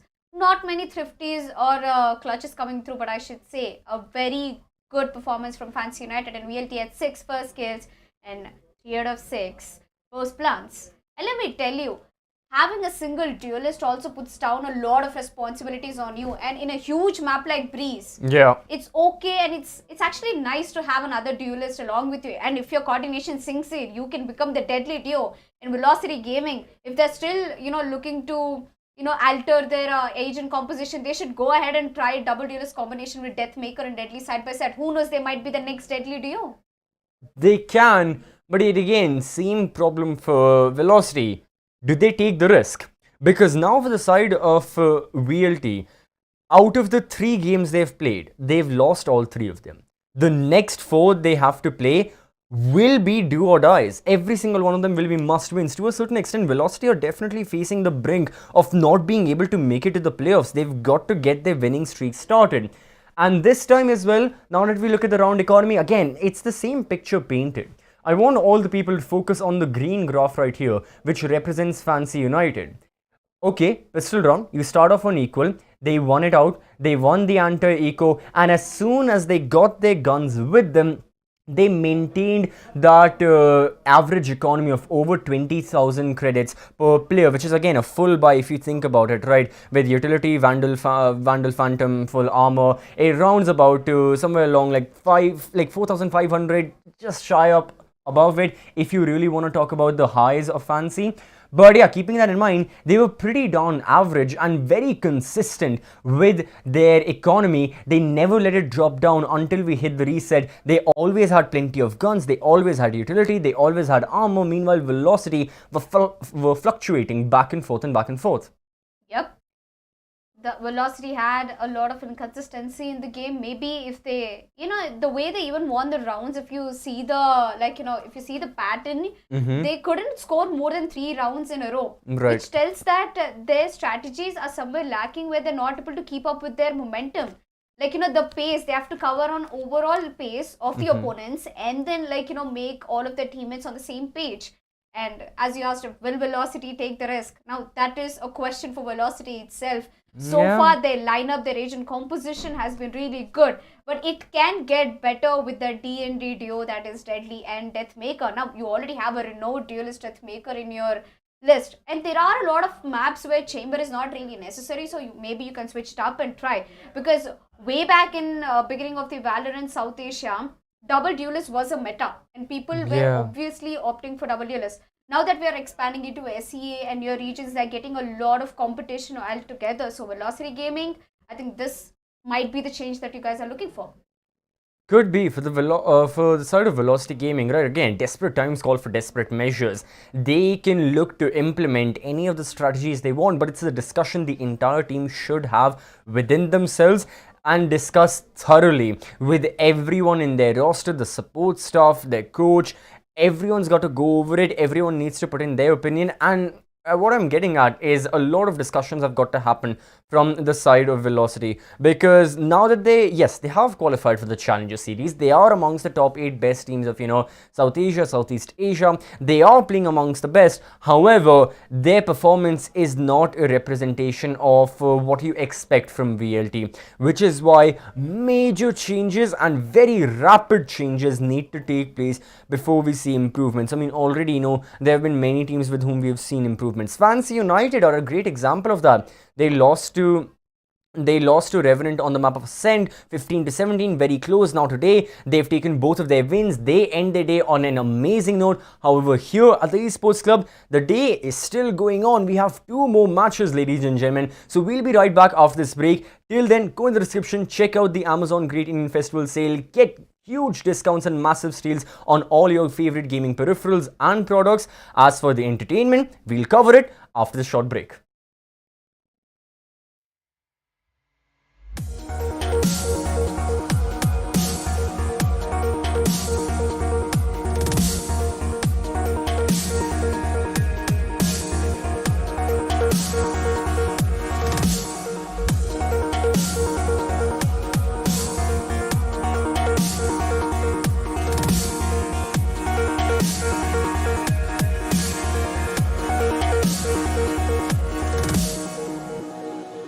I can't believe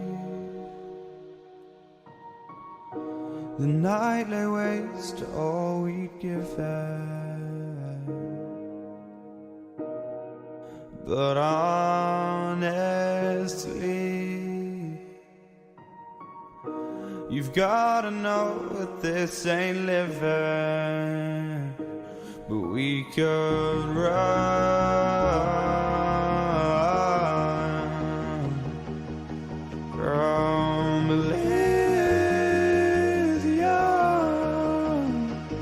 And let it burn, let it burn.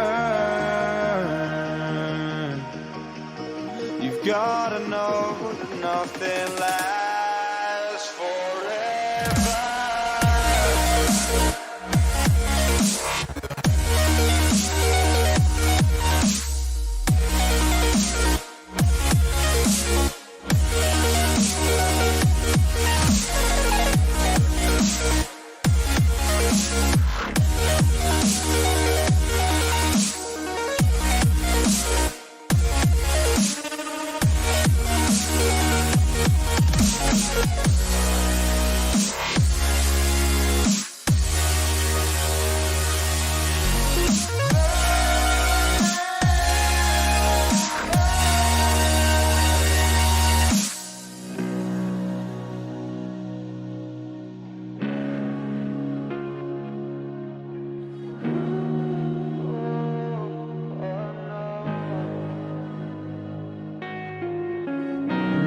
can't believe myself.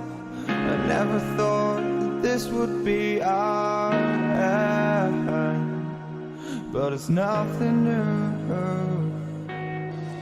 And my lover's honesty, I can push it back down if I have to.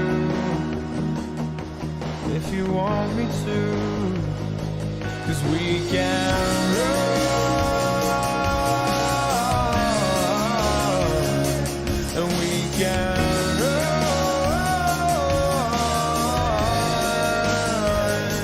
The stars they fall all for you. So tell me now, what's left to lose if we run?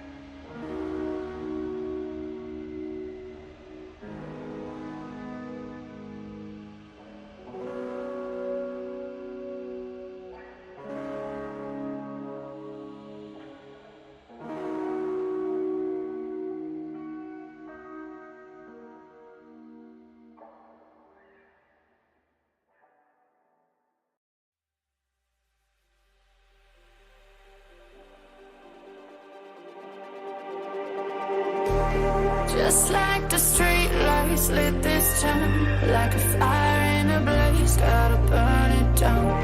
Can't be afraid to leave this out. We got this far, don't know how. I see danger in your eyes. They know we'll burn down the night. Coming just like the sunrise. You know that we're gonna let it out. Tonight, we're gonna let it out. Tonight, we're gonna let it out. Just like the sunrise, we're gonna let it out.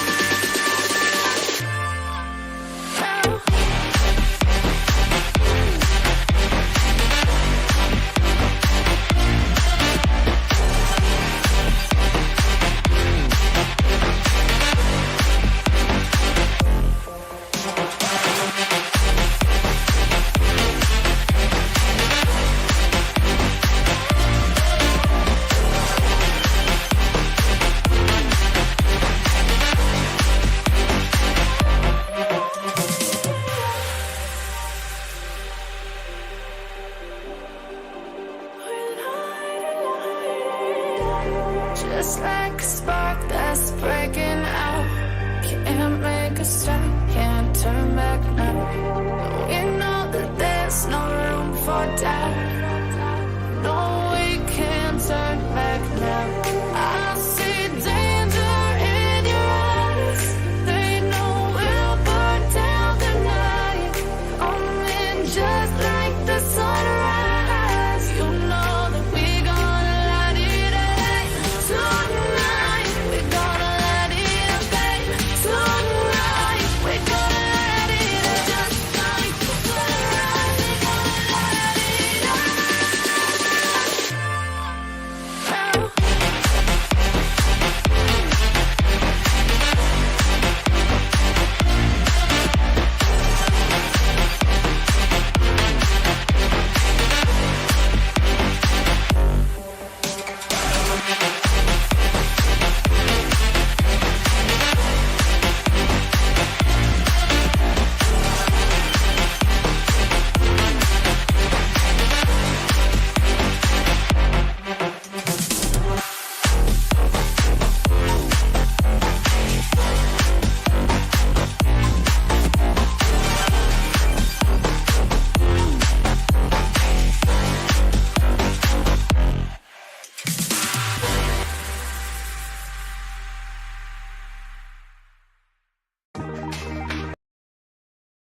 Welcome, ladies and gentlemen, to the LG Ultragear presents the TEC Challenger Series VCT off-season, along with our GPU partner Zotac, our memory and storage partner Crucial, laptop partner Asus, gaming partner Intel, and last but not least, our broadcast partner Loco. And we are back after 3 maps, and we'll be heading into the 4th map. But before that, Universe, along with me on the desk, how are you feeling about the last match? Well, I'm feeling pretty excited given that Revenant are back in to the game yet again. They had a 2 games gap actually. They played the first one against Bleed, did not really go their way, and now they're going to be playing against FPS, who have not been having the best of tournaments themselves either.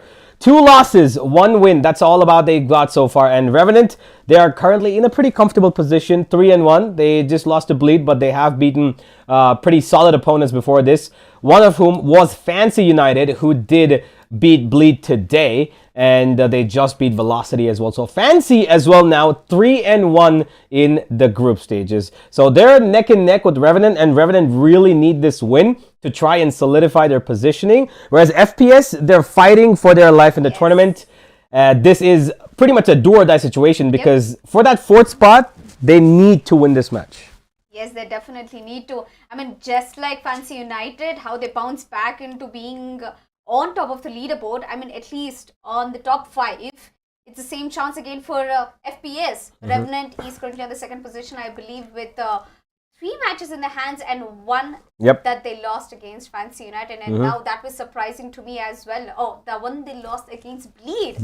And I was pretty surprising because the map was Pearl, and I really wasn't expecting Pearl coming through. But anyway, the next match we're talking about, Revenant versus FPS, the franchise players, I should say. It is the first South Asia team that Revenant is going to face off against. And so far, Revenant had a good run against Southeast Asian teams. They won 3 out of 4 games. They just lost 1 against Bleed. And this is going to be their first match against South Asia team. The benchmark is already set high for Revenant. So this is a really good opportunity for Revenant to bounce back. Maybe they lost 1 match. Maybe they can come back. But franchise players, on the other hand, they are a team who are hungry for those points, who are hungry for that victory and the points to climb up the leaderboard. Yeah, they most certainly are. And given that Revenant have had a pretty decent success, at least compared to them, right at this moment, they will be looking to try and falter them. In the past, though, franchise players against Revenant have had a pretty, distinctive history because Revenant have been called, the Slayers, the Demon Slayers, the King Slayers, rather, especially for the franchise players, because they've always found some or the other way to take this team down. And it's because it's the best of 1 even, this is going to be a little bit more difficult for the side of franchise players because they've already been under immense pressure, and for them to go up against a team which is already having a lot of easy ways going through, I think this should be Revenant on the upper hand. Yep. You know what this feels like? One of the best teams in South Asia going up against one of the best upcoming teams in South Asia. So, I mean, W for South Asia either way. But this is going to set us a new title winner maybe, because Revenant has done so much hard work throughout the qualifiers and group stages. They've put in a lot of dedication and a lot of changes in their strategies. So coming to this day, this certain match, it's going to be a very special one for all the South Asian fans over there.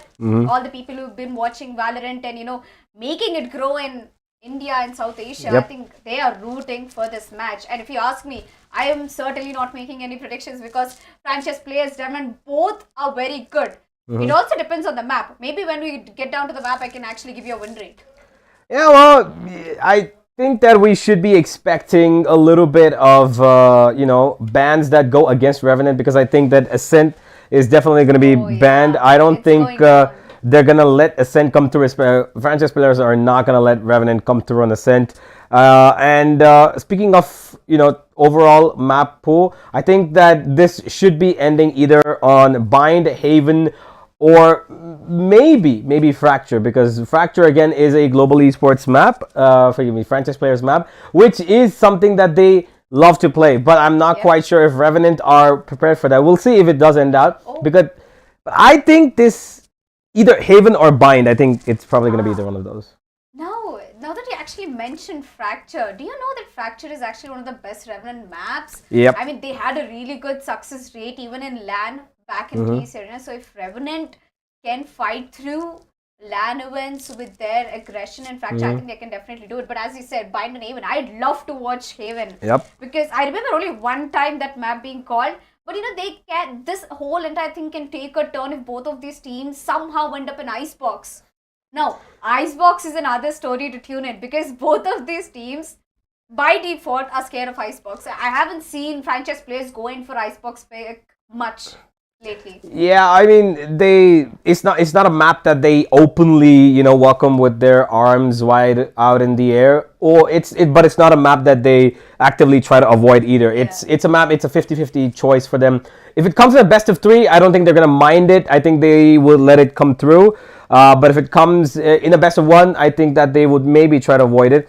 I don't think we're going to see Icebox for either of these teams today.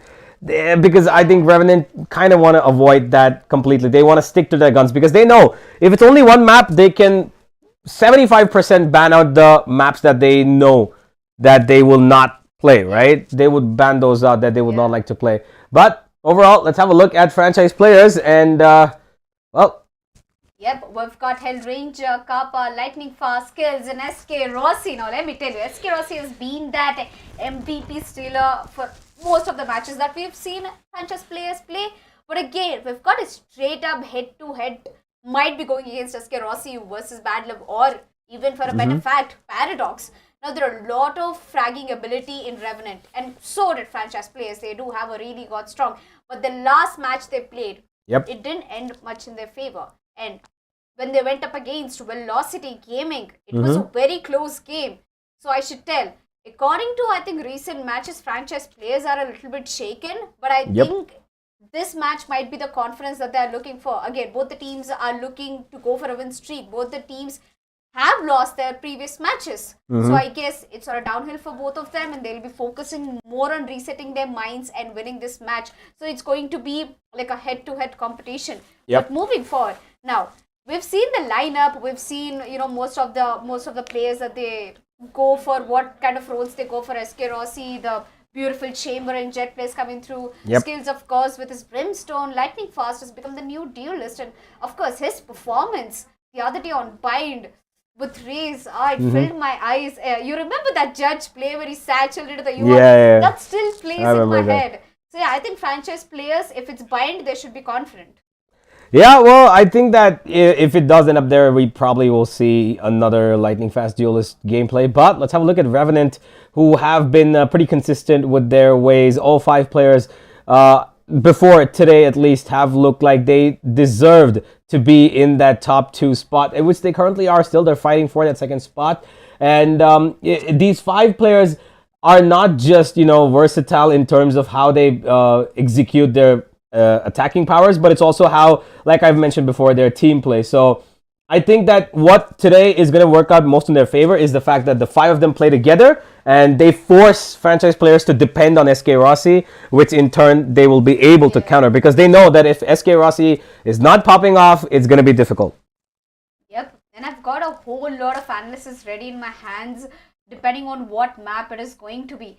Because if it's Fracture, I've got a set of note already ready what Revenant is going to do. Did you know that Revenant had 4 controllers who made and who still play smoking? All 4. And we just have one person who doesn't do that. But either way, if it's Fracture, they always go for a double controller setup with Brimstone and Viper. Now give me that Fracture map, because it's been some time I've seen Revenant on Fracture. Or on the other case, franchise players are again another best team for Fracture. But ladies and gentlemen, without any delay, let's go ahead and look which map it is going to be. But before that, we've got head-to-head. As I said, it's going to be SK Rossi versus Bad Love. And Bad Love dropped a 30 bomb on an Ascent map, and it has been the highest for Revenant Esports. Yeah, it most certainly has. And I think that we are going to be having SK Rossi, compete for as much as he possibly can. Both of them pretty, evenly matched. I think that SK Rossi has a lot more impact for his team, given that he is the person that they enable in every single round and every single play that they try to work out. SK Rossi's involved in it, be it attacking towards attacking side with a chamber, or even defensive side as a chamber. And if you look at the stats itself, damage per round, Xerxia clearly at, he's a little well over a kill a round, whereas, for Bad Love, he's about 143, 144 damage per round, which is close enough to a kill. So I think that this is a really intensive battle that's going to be happening between these two particularly. But not to forget, there is an entire team involved in this entire scenario. So if there is a team that is going to be enabling a lot more of individual success, we're going to see that from franchise players. But if there's a team that's going to be allowing a lot more of team coordination play, it is going to come from the side of Revenant. I really hope the franchise players have a little bit more in their bag, because from the last couple of performances that we've seen, Kappa has not really been on the top of things. Hellranger's not been on the top of things, and we are going to be ending up on Bind. This is going to be really good, because the last couple of maps of Bind have been good for FPS, but not so great for Revenant, because FPS in the last, 2 games that they've played have been in the TEC Challenger Series itself. They have beaten Velocity, and before that they beat Metal in the quarterfinals, and Revenant as well have beaten 2 teams on Bind, but they've not had the best of history on Bind. They've beaten Alter Ego and Orglas 5, but I'm still not convinced that, Revenant have the upper hand on Bind, because we all know how good franchise players are on this map. Yes, adding on to you, Revenant so far with only 44% win rate in the map of Bind, but for franchise players, a total of 65%. And oh my god, look at franchise players. They played it so smart. They banned Fracture because they know that R&D is good at it. They have a double controller setup. Then the next ban immediately that comes through is Breeze. And Revenant took that map all out after today's performance that they displayed. And Revenant banned Ascent. Now this is very surprising. So in a way, Revenant was the one who got to choose the map, and that is Bind. So they had to choose between Haven and Bind, and they went for Bind, which means Revenant is already ready to face off against franchise players. And let me tell you, Revenant is the only team who goes for a double controller setup and a Viper on Bind in their attack. Yeah, well, given their entire map ban system that's gone through, Revenant really are taking this to the opponent's home. They're going into their own, battlefield, taking their own armor. They're the ones traveling, right? Because it seems like they are going to a map where a lot more experience is in the hands of franchise players. But ladies and gentlemen, we will be discussing all of this and more in the post-game segment, because right now I think we've got some pretty interesting words from our casters who are waiting for us. Yeah, thank you so much for that, Universe and Alika. That was beautiful when it comes to the analysis part. But yeah, talk about these two talk about the 2 teams right now. Aggressive. We have franchise players and also from Revenant Esports. Currently, franchise players have secured 4th spot, and if they cannot have a chance to win up with 2 of the matches that we have from Revenant or up against Estar Esports, things will be a bit difficult for them in the next future matches. So I'm pretty sure that this matchup will be very, very interesting here. Aggressive. What do you think about this? Again, I want to highlight the fact that they have 2 matches that they need to play. This is the first one, and then they're going to be going up against Estar Esports right after this. When you have 2 matches consecutively, think of it like a best of 3, where you are guaranteed at the bare minimum where you need to win at least 1. If you don't win 1 at this point, when you're on the side of franchise players, you're pretty much stuck in a loop. Again, you have to remember, you have lost out on your previous matchups. You didn't win a single one. You are down bad, and you still haven't put up a point on the board. You are pretty much facing an iron wall in front of you, and you're trying to punch it down. That being Revenant, who are the home favorites of the entirety of SA, who have nearly gone undefeated, losing only to Bleed. They're the only one who tainted their record, and Bleed are now the ones who are taking the charge, not losing a single game. Franchise players, this is their do or die. If they do not get a win here, their run to make it over onto the playoffs will be extremely difficult. This bracket stage has just not been the, let's say, the best position for the members of franchise players. But at the end of the day, I'm really hoping that today they've refreshed themselves, a completely new mindset of strategies. Plus, they have reviewed a couple of the VODs coming in from the side of Revenant, because Revenant, they've been looking, I don't know how to put it. They're a brand new squad, and we are all pleasantly surprised with how it goes. But just as the analyst has put into motion, that Bind, much more of a favored map when it comes down to the statistics for the side of franchise players. They have always showcased their proficiency on this particular map. They have a lot of wacky strategies to go around with.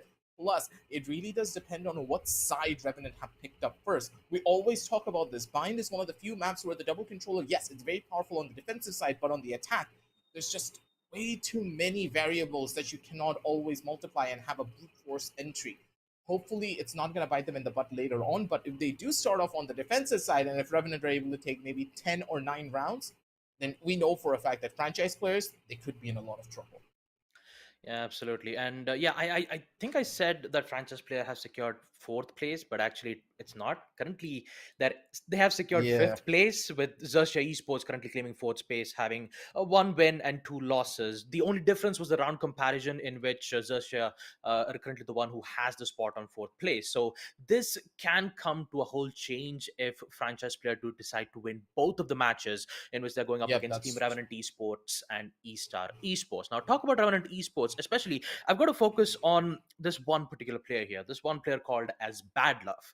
Now, talk about Bad Love. His whole history, he used to be a Sentinel player for Team Reckoning Esports. His performance as a Sentinel, his ability to fortify the entire side has been an amazing way to show how great Bad Love is when it comes to being a great player when it comes to mechanical plays, and also making sure that those certain chokeholds would be as best as it could be. But now seeing him play as the Sova on the side of Reckoning Esports, Team Revenant Esports, really shows that Bad Love has even much more potential on other roles too. As we take a look at the agent select as well, pretty expected, as we do get to see a race being picked out, especially when you have a duelist with satchel charges, showstopper, and also the power to just get instant access towards A lamps. It is very unstoppable when it comes to that aggressive pushes. So it's going to be exciting to see what kind of plays we get to see from both the teams. But I believe that this will be a mirror matchup. The only difference is we see Kappa with the Fade, and we, instead of Fade being used from Wimp, we will see him bring in the Sky instead. So interesting lineup here. I honestly believe that this composition that both of the teams have picked up really does favor the attacking side and the defensive side. Again, Revenant, much more stronger when it comes down to their attack. When it comes down to their defense, while the members of franchise players, they're going to be favorable on the attacking side, where they have that double initiator composition. They can easily gain a lot of information, have that brute force entry, and the utility that they need to break their way through. But at the end of the day, you need to try and figure out exactly what positions the members of Revenant are holding. You need to paint a picture in your mind and look at what the map is going to look like from the perspective of Revenant, because Revenant, they're constantly evolving their strategies and they're building up their entire composition through layers. You break through one layer, there's like 3 or 5 more layers that you need to break through before you can enter on towards the side. And that's one of the main reasons why Revenant, they are performing so well. We're going to be jumping straight down over into the game. We're going to be able to witness that again from the top. But in my eyes, if the utility is used properly from franchise players to take pockets of control across the map, then and only then I'll say that they have a strong chance of winning in this particular map. Because Revenant, they've already showcased their worth on this particular map, especially with Bad Love's addition. I don't know what happened to the team, but their bind is looking stronger than it ever was. Yeah, talk about team franchise players. They are way behind in this series, and they've got to make sure that they would secure at least 1 or 2 matchups to ensure that they have a spot in towards the playoffs. And going up against Revenant Esports will be a difficult task. So let's see how will franchise players be proceeding on round number 1 attack. Currently, they're just going to take things slow. They don't want to go as aggressive as you'd expect it to be. Get some information towards the place. And just like that, we will see Wimp find out from the players all the way towards the Showers' side. And that would be Rossi. He's patiently playing, waiting for the players to make their mark. And with the executes being relayed from the information from FPS, they've got to find a way. Rossi, he finds one, not having any problems at all. Second kill that too, gets away to safety. And the third will be given from skills to Bad Love. Left in a 1v4, tries to get away, but that grenade just ensures that FPS have got it covered. That was perfect usage of utility. A couple of whip shots at the end of the day, but Rossi, he was just able to reconcile it all. A flawless round nearly for the side of franchise players. That's going to be a good start and a good win to try and figure out exactly what the members of Revenant are doing, and this is bound to happen. Again, double controller setup on the attacking side, it's pretty weak. It's pretty difficult to get your way through a lot of the stuff that's going to happen here, but on the other side of the spectrum, franchise players, they have that opportunity to play aggressively on the defense as well if they want to. But when it comes down to this particular anti-eco round, they need to play it slow and they need to show respect. Because Revenant, they showcase their proficiency when it comes down to these thrifty rounds, that if you don't show them respect, if you over-aggress a little bit too much and give up map control, you could just be walking down the barrel of a big fat loss for this particular round. Because again, Valorant's one of those games where the thrifty rounds matter a lot more than the buy rounds in some cases. Yeah, I absolutely agree on that, Aggressive. Winning a thrifty round for Revenant would bring a lot of, value towards this round. They've got to make sure that every the timing is there. Play should be good, and skills. My goodness, that smoke really did save his life. But once the attackers arrived in Bad Love, knowing exactly where Xerxia is, he'll get away with the kills. Skills, on the other hand, make sure that the shower's push will be denied by quite a bit. Removing Logi out of the place, which would help FPS not worry about the controllers as of now. No more smokes would be available for the defensive side. And look at that, quick TP will be used at FPS. They know exactly what's happening. Hellranger through the wall, and Skills knows exactly what he's trying to do. He knew that one of the players would be hiding all the way from the showers side. And with Vim taken out, it's a 2v4 with FPS still having the player standing. They got the plan. That's all that they needed. That's all that they need, yeah. Yeah, that was a good idea coming in from the members of Revenant. They wanted to get the plan down and secure it. They did not care about the win. If they did care about the win, they would have just planted it on towards the A side, where they know they have a lot more manpower available to them to try and take the duels and take much more aggressive engagements. But no, they opted to go in for the plan, go in for that save. Plus, I will say that it's a very successful round for them, but at the same time, franchise players, they get even more success out of it because of one particular reason. Look at Skills and look at how many kills he got. The man got 2 kills, plus he got the spike diffusal. Plus, on the other side of the spectrum, he also got the ultimate orb. The guy's only 2 points away from an orbital strike, and you know how valuable that orbital strike will be when it comes down to the defensive side. The orbital strike from Skills will be huge. But in order for that to happen, he needs to make sure that he would get 2 kills. One of the orbs would be all the way from B long, in which currently Xerxia is holding on to. So he's gonna play it for info and Skills. Oh boy, he almost didn't get the info on Bad Love's whereabouts, so should be fine. Some information might be given all the way from the shower side of that too. So you can see how Revenant are currently playing this safe as of now for the past 3 rounds. See what kind of information they could get according to what kind of utilities that FPS is throwing onto. And once they have that certain information, like say for an example with the guiding light being used from the A side, they decide that, you know what, there's only 2 players on B. We'll just go ahead and make the attempt from the B side. They're scanning it out on the early rounds, and then in the later mid rounds, they choose their plan of attack and then proceed with the execute. Slow and methodical for coming in from Revenant's side, but since this is the 3rd round, this is bonus coming in from FPS. So for Revenant, winning this is very crucial. It's pretty much their do or die for this, and Paradox, nope, that doesn't really find the engagement that he wants, and that's a free gun going in the favor of franchise players. And oh my god, lightning fast, absolutely disgusting when it came down to the play. A good hit and a good take. 1 enemy remaining. The defenders, they have everything under control, and the operator doesn't really find the kill that it wants, but Blackhawk, maybe, just maybe, good for 1 more kill. If he finds it, that's a good chunk of damage being given, but doesn't even get that. 4 guns being given away, and those are free upgrades as well, Baba. It's a tragedy in the making.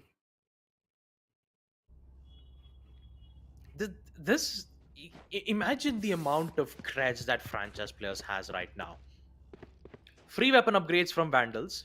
Skills has yet to use his orbital strike, in which he'll be able to get it via the ult orb itself. The only question is, most of the time we see Skills currently play in towards the hooker side to make sure none of the lurkers, aka Bad Love, might make an attempt to, catch players off guard easily. So he's going to play this patiently. In Xerxia, oh boy, he might be able to find out Bad Love at this point. Jump peek, will be given, and Bad Love is tagged severely. 5 HP. He still survives, gaining some information, but not for long because Skills is still here for the rescue. Paradox, beautiful shot with the Sheriff. remove a lightning fast. A quick trade that's been happening around from both the sides, but since this is an eco round, they still got to worry about the weaponry. The weaponry from the defenders. Blackhawk through the smoke. He somehow gets away with the kill. That is Kappa down. Both the heavy hitters from FPS are gone. It's now in this post plant. It's all Hellranger. He needs to figure out a way. Smokes will be given from guiding light. Blinds info will be given perfectly. Now the plant will be even much more tougher. Xerxia is not wasting any time at all. Orbital strike will be given to denial of spike is present, and Logi, does he see the player from Rossi? Yes, he does. The second not gonna connect. Skills will be able to deny once more, and the triple to remove Blackhawk. 4-0. You know, Universe did also say this one thing. This is FPS's home turf. I'm not quite sure whether if Revenant have, made a good idea about bringing map bind, but talking about the first map itself, 4-0, that has definitely got to hurt. Losing pistol rounds, bonus rounds, and now, even on the eco rounds itself, although they did get some 2 kills in the end, 4-0, that's definitely going to hurt them a lot here. Yeah, they needed that particular round, and they got it, but at what cost? Their money's going to take a hit, so Revenant did a pretty good job at the end of the day to get that silver lining play ready, and Xerxia. You gotta give it up sometimes. You can't play aggressively like that when they know the play is coming. Members of Revenant, they've completely went for an utter halt, expecting the aggressive push to come in, understanding that, hey, if they have a double initiator, there's no way they're going to be playing inside of the side. That continuously. Now, are they? Nope, they're going to play it aggressive. But Paradox going in alone like that, yeah, that was a little bit costly. With amount for information gain plus the entry being shut down, that's a pretty big hit. But on the other side of this, Bad Love through the smoke, possibly a kill. He can hear the noises, but he doesn't want to go in for the shot. He does not want to give a single bit of noise away. But with the sight coming in soon enough, and the smoke dissipating in just a couple of seconds, Bad Love, are you the headhunter, or will you be the one to get hunted? Oh boy, there goes the smoke, and an opportunity for Bad Love. Oh, he actually sees one, and that was kills. Removing that would have at least helped him a lot, but somehow he gets away the kill in just 11 HP. That's Kappa down too. But the controller is still alive. Well, not for long. Wall bang from Blackhawk to ensure that the controller would be denied from the defensive side, which means that Hellranger 2 has to do something about this. One, the second won't be relayed because Blackhawk is still here for the finisher. Now it's Lightning Fast, who has to be this 1v3 clutch. Seen him make some ridiculous plays. Can he be able to make this clutch, especially having the AWP in hand? All it requires is just a single shot to the body. That'd be more than enough. Paint bomb, that will force Logi out of that position. Beautiful shot. The second, will that connect? No, it does not. They're just going to play this patiently. Still have those satchel charges. You could satchel charge Bad Love. Also, he's gonna give away a lot of positionings, and also his timings of that too. They're gonna play this patiently. They're gonna play it for trades, and if this trade would work out, then FPS won't be having a lot of problems. Yeah, there you go. Logi will make sure that the clutch from that 1v2 would not happen. They'll be able to get the AWP weapon as well from the hands of franchise players. 4-1 with Revenant Esports succeeding in winning their first round of attack. That was gorgeous coming out from them. Each and every trade was done perfectly. And remember what I said, that player on towards Hookah will be the X factor for this. If Bad Love didn't get that kill onto Kappa, this push would have never happened. The game-changing frag was there. And again, Bad Love, he is so good when it comes down to getting these impact frags and these impact plays. Where are this chamber alone is just being a nuisance to them now. Slowly warming up the members of Revenant. They take the first initial round. So what will decide if franchise players do to try and retaliate? They have an idea of what can happen to them now. They have an idea of what can really go wrong in these type of instances. But the real question is, will they be able to switch up their strategies accordingly? Hellranger, he saw the head, but he doesn't find the headshot that he wants. Has the Seekers available, so he needs to live. Those flashes will be crucial for them to go in for a retake. Doesn't matter which side that they play on, as long as they have the Seekers available, this is very much easy for them to try and go in for the best retake that they can think of. Absolutely. The Seekers will deny a lot of time, and all it requires is just a single shot. Hellranger almost getting blinded from the guiding light itself from the opposition side. He'll also respond the same. Oh, beautiful lineup. The second will be given. Xerxia gets one, and also the showstopper from Lightning Fast, which would lead to Logi. A very bad situation once again. He needs to deal with Hellranger. Tagged and once more. Hellranger gets the third. A flawless win coming in from FPS. And the best part about it, Hellranger didn't even use the Seekers yet. They were like, no, we don't need it. We just need one guiding light and an SK Rossi holding one angle towards the hooker's site and let chaos unfold. Look at the scorecard as well. Hellranger leading the charge here. The IGL for the team just on fire. Doesn't matter what happens to them, franchise players. They're out here to play today, and nothing is ever going to stop them. That is for certain. You want to play? Again, Let's Revenant, play. seemingly not really in the best of spirits. They feel slightly disconnected when it comes down to their plays, but they're trying to find the most optimum route and the optimum play that they can. But in this situation, going up against SK Rossi, things don't look as certain as you would have hoped for.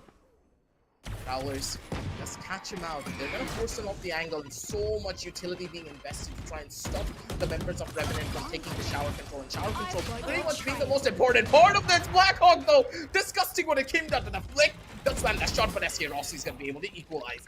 Shower control now established. The Seeker is gonna get so much information all around, but Lightning Fast still very much alive. Can hold down the fort and the 2, the force is not able to find the kill that it wants. 3 versus 4 on the map. The spike is going to be going down. Holding down from Showers. They're going to need to go in for this push immediately. They have a gun to play around with, but skills! Free kill for him. He sneaked up. And that's 1 kill. That'll pretty much guarantee them the round. Man, that read for skills is so good, but the job's not done yet. They still got to go in for the defuse. And FPS, they've got it covered. It's just 1 player left, and Lightning Fast just casually fires it all the way from the shower side. Even with the smoke being placed around, still ended up being in favor for FPS nonetheless. The Seekers really did help, franchise players to get good amount of info. And this read though, Where from did skills come from even? Yeah, I mean, I'm guessing skills came all the way from right outside from Hookah, and once they realized that there is a lot of pressure being made from the A side itself, knowing that there's 2 players from Showers and 2 players from the mid side, skills decided that, since I'm here from the B side, how about I just flank it and get the job done. Immediately, when it comes to the reading itself, it is so good. And the best part about it is that Skills is currently the one who's on the top of the leaderboards, getting 11 kills as a controller. Yep. Skills is always one of those players that you just can never count out for a reason. This guy is on top of his game each and every time that we see him. And when he's on that Brimstone, he is on a different level. The guy just does not miss. His level of controller gameplay is something that we can always hope to see at the very highest level. But at the same time, for franchise players, they have the control, they have an idea of what Revenant are doing, but now it's Revenant's turn. With this pause being taken and a little bit of a momentum break coming through, Revenant, they need to start figuring out what exactly is going wrong. And in my eyes, I do believe that Revenant, they're trying to work the map a little bit too much. And when they're trying to work the map, they're forgetting about the trade potential that they do have on their side. They need to go in for these double peaks and just try to utilize a little bit of utility that they have to gain some form of map control, and then just bum rush their way into his side. There's no other way that you can do this, because if you try to play the slow game, burn out their utility, it just won't work, because there's too much utility and too much pressure for you to play around with. These lurk plays will not work out because the level of discipline that the members of franchise players are showing, it's just a problem to deal with. Man, look at that, Kappa. The push that they're making is just not possible at all. Yeah, it just won't work. It doesn't work, and especially once you saw Kappa use the haunt all the way towards Fountain and find 3 players, Lightning Fast just decides that, you know what, since everything is clear, how about I just push all the way from Showers' side? Since no one would be holding down the angle, every single angle was covered. SK Rossi was still holding from the main side itself, so everything was looking good. And for for Team Revenant Esports, they locked themselves up. Even with the orbital strike that they used to force some of the players out, it still wasn't enough. And now, talk about the utility that the franchise players has as of now. The Tour de Force, Orbital Strike, Nightfall from Kappa. They have every single denial utility that they could use from. And with Paradox, not having, I mean, he's had enough. He's like, you know what? It's time for me to bring in the Bucky. Make sure that they have instant control on A lamps. And since they have that particular place under control, how to deal with the rest of the place? Lightning fast, man. With the body. There you go, that's one.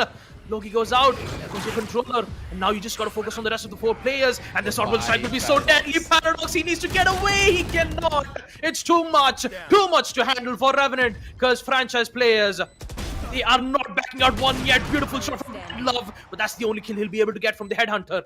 It's all down to Blackhawk. Sheriff's in hand, but unfortunately won't be able to get it. Kappa will finally get the final frag, and weathered franchise players 8-1 in the first half itself. And I've got to say, for Blackhawk, the amount of crispy headshots I see from the Sheriff really does give a lot of chance for, FPS to, lose their momentum and give more chances to win thrifty rounds for Revenant.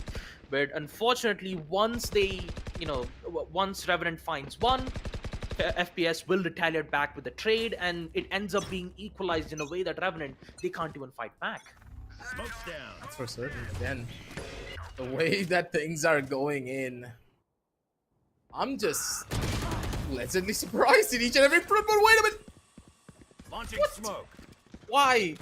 Why were both of the players lining up for that frag? They know that side of Revenant love to go aggressively when it comes down to this level of shower control.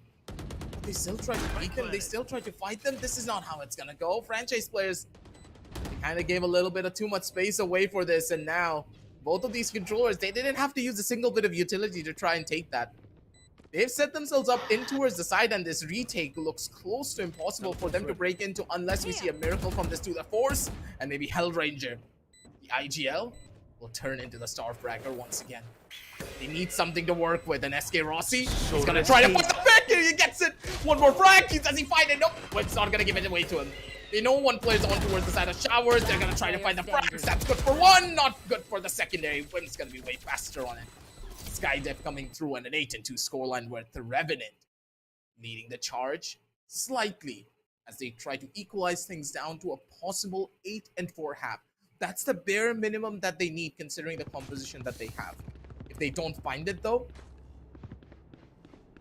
yeah, things are just not going to be looking that pretty for them. Still have 2 rounds left. And these 2 rounds would be crucial for Revenant to win most of their attack rounds. Even if you take a look at the orbs itself, Blackhawk only requires 1 for his orbital strike. So they could go in for a heavy push from the showers' side.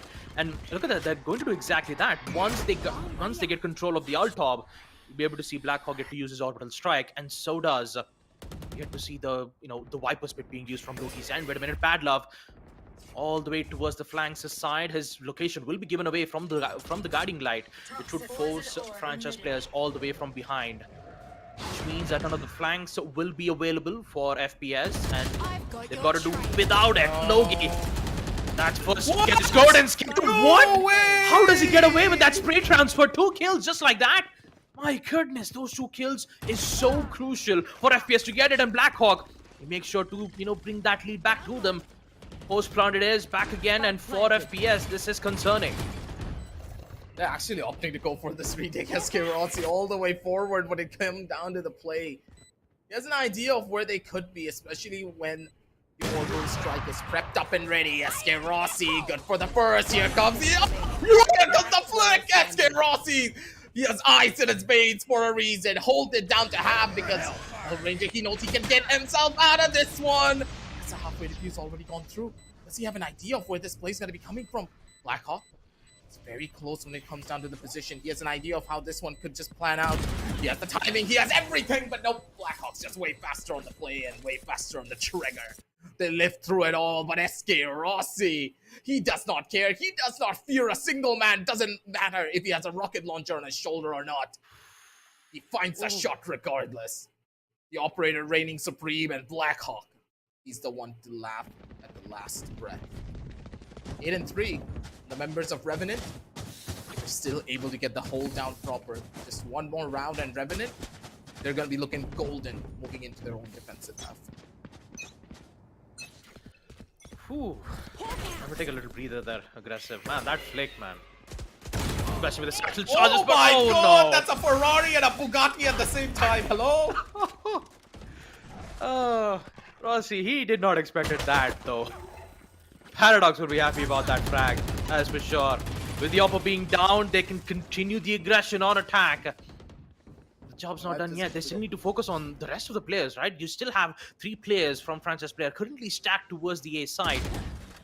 And this shot, once again, I'm not quite sure, would this be a viable option though? 2 players down at the same position.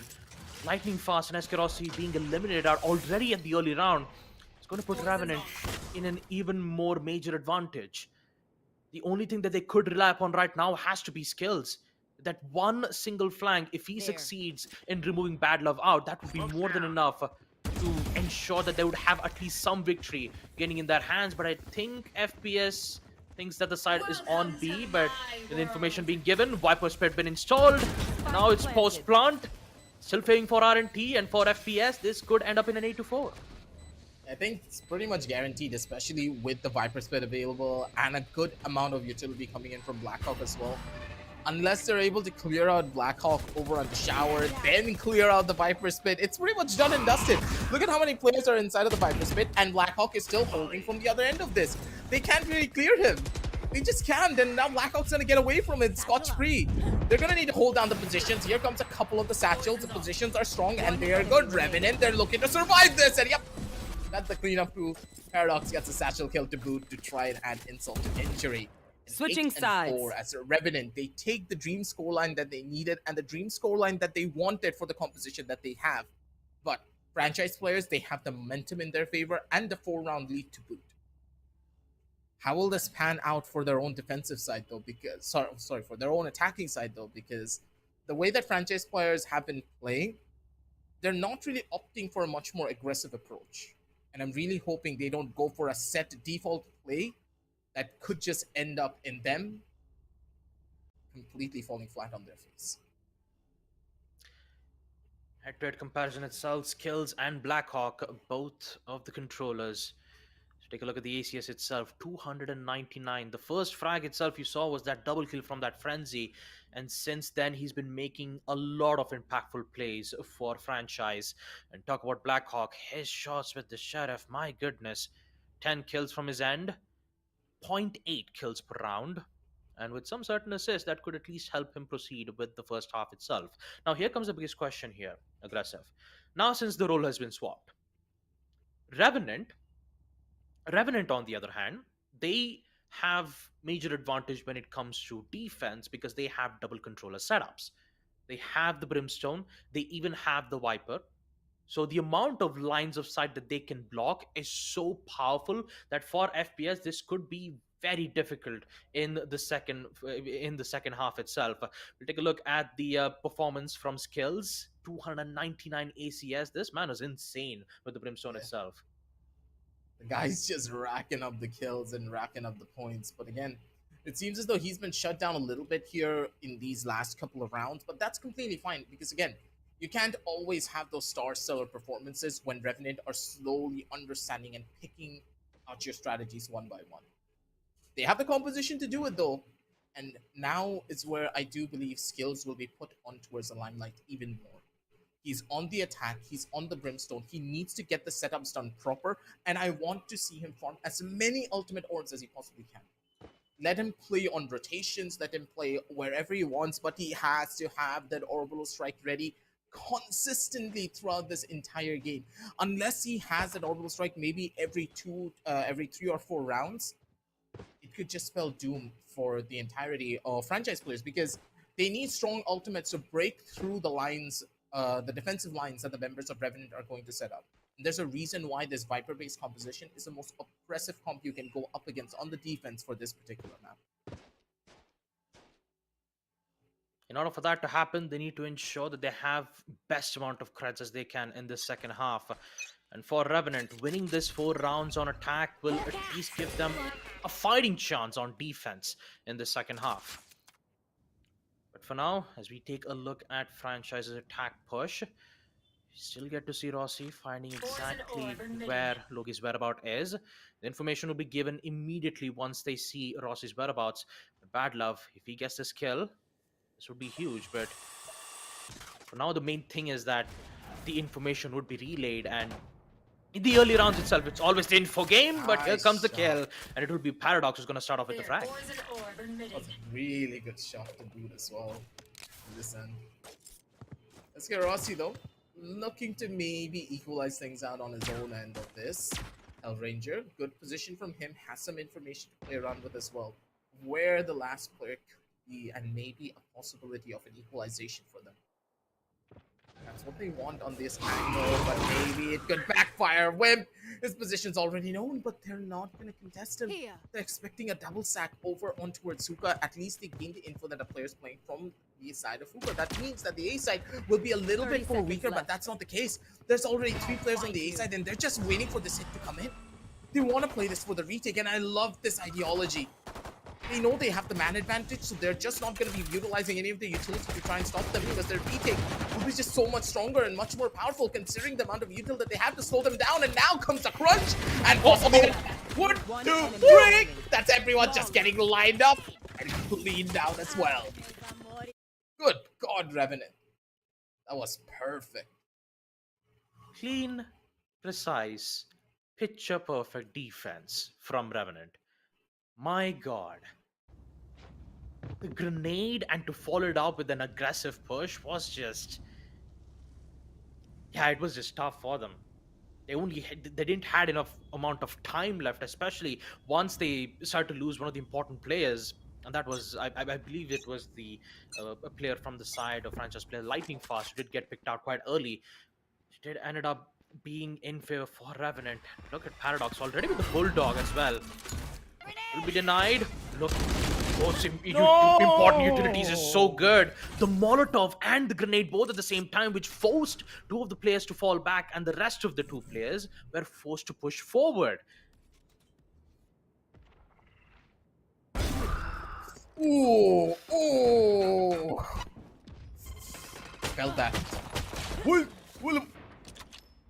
Okay, was quite unexpected, but the end is just the plays that we see, and Wimp, they're already back from behind.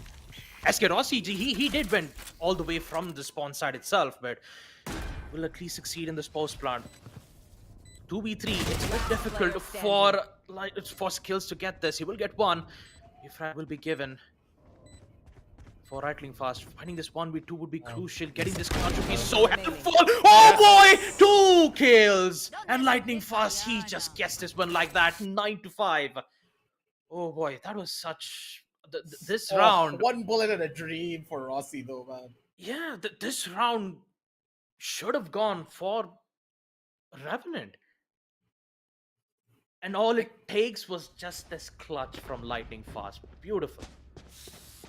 Revenant should not have started running. As soon as they started running, you know that this is bound to happen. Lightning Fast, using the audio cues to perfection, had the timing of his light, swung out, lined them up, and just send them back home packing. Now, those are the shots that you want, and those are the shots that you need to find. And the members of franchise players, they understand that this was an insurmountable round for them to win. And with this, it's a 9-5 on the scorecard, and this pause will allow them to settle things down, get into the groove for this buy round in particular. Because again, Revenant, they're on weaker weaponry, and if you get that double digit on board, not only are you stabilizing your economy, allowing SK Rossi to pick up that operator down the line, but you're also sending a message to Revenant that we are switching up our strats, so you better start paying a lot more attention to the way that you're setting up your defensive rounds. Any form of a mistake from Revenant, any form of an over-aggressive peak could just be punished drastically. And in that round in particular, that's exactly what happened. The members of Revenant, they started to peek in towards the side, and Blackhawk gave away that first kill that snowballed everything out of control.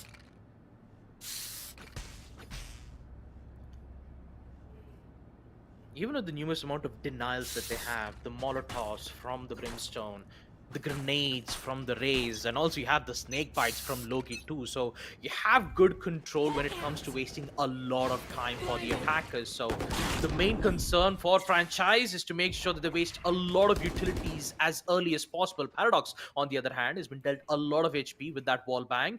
But he's still staying still. And Hellranger, does he have any idea? No, he does not. Oh, he got the gun. To the head. He gets the gun. He runs away to safety. And this weapon would be so devastating if he gets these important kills, Aggressive. Hellranger went there alone? Why? What's the reasoning behind that play? That could just be the make it or break it for them. Another thrifty round possibly going in favor of Revenant, but this round should guarantee be in the favor of the other end of this. Logi just holding down the line from the other side, has the perfect snake bite for the play as well. He's slowing them down drastically for it. A lot of footsteps being heard at Logi. He's just chilling inside a lab, so what's even clearing it? That's his domain. And he's just gonna wait there. Lightning Fast is gonna be able to get the equalization and the opening kill for it, but Logi, no one's really able to clear this guy out just yet. Skills, finally, the hero of the story, comes in for the play, but still they're a man down. 3 versus 2 situation on the map. Not really the best of positions that you want to be in, but still the weaponry is in your favor and you're trying to get the spike plant down. Lightning Fast, this is dangerous. This could be deadly from the other end of this. He tried to hold 2 different angles. Paid the price for it with his own life. Only this Orbital Strike could save Skills. Succeeding this round on attack and having that man count, it's just too... It's an impossible task to get this. Revenant will gladly get this thrifty round win. This is so crucial for them. Round number 15. Thrifty round. 2 users of Shorty. 1 from A-Lamps, 1 from Showers. And those 2 kills were just... It just destroyed the whole push as an attacker. Once you lost both of the powerful hitters, Lightning Fast and SK Rossi, once both of them are gone, they only had to deal with the controller and double the initiators, in which they had given good info already at the earliest amount of rounds. The whole A side was cleared, and Revenant, they were currently playing for post plant. They waited it so patiently, they relied on utilities, and it ended up rewarding them a win. A thrifty round, an important one of that 2-1 Blackhawk. Ooh, headshot! The only difference was, it was a wall bang, and Lightning Fast survived. Oh, second kill from Rossi. God, come on. 2 kills, and this could eventually be FPS's round. Unless and until Revenant has something else to say, especially with the showstopper from Paradox. They need to get this one immediately down as well. It already starts with this one. Showstopper doesn't really find out anything, and franchise players, they have it under the bag. Wimp, all by himself. Spike planted. Doesn't really have a lot of utility to even try and go in for something like this. He knows he needs to save, but he's gonna take as many people as he can with him to the grave. Or he could just run on away. It's up to him how he really wants to play this one out. But the members of franchise players, they know they need to hunt down Wimp, because if they do, and if they're able to take this round, they're going to be able to force the members of Revenant to go in for a full-on save. While if they allow Wimp to live, he can still buy a gun for his teammates. Ah, this is bad. They're not going to be able to catch him. Revenant, they still have 1 more buy round in them for their own defensive side. They will run away to safety, especially from Wimp. Thrifty. This will at least help reach double digits for franchise. Those 2 kills from Rossi was just so important for franchise to proceed with that push all the way from the A side. And I gotta admit, Revenant, they're slowly losing their control. They're slowly losing their grasp in the second half itself. They did succeeded in the spike defuse. They even got that thrifty round. And what FPS did, they also did respond back with a thrifty round with their own. They've been so much better coming in from the side of Revenant for that particular round, but always these thrifty rounds seemingly are the biggest fight for it all. And bad love. We gotta give this one up, buddy, because now the angle's being held. The flash is gonna be coming in, and SK Ross, he's just stuck between a rock and a hard place. Goodbye, sleep tight, good night. You will be missed.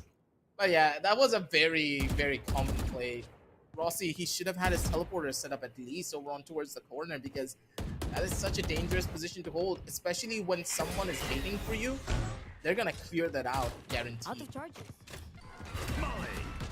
And without SK Rossi, they have to make do with this side push. Lightning Fast, he unfortunately gets destroyed from Bad Love's op. Shower control is still almost at their hands, and with the TP being used all the way from the heavens aside, they'll at least get control on the side to proceed with the post plant.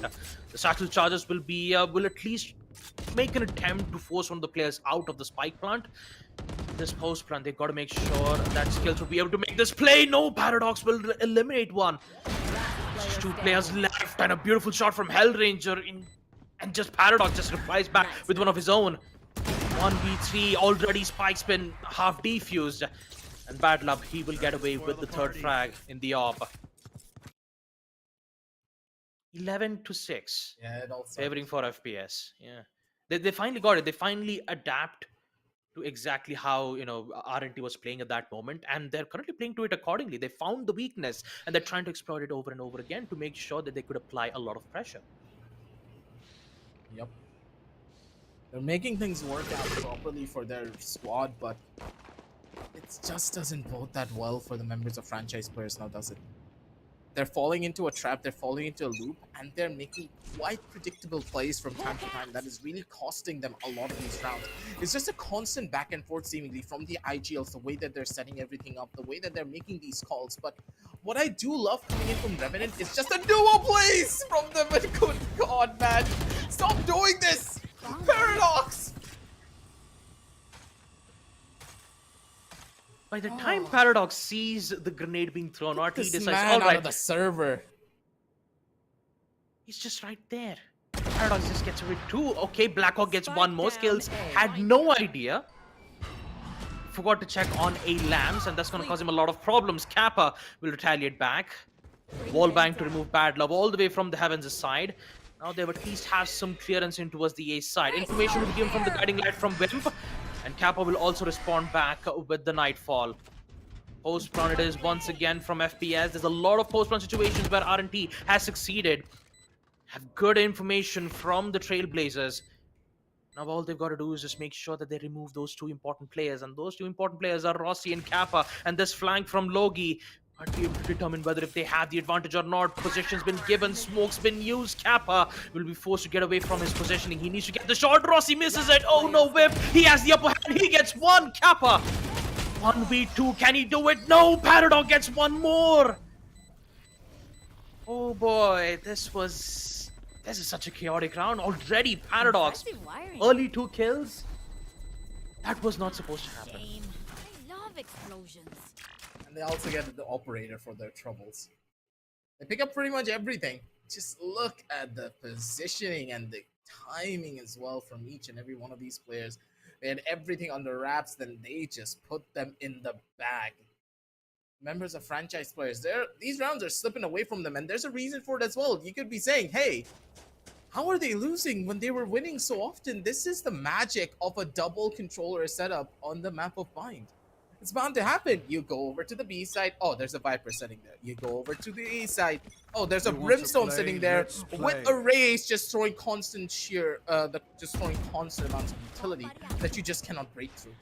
It's gonna happen over and over again unless you're able to bait out the utility and then opt to go in for the push. The members of franchise players are just consistently going in for aggressive rushes without really baiting any util out. Standing inside of the smoke and then throwing your utility is a death sentence. And Paradox, he's just punishing the mistakes being made by franchise players that should not be being made whatsoever at all. Ooh. At least this time they have... This time at least they'll fight back. Logi, he doesn't want to give up just yet. 2, can he get the 3rd? Almost. Kappa will make sure that it would not happen. 3v1 where Bad Luck needs to clutch this important situation. He has the open hand. Just have to handle long-range gunfights, and not having any information would have been much more problem, and especially when you have Rossi still holding on from the Heavens' side. It's definitely favoring for FPS's end. 11-8. They are 3 rounds away of securing this matchup up against Revenant. Although the double controller setup is looking so powerful, especially when when you see FPS make their way towards the A side, they've got to make sure that they should not waste a lot of time. Because if they do, RNT would either get a lot of info, or once FPS do get in towards the side, they would always prefer to go for post plant, having snake bites Molotovs and grenades to deny the spike plant. This has been happening quite a lot on both the sides. I mean, not both the sides. We've seen FPS going towards the A sides quite a lot of times. We haven't seen FPS go on B side a lot. So I've got to ask you a question, Aggressive. Out of all the runs that we've seen from FPS on attack, what would be the main reason that the B side is, an attempt of a B side is not worth it? I think it's because the Viper is present there. Playing against a Viper in these kind of situations, it's just very difficult. Plus, they don't want to funnel their way in towards the B side, considering what kind of a defensive setup could be there. In this round in particular, though, they had a lot of ultimates available, and because of those ultimates, they can easily take over the A side if they have a firm grasp on where the positions could be. And I do believe it's because of the understanding that they have of how Revenant could be playing. The way they utilize their utility in that last round, you saw it yourself. All of the util was placed in proper conjunction to each other, allowing them to take full control of the site pretty easily. But after they used their utility, they started dry peeking everything, and without any form of utility to give them information or give them an understanding of where the new positions could be like, you saw that Logi nearly walked away with a triple kill, and if that triple kill went through, then Bad Love could have easily made the rotation and found this round for the entire team. All of these rounds are cutting down to the last couple of seconds. And this is not how it should be, but in this round in particular, they're hoping to hit towards this B side, but look at the stack. Revenant, they know there's a possibility for the B hit to come in. And with the 4 players holding down over onto long, this could be bad or this could be good. Revenant, can you hold this one down, buddy? Because this rush seems to be the biggest rush that the members of Global Esports, franchise players have. There are already 4 players from B long, except Skills, who's currently watching the flank. So I believe they're just going to play it smart. And I believe what they're trying to do right now is waste utilities. You saw one of the snake bites being used all the way from B long. So once they have the opportunity, once they have good information relating those necessary utilities that can be used to deny the spike, they've got to make sure that they plant the spike elsewhere so that the prediction that they were about to make on the default plant would be nullified. But if I talk about time itself, they're losing a lot, 20 seconds. And FPS, they've got to make it for an execute. And with the Vipers, smokes being in play, the audible strike all the way from the hooker side. This is very concerning. They only have 10 seconds. Who has the spike? It's Hellranger. Hellranger's been down. Xerxia. He needs to get to the spike. He needs to plant it as soon as possible. 4 seconds. Will it be enough to succeed? A post plant. Yes, it is. Oh, such close encounters. And in a 2v3 situation, FPS, they've got it under control. They've lost a lot of utilities, especially from Revenant's side. This is going to be their opportunity. God, what? Blackhawk? The retaliation through the smoke. He's going to give away yet another chance for Revenant to win this back. 2v2, they've equalized it. It's bad love. Especially with the power force. He finds one, he gets a second. Yes! He does! Post plant successful for Revenant. And it's 11-9. No fireworks today. Dude, the Valorant gods are on the side of Blackhawk. God damn, that kill was the nastiest shot that he could have had. But then Xerxia, he just jumped in towards the side and pretty much owned it all down as fast as he possibly could. Wimp, he nearly did God's work there, but look at Blackhawk. Pop goes the weasel. And with that pop, they get the entire round under the bag. The 2-4 is just such a dangerous kill to go up against. And poor old Xerxia had no idea what he was going up against there. Revenant, they're still fighting down hard when it came down to these engagements. They're making things work. 11-9. And the possibility of an 11-10. If they do get this, it's going to be massive at Bad Love. Just an utter shutdown.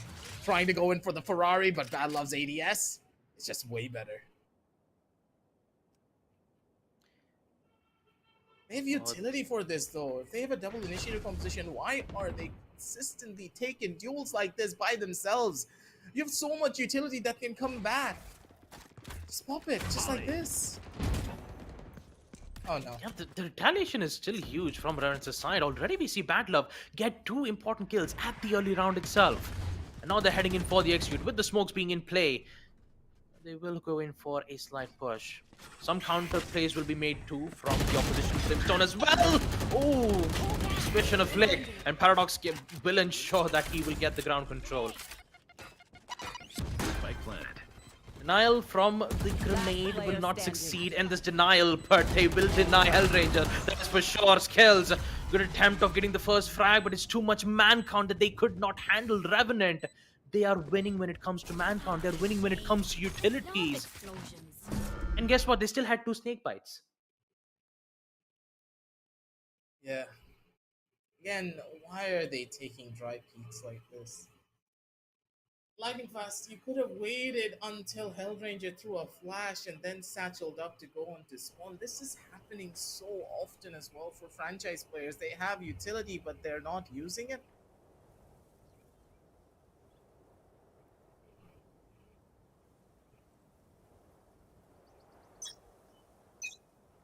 And out of all the rounds that we've seen, out of all the rounds we've seen on defense, most of the round wins that we've seen from Revenant are post-plant diffusals. Every single round, Revenant plays accordingly to time. And what they're trying right now, it's the same thing. They're wasting so much time in FPS. They have no idea on what to do about it. I mean, would they make a decision to go on an aggro push? But they'll be stopped by with double controllers. You still have the Viper on the B side. You even have Brimstone all the way from the A side to block important lines of sight. How would you proceed with this? You could use the guiding light to push through the smoke, but once the denial is in, once the Molotov is present from Revenant's side, there is no other way for FPS to find an opening pick or two. And they're getting picked out quite early from Bad Love. And now Blackhawk might be able to find one. Xerxia, he really needs to be careful in certain situations like this, because this is crucial. FPS, they had this huge lead, and now the guiding light being in play. They're now making their presence shown from the A side. Bad Love not being able to succeed in the frag because Kills is here. Pristine shots with the shot. And here comes back Blackhawk. 1 kill. Ooh. And that is Lightning Fast, who's going to go down. Skills, an attempt. Ooh, he'll get away safely. Post-plant it is, and for Revenant, winning this yet another post-plant means more success on defense. I think they have an idea of where the players are. Nightmare is going to be completely grabbing them all. And this wave alone is going to give them so much information to play around with. Kappa, this hit the shot, doesn't really find it though at the end of the day. The timing is everything, and it's the most crucial part about this play. Again, Orbital strike in hand for the side of the defense, the side of the attack. They can just hold it down, hold down the fort for as long as they possibly can. Positions are good, and Xerxia got for the kill. And one by one, they get the frags that they need and want. That's the first, that's the secondary. Flash comes in from the side, it's going to be Rose and Paradox. Does he have the time for it? No, he does not. The way he does! Yes, he does! Oh my god, look at the celebration! Even I'm celebrating, I nearly fell off my chair, but I don't give a damn!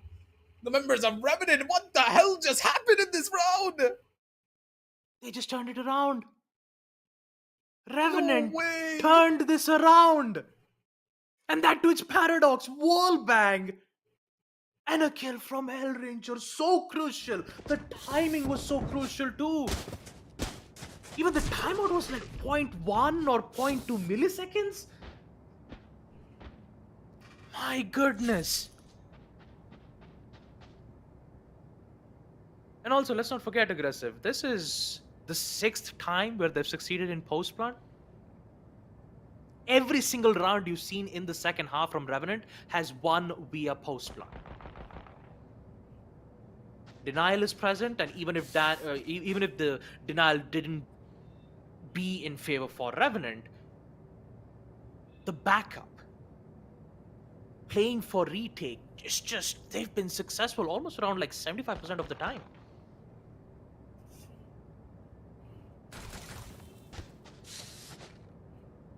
He nicely done as well here. Franchise players. Last pause for them. Last pause. How is this gonna go? I don't know, Baba, because Revenant, look at the way that they are taking control of the map. We counted them out early on, didn't we? When we saw that 7 lead coming in from franchise players. But now look at this. You want 11 to play? and Let's 11. play. And this composition, This looks gorgeous. Gorgeous and deadly aggressive. Especially from Bad Love, who always succeed in getting the initial picks on defense. Now he might be able to find one. Jesus! Right when Lightning Flick was about to use his satchel charge, he just removes him out quickly. And now look how aggressive that they're playing. FPS, although they finally have control on the A side, they're gonna be bombarded. Look at the denial from the snake bite. They have to commit for the plum, but it's not on default. Paradox gets away with the grenade kill. They succeed, but look at the man count. It's still equalized 3-3. This op shot from Roshi needs to hit, and it will hit hard. So with Paradox not being in play, now FPS can focus on the rest of the two players, Wimp and Logi. Both the initiators and the controllers need to be doing a lot of hefty job in order to make sure that they can put themselves on match point. The same thing can also be said for Franchise.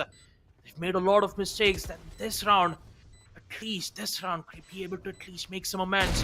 That's a push from Logi. Shirasi misses it. All he has to do is just wait for one more. Skills is still much stronger from the A-Lamps. Now it's just a point of no return. Logi will be forced to fall back, and FPS will gladly secure match point in round number 23. It's getting closer and closer. Both of the teams are just consistently trading rounds back and forth. It doesn't make any sense. After a kill like this, you'd expect this round to be present, but Kappa just turned things around. That tap was crucial in SK Rossi when it comes down to these jiggles. He does not miss. But yeah, I think SK Rossi just moved a little bit too much. He moved 1 second early before the shot came through. That is rough, but still at the end of the day, Franchise players, they still get the round under their belt. 1-11. They have match point. But Revenant, they have the money, they have the buys. Let it be scrappy or not, they don't care. A good possibility for them to win this and send us down over onto overtime. Yeah, Franchise, they're currently still in the danger zone if they can't succeed this round. And for Rossi, and there was a lot of missed opportunities that Rossi could have got a lot of initial picks or two, but this time he might be able to get it. Again, jump peek from Bad Love. Would he go for this committed peek? Rossi, look at that, so risky! And that risk will give its reward. Showers is gone. From Rossi, man. It's just so signature for this guy. Yes. Only he can do stuff like this. Yeah, especially with an aggro plays like that. You cannot expect to see an aggressive op player can just play on close range and ends up getting those important shots. Now it's still danger zone for FPS's side. Will the showstopper work? Yes! Lightning and Hellranger, both of them are down. Kappa still removes Wimp out of the equation from A-Lamps, and now they have to get away safely. Do the players from side of RNT knows this? Yes, they do. Logi actually misses it. He only has information for now, and Rossi is going to deny it. There you go. There goes Logi, and now it's Paradox. 1v3, Bulldog in hand. FPS. Post plant. They've got to win this one. Whoa! Shot from the Bulldog. 1v2. For now, you could see that FPS is currently playing for lineups. Actually, apparently they don't have any Molotovs, say. So currently they have to play it for trades. And this Bulldog might be able to give a change factor to determine whether if FPS could win this round, or would this round be going to overtime. Time's ticking for Paradox. He needs to succeed this. There you go. Smash continues. Information. One. The second. Not happen. Attackers win. Kappa will get the kill. And for FPS, amidst a lot of chaos that had happened in the second half, in the end, it will be Team Franchise players who will end up winning this matchup up against Team Revenant. Such close encounters from both Paradox, from Blackhawk, and also great performance from Skills too. So, all in all, what a way to end things off, especially from Franchise's end. I believe they'll be happy about this, but 11-3, there was a lot of mistakes that we could talk about, but in the end, it will be Franchise players who will secure this match win and also secure one more point for the brackets. Yep. Franchise players, they're now back onto the board. And Revenant, they took their second loss of the day as well. Now, that is a stark contrast to how this group stage started for them. But that's how it goes. When it comes down to the group stages, you can never get too comfortable in the position that you are in. You need to constantly evolve. You need to consistently change your strategies, because as you keep on playing through the matches, going up against different teams, you start to showcase a lot of the cracks in your strategy, and these are the cracks that really cause problems at the end of the day. And that's exactly what happened here in this situation. I love each and every bit of the utility that came in from the side of Revenant, but goddamn, the spirit, the emotion, and the drive that the members of Franchise Player had to get this round away. Again, SK Rossi with the heroic plays with that operator on the attacking side. The man was aggro peeking on showers with an operator, and he was pushing up as AP didn't give a damn about what happened to him. That last round paints a picture of what it really went in for it. And goddamn, that was just crispy as it is. Yeah, crispy from both the sides, from both franchise and also from the side from Revenant Esports. But for now, we're just going to give our mics back to Universe and Elika. So, back to you guys. So close, yet they've lost. Revenant Esports, second loss for them in today. But Franchise Players, what a refreshing game. We almost went through three games today, Universe, and I think this was the match which woke me up totally. Well, it was indeed a match that I really think was, delivered on the plate to what we expected it. If y'all were thinking that, Franchise Players or Revenant would take this on an easy win, clearly you were wrong, because these two teams are pretty tightly knit and they're very well matched to each other. Unfortunately for Revenant, it was just a bad day at the office today. First, a 13-2 loss by the hands of Bleed. Now a 13-11. It was just a difference of 2 rounds that made it all happen. But in the end, it was Franchise Players who took it all to their name. And they will be going to 2 wins now, which, by the way, is making them a step closer to Revenant because they've got 1 more game today. Yep, they do. Revenant, they should get ready for their games. And Franchise Players, on the other hand, I should say, what we've seen previously, Franchise Players going up in bind, and today was so different because today Rossi stepped up to another level. He did everything he could, especially in the last round. But things have changed now. It is going to be Paradox walking away with that MVP for this particular match. A total of 24 kills. And, Paradox is very, very famous for his race plays on bind, and we definitely got to witness few of them. And last round was so close to Paradox clutching. Yeah. If it was only the time factor which was not in his favor.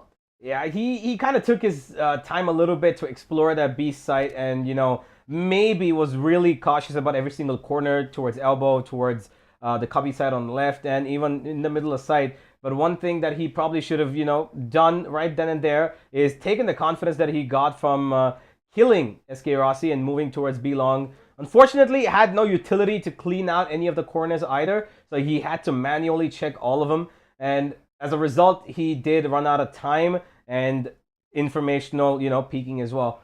But either way, he did have a stellar performance in the game today. Both the games he had a pretty decent performance. This one clearly the better one of the two. But I hope that this continues for him because they've got a couple of more games to go. They've got 2 more precisely to go. And if they want to qualify, Revenant need to get at least 1 more victory in their bag so that they can solidify that top 4, or else they will be hanging in the balance and the mercy of other teams winning or losing. Yep, that is definitely there. But let's have a look at the scorecard. Paradox MVP from Revenant side, and we've got Skills from Franchise Players with 22 kills. I should say Skills definitely played a major role as a controller today, coming in from the side of Franchise Players, and they've done very well today. Yep. They gave away a lot more rounds than they expected to Revenant, and they did a comeback all the way from 8-4 to right now. And Franchise Players, they are good at what they do genuinely, and they are the kings of, doing it, cleaning the map in their favor. And on the other side, Revenant are known for their comeback kings. Indeed. But, today might not be their day. Yeah, it clearly was not. They did everything right in the second game. I think they came in prepared to bind. They knew what they were doing. They had a game plan set.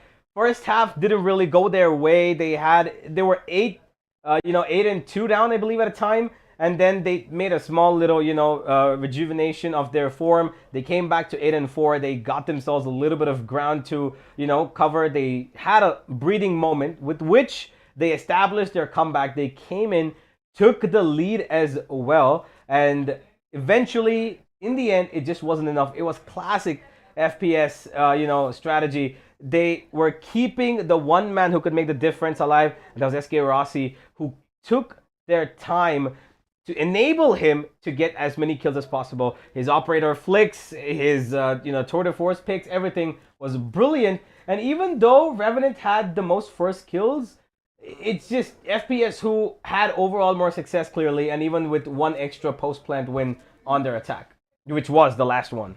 Yep, I should say that. And franchise players are known for their aggressive and very different and uniquely stated attacking composition, and I think that is one of the reasons how they were able to carry the second half so smoothly against Revenant Esports.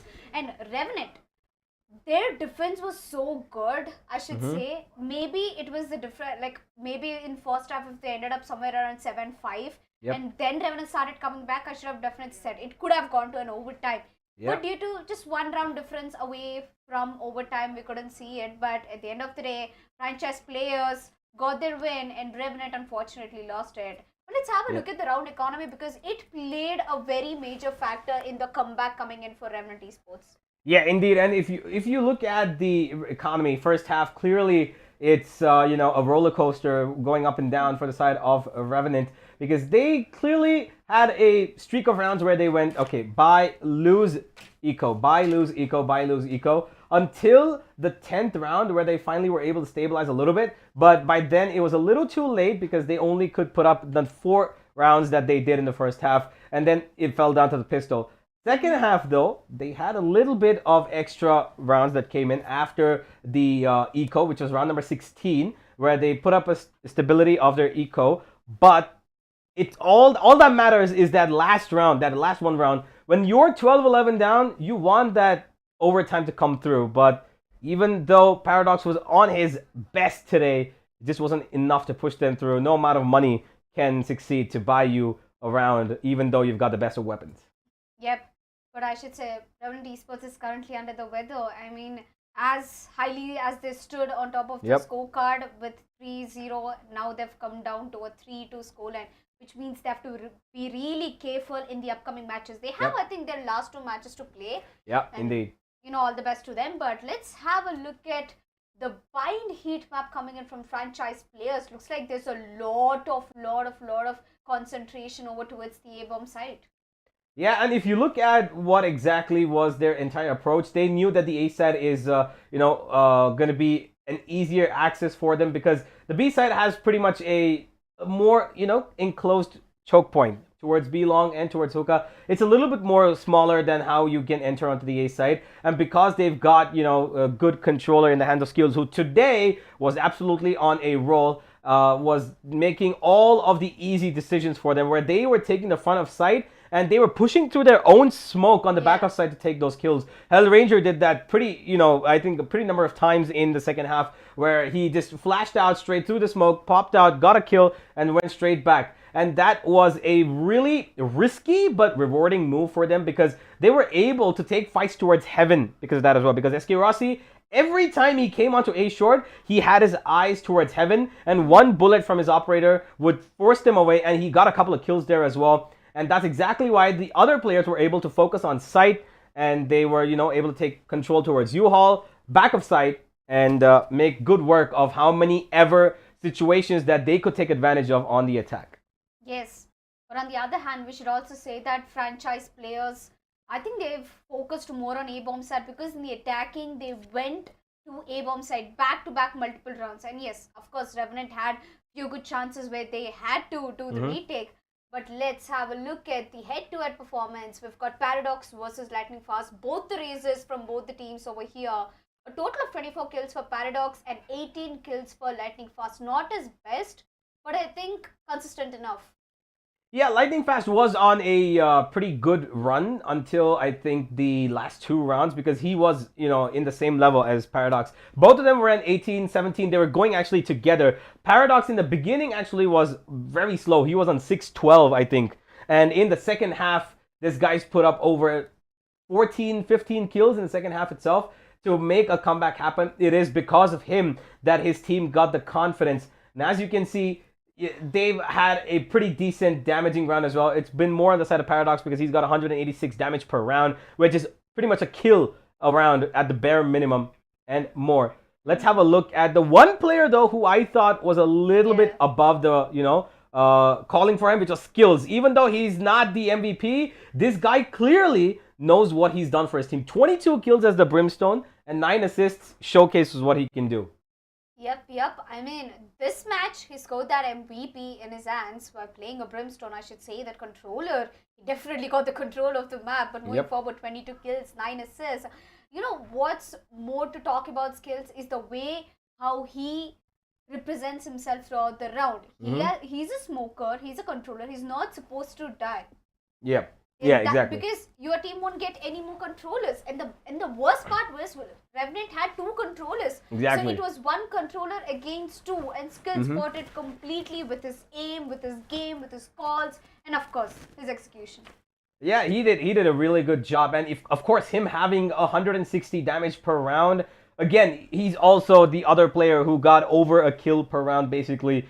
To give that much damage in a round is enough to enable your team to get a kill, even if you've not, gotten it through yourself, because he's given enough damage to the other players to get that assist as well. His smokes were absolutely pinpoint perfect according to their execute, because, every team has their own play. And even though some people might disagree that, the 2 smokes that he was using was towards the site, the next left and right of the green boxes, and nothing on heaven at times, it was because he knew that his team wanted to fight the closing end of the site towards them and then flash out towards the back and let SK Rossi peek from A short to heaven. That was kind of the game plan that looked likely to be established across a timeline. And in the long run, it clearly worked out for them in the attack. It was a little, bumpy, but that was all that had been happening in this game, ladies and gentlemen. We got one last game for the day. FPS going up against Estar Esports. The final game of the day coming up. A chance for FPS to get that 3rd victory and go up in the leaderboard. Will they go through? We will find out in just a bit. Don't go anywhere. Get your snacks. We'll be back with the Challenger Series.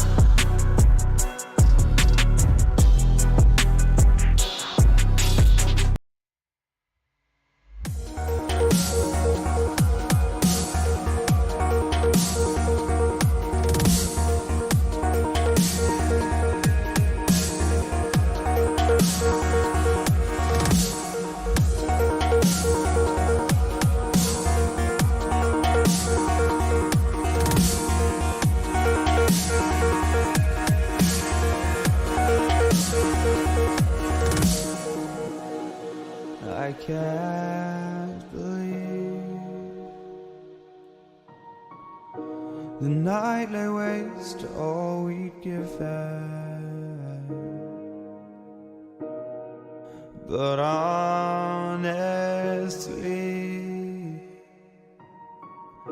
you've gotta know that this ain't living, but we could. Welcome back, ladies and gentlemen, to the LG Ultragear presents TEC Challenger Series, powered by Amazon. Our gaming partner Intel, our GPU partner Zotac, our memory and storage partner Crucial, our laptop partner Asus, and of course Loco as our broadcast partner. We are back with game number 5 for day 3, where we've got FPS playing yet again, and this time going up against Estar, who also have not had a handful of games played. They've only played one game so far. This is their second game that they are playing, and I really am excited for this because Estar have been that underdog team that have come into this tournament beating some of the better names that we've seen through the qualifiers, and them being here does showcase that there is some pretty great talent out there that still hasn't been discovered. Yes, Estar Esports again, the underdogs and the upcoming underdogs in this tournament, I should say, especially for VCT off season. They were one of the teams that not many people have expected to qualify from South Asia. But anyway, they are making everyone turn their heads and look back. Oh, there's Estar.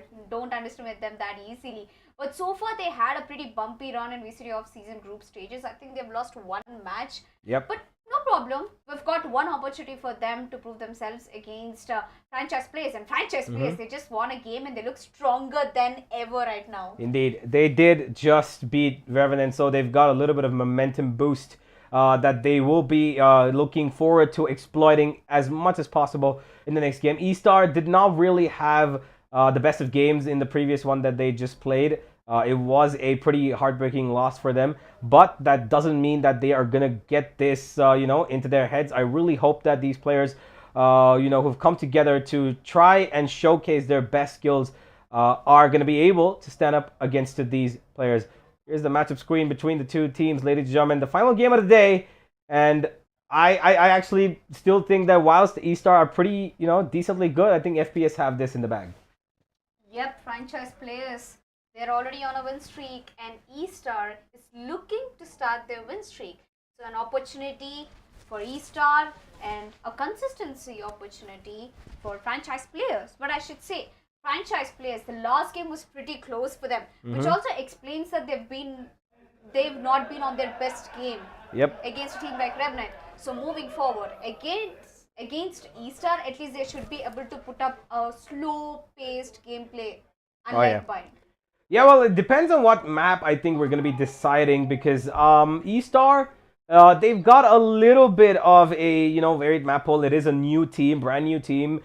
These 5 players have not really come through in the way that they want to exploit different maps. They have a set strategy on set maps, and I think that's what makes them as good as they are, because they've been making that work for themselves in the qualifiers. But here, they've got some of the top tier teams across both South Asia and Southeast Asia, and of course we've seen them play already. So Fancy, Bleed, and of course Ultragear, all of them names that we've heard in the top end of lines. Well, let's have a look at the juggernauts of this game, FPS. Yep, we've got Hellranger, Kappa, Lightning Fast, Skills, who just got the MVP in the last match, and of course there's Xerxia, the man himself, the MVP stealer. Well, I'm pretty sure that franchise players have already got their warm-up done and they look that they're ready for this game. And Estar Esports, let me tell you, this team, the way and one of the reasons how they qualified to South Asia qualifiers was the way how they played together as a team. So they don't have some like outstanding individual skills, but all together put together as a team, I think they perform really better than compared to the rest of the teams. Yeah, well, that is true. I think that it is a set of 5 who have pretty much showcased that they can do pretty much anything. And on their better days, they can pull off performances like we just saw. Skills was pretty good. Xerxia just as good. Lightning Fast chiming in as well. Across the entire map, it was, a team effort that came through, but it was Skills and Xerxia who shined the most along with lightning fast. So I hope that Estar Esports have done their homework, because these players really, really need to prepare for this one. It is a difficult matchup. It is one that they haven't faced yet. And of course, franchise players being the top players from South Asia, they are going to be posing a threat and a half for these Estar players. Yep, and Estar Esports, they've been struggling to win a game. And of course, we've got the lineup coming in through. We've got Cortez, Dominic, Micro, Sami, and ZSPW. Oh my god. Sami and Dominic have recently emerged as the deadly duo, and Dominic playing out those controllers very well, I should say. His Omen on Ascent was one of the best Omens I've seen so far in South Asia. And Sami, of course, everyone knows him for his jet plays, for his insane operator skills. Yeah, and you know, it is a set of 5 that you would say is a little peculiar. You haven't really seen a interesting international roster in the recent time, apart from Orangutan, of course. But we are going to be expanding our reach to Estar Esports, who have got a pretty decent set of 5 players, made it through the qualifiers with ease, rather, and have come through as if they have got a lot of, you know, knowledge in terms of how they play. So I'm expecting that the Estar Esports players are going to be able to showcase individual brilliance as well as team coordination. Yep, and Estar Esports, I think they're all ready for today's match that will be going up against franchise players. And franchise players, they already look strong. And of course, and you know what's most funny thing about franchise players over here, that 3 players from their team itself are fighting for the MVP and the frags. There is Skills, SK Rossi, and Lightning Fast coming to the play. So it's a fight for frags and of course the MVP, definitely. But coming down to Estar Esports, we've got one main duelist, that is Sami. Although we've seen very less chamber plays come in from Estar Esports, I'm definitely looking for a chamber. And again, it comes down to that one factor, the map. Yeah, well, the map is what we're hoping to see is probably going to be, you know, I really hope we see Icebox, because I think Icebox is one map which, well, you know, we're probably going to see it being banned across the entire series. So I think we've seen only one map of Icebox so far in this, at least in the round robin stage, if I'm not wrong. But I think that the side of Estar are going to be really good at this map, because Cortez is an amazing Reyna when it comes to, and as I said, Icebox is actually the first ban, and we're going to go back to Bind again. And the defensive side is going to be heading towards the hands of franchise players, which, by the way, is an interesting map pick, because between Pearl and Bind, it is actually Estar who picked Bind. And it's kind of a dilemma that they went through this, because, you know, Pearl, maybe they were not ready for it, but Bind, again, is a, you know, black hole, because FPS are so good at it. Yeah, I mean, I saw a similar kind of map ban coming in from Revenant in FPS as well, because even Revenant banned Pearl against FPS. And now FPS, they're going to be starting off on the defender side. I think it's even more better for them to start off on defender side, because that's where they scored most of the rounds. 8-4 was the scoreline of the last match. And Estar Esports, Bind, okay, they had to choose between Pearl and Bind, and they eventually go ahead for Bind. I mean, Estar Esports, did you watch the last game? It was so intense, and I think Estar Esports are actually very confident to make this happen. Yeah, well, they most certainly are, and I hope that you guys are ready as well. We've got a really interesting game on our hands, and I'm really interested to know, Aggressive, Baba, what do you think? Who's going to take this one? Thank you for the mic here, Universe. But personally, in my opinion, after what happened in the first official game for franchise players, I think they're set to try and take over this victory. Come on. You just took a 13-11 win against Revenant, who are arguably the home favorites for the side of SA right now. And you know for a fact that the team just played on Bind. They won out on Bind. I don't think they're going to get burnt out anytime soon. They have the angles ingrained into their muscle memory. They have an idea of how they want to play their strategy. They're all warmed up, prepped, and ready. While on the other side of the spectrum, Estar, they didn't play a single game. That's why playing back-to-back matches is just so helpful for one particular team. Yeah, of course, the strain and the fatigue will start to add up, but when you consider the level of experience that the members of franchise players have on their side, Estar, they could just be falling a little bit short by sending this map over onto Bind to take the map that your opponents have already won against them. It doesn't bode well, but they were trying to pick between the two evils of this side. Do you want to go into Pearl or do you want to go into Mine? And I think that Estar, they would feel much more comfortable on that particular map. So again, map choices were pretty strong coming in from both ends, but it does favor franchise players just a little bit more. You know that as well, Baba, don't you? Yeah, I mean, even if I have to talk about Estar Esports, they only had one matchup, and that too they did, go up against Fancy United Esports, where Nizzy was just popping off everywhere. It was 0-1. It was quite unfortunate that Estar Esports were off to a very decent start, if I have to say. I mean, the first 3 rounds on attack, we saw how great the potential was when it comes to attack on map Ascent. But now, since we have a different team, this time they have to go up against Franchise Esports. The map won't be map won't be Ascent, because on yesterday we had 5 maps of Ascent back to back, right? Four Actually, not maps. 5, 4 maps. Four maps. Four One maps of Icebox. Ascent, one was Icebox. And now, since Ascent is no longer in the table, Icebox already banned first.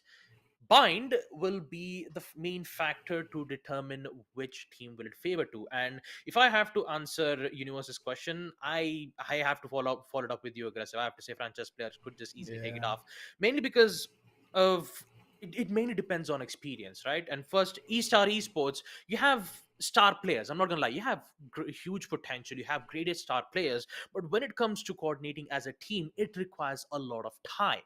And that time, knowing that they did qualified, and plus they have to, even with having only one match at hand, this second match will be a bit difficult. But who knows, maybe a surprise factor could come in from Estar Esports' end. So I'm quite intrigued to see what kind of plays we get to see from their end. Maybe a mirror Wait, a matchup could completely happen different from both the comp? side. No, actually, yeah, it's a whole different comp here. Oh, this is so smart. This is what normally franchise players goes for when it comes down to the map of Mine. This is their dead set composition, but the last composition that they played going up against the side of Revenant was a counter strat to the comp that they had. Again, double controllers. How do you try and beat them? You have your own set of utility to bombard your way through through the utility that they have.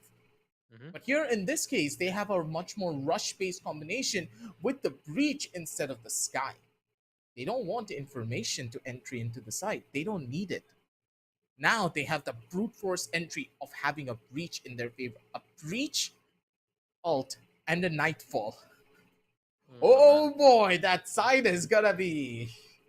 Yeah, they're gonna be flying sky high, and they have no idea what's gonna hit them. Yep, that's what I like to call the power of Earth elemental, the breach being the one who has the power of Earth. The concussions, the rolling thunder would be very difficult, especially for the side of Team Estar Esports to be, to be going on defense. Sure. And that's the only, agents that they've swapped around, right? From swapping out from the sky to the breach. So breach does bring a lot to the table when it comes to making that aggressive, attempt for a push, especially for the defenders who have good grip on their chokehold points, especially on pillars, especially on the main side itself. And also you can just stay from behind the boxes of the site itself to provide some extra cover.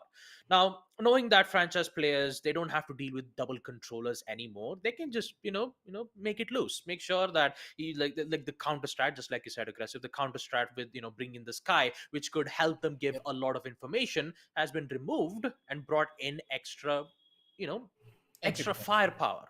Entry point, extra firepower, you name it. So you could say that franchise player will, we might see a lot of early takes in the early rounds itself. What do you think about that? Would we see franchise players wait for information and then push to the side, just like they did when they went up against Revenant Esports? Or would we see all of them, stacked up, 3 from hooker side, 3 from B long, and then just go on rush in at the earliest amount of time as possible? Do you think this would happen? I think rushing in is a lot more better for them here. Estar doesn't really have a lot of information on them, and I believe that is one of the main reasons why they opted to go in for a breach. Normally, when you play a sky, you have an idea of how the game is going to pan out. You have an idea of where the certain players are going to be playing around. You have an idea of where your opposition is holding the different positions that you're trying to entry. The strats are much more telegraphed, and that's why the sky is a lot more better in those situations, because you can gain that information, play around with that. But with the breach, you don't need that much information to play around with. You have your ult, you have your Q, you have your concussive blast to just displace the opposition from their much more comfortable positions, the one that is much more commonly held, and then just brute force your way in through the usage of a couple of flashes, maybe a Fade Prowler. Just having all of that utility used in proper conjunction with one another allows you for much more easier entries and allows you to gain a lot more space quicker in comparison to a Sky. But again, it could be two contrasts entirely, because eStars, they're now playing a composition that is exactly similar to what the members of franchise players had before. So either or could happen here. And I'm kind of worried that franchise players could just be walking into a death trap. I mean, we just have to wait and find out to see exactly what Estar Esports has in their mind. With the pistol rounds coming in play directly, we are not wasting any time at all. It's interesting to see that a frenzy will be brought out from Sami's end. I believe he used to play Jet from the previous matchup when he went up against Fancy, and now this time he'll be playing as the Raze. Raze is very much important on a map like Bind, especially when you have good, agility abilities like satchel charges that can help you get into towards the side as fast as possible. But talking about Estar Esports, you see that they're showing a lot of presence towards the hooker side, hoping that they could find or give false information regarding that, FPS might think that they might go in for a B execute. But I believe they're just trying to get in from info. Prowler will be seen from the Brimstone Dominic. He'll be able to give some minor information on one of the players' whereabouts. Now Rossi is still holding down that particular place. He is the sentinel after all. He's going to make sure that none of the players from Estar Esports would make their attempt from the site itself. Patience. SK Rossi quickly uses the teleport to come back all the way from the B side to provide good amount of cover. And now with the information being given, Estar, they'll just casually fall back to the A side. And now they're not going to waste any time with the execute itself. Starting off with Hellranger, removing Z-Speed. 30 seconds left. Yeah, they just knew about that position already. Sami, though, on the other hand, this is a pretty bad spot for him. No real ghost in the available for the defenders, but who needs a ghost when you have a classic in your head, right? Free weapon, by the way. They're just gonna mow them down one by one, pick out a knife and just slap him with it. Doesn't really happen the knife, though. Franchise players, pretty good flawless round, and this is one of the main reasons why they picked up the breach. Good displacement, good ways of slowing down your opposition. But goddamn, these classics just absolutely slapped. And the classics from Hellranger was just so good, man. You could say it's a classified Hellranger classic, no? It's just so good, man. Two kills, immediate control on the site. They will succeed on that post plant with Hellranger getting 2 kills as the breach. Now see Estar proceed with round number 2 itself. This time they're not going to buy any abilities as of now, except for Dominic, as he'll be able to buy 2 of his Sky Smokes. Kappa might be able to find Sammy, sees his whereabouts, won't be able to confirm his kill, so he'll just casually falls back. With the help of the Haunt, he'll be able to find some useful information. The only difference is, will the location of the players will be revealed? No, they won't. But it's more than enough to give attention towards Hooker site once again. Just 3 players, and Hellranger is already prepped and ready with the concussion. So once they push in, they will be concussed, and they'll have much more advantage from there itself. Smoke's They down. need to wait and see how they can get their way through this. Again, Sami, just with a classic in his hand, has the grenade to maybe open things out. But yep, that's just the lineup. That's just the plays. And oh, maybe a couple of whipped shots could be bad for them. ZZB's going to be able to equalize things out just slightly, but not too much. They're not looking that pretty. They're not looking that fly, but still the shots are going to be clean. The last kill goes into the hands of Kappa. They have the entirety of the site under control. No real over-aggressive peaks, and the members of Estar maybe funneling through from the side of Hookah was a bad idea, because those classics and those long ranges will just never work. A B site hit from B long and a B stack would have been way better. But Estar just did not opt to go in for that option. Yeah, the only utility that Estar had bought was just the Sky Smokes on round number 2. So technically they were going blindly, right? With all the classics and the ghost. I mean, they only had classics nonetheless. So technically they were hoping that they would find some good value out of it on round number 2. But instead they decided to play it safe. Round it is, and now they'll be having full buys as well. Micro will definitely start it off with an important pick by removing Rossi out of the equation. Now, with this early pick being made, showers will be even much more difficult for FPS, so they've got to make sure that they would not get the best of it. And plus, You see how Estar Esports are currently playing for picks, and ZSP might be able to get one more. There you go, lightning fast will be going down as well, which means the entirety of showers is clear. Estar Esports can now proceed in towards the A side without being able to worry about extra manpower being delayed. We still got to be worried about Hellranger, and Hellranger, he needs to be focused on two important angles. You have to worry about a lot here though, but again, Hellranger so beautiful when it came down to the utility! He just walks away with a double kill, shuts them down, and gets things a little bit more even for the side of franchise players, but still, positions are not that good as you would have hoped for. Kappa on the lurk, all the way from the back. Do they even expect him? Do they know exactly where he is? Don't pick up the gun, just walk in through the smoke. And dandy positions being given, and Dominic catches him. That's another kill that they find, and the members of Estar, they equalize things out just a little bit here when it comes down to their buy round, but still, that was expensive. They lost out on 2 guns, and franchise players, maybe things could have been better for them, but that flank really did not work out in their favor. Yeah, the presence from Shower's side was the main reason how Estar got the advantage, right? I mean, both of the players, SK Rossi and Lightning Fast, was present at that particular location. Once they had the initial frags info, a trade out wasn't present from FPS's end, which evidently led to one of the players still being alive. And once they had that info, once they realized that there was one more player from the Showers' side, knowing that, you know, both Rossi and Lightning Fast were both holding on from Showers, there was no, protection being shown around from A-Lamps' side all the way towards the teleports' end. So there was one sideline which looked uncontested, and Estar Esports, they will gladly get that win without having any issues whatsoever. But for Hellranger though, he has 6 kills for the past 3 rounds. That to all 3 kills did ended up with a concussion from the fault line, and the flashes, which evidently ended up getting good amount of value coming in from him. So you could say that the Rolling Thunder would be available from Hellranger as of now. So once the attackers do make their presence shown from the side, you would expect an immediate use of that when the attackers decide to go in for the plant. That would be expected from them, but at the same time, Estar, they had to work their way through a lot of utility to try and find this. They're playing for picks, and I like the idea that they're going in for, but again, the picks that they're trying to find are purely off of trades, not really based upon utility. And I really hope this is not going to be the way that Estar are going to be playing through the rest of the game. Because again, franchise players, they have a lot of utility to burn. They have a lot of different opportunities that they can create for themselves and also for their teammates. So over on the last couple of rounds, we've just seen them completely run through their opposition purely because they have that team play and synergy to play off of each other's utility. Now with the guns coming into their hands, things are a lot more different now, aren't they, Baba?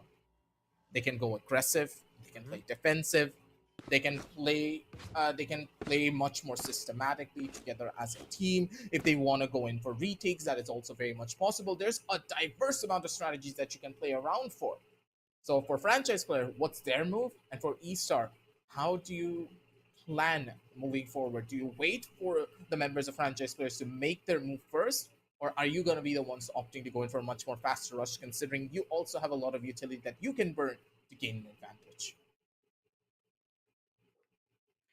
For Estar Esports, I've got to say, the more rounds that they win on the first half, the better the chances they have on surviving when they're on defense.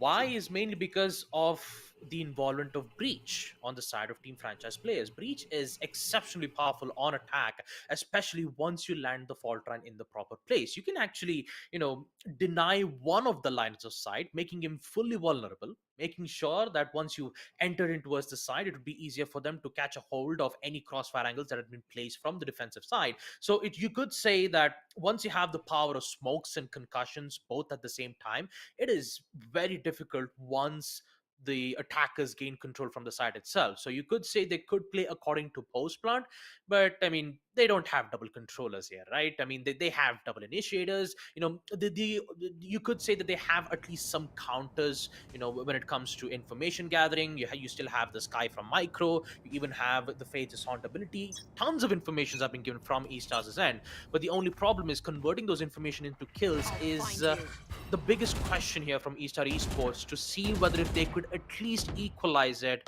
in the first half. They're trying to push their way up slowly but surely here.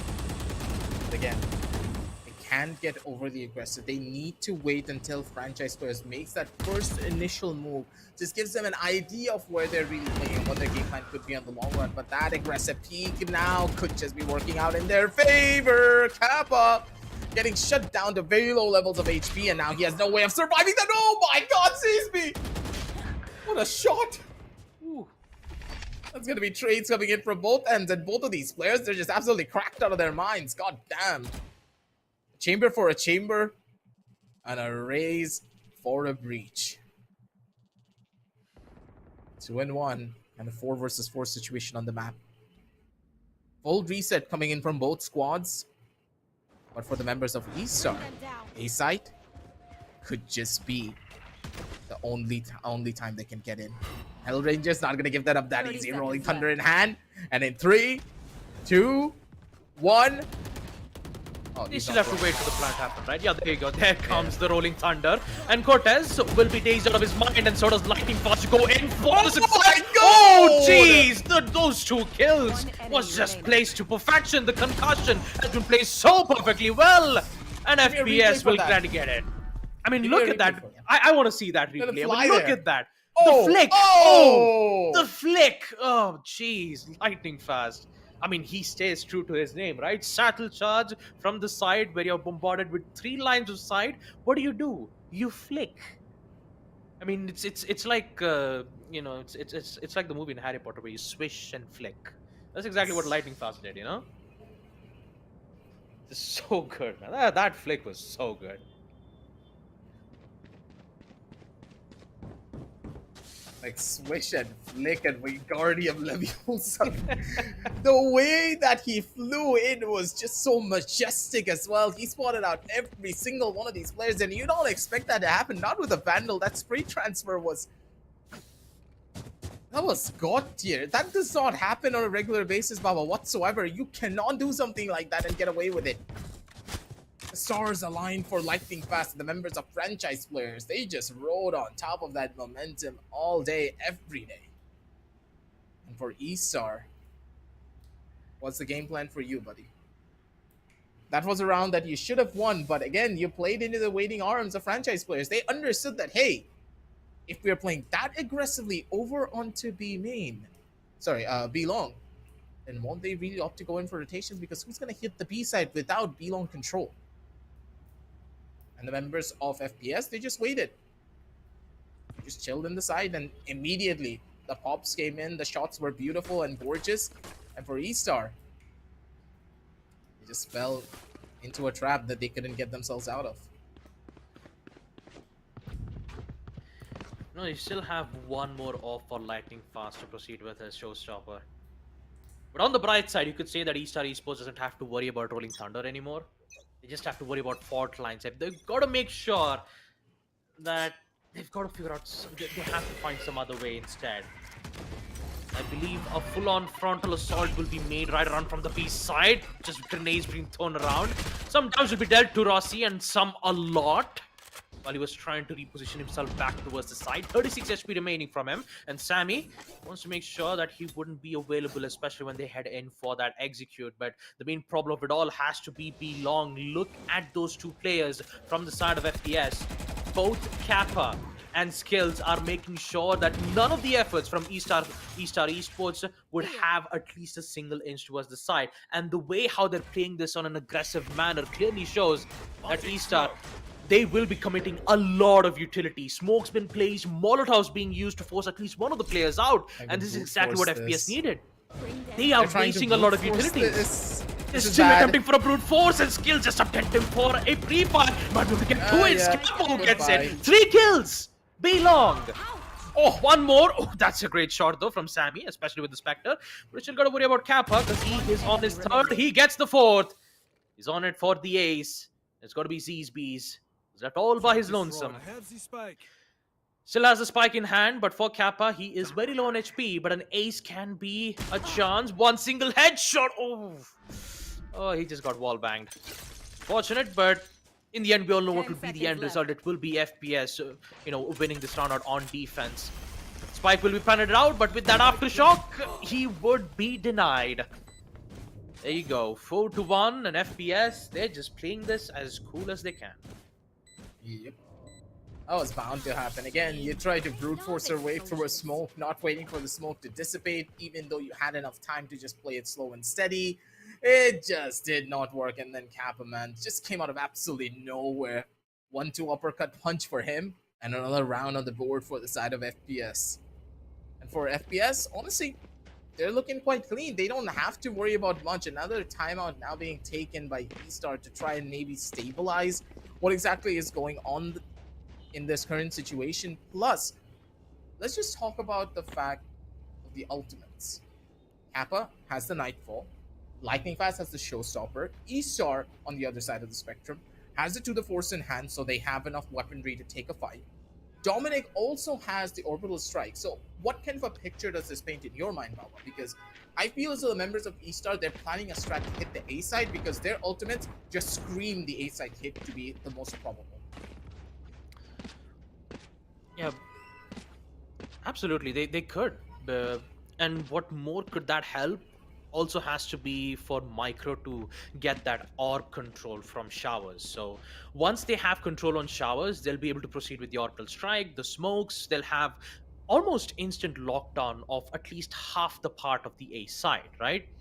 The Seekers will be placed to, force them to fall back. The only thing that you still have to be worried about has to be from the Heavens side. You still have to focus on from the spawn as well. So Orbital Strike, Seekers, proceed with the push, smoke, post plant, everything will be present. So even with Breach's attempt for a concussion from the fault line, they would at least have a higher chance to succeed with the plant. Now, the major difference of it all is if they do succeed planting the spike on the side, how would they respond back on post plant? They'd lose a lot of utilities from there itself. You want to play? Let's play. No. But wait a minute. They're not opting to go in for an A hit, which would have been the much more telegraphed way to play this. And there's a reason why there's more than 3 players holding from that sideline.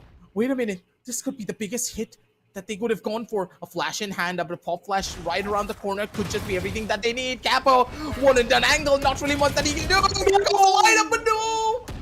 Cortez, he shuts it all down. Good shot even when the play was gonna be made, and good God, Hellranger still gets a double kill to turn things around on a 3 versus 3 scenario.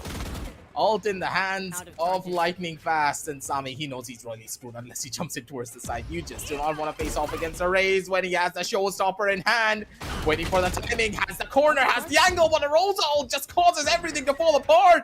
They don't have anything to play around with. How do they break their way in towards the side? They need a kill. Who's going to be able to find it? No one, because Sami's just way faster on this.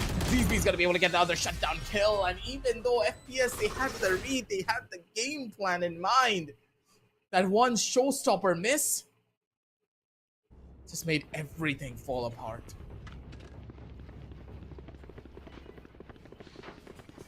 Even with the fault line, especially when you saw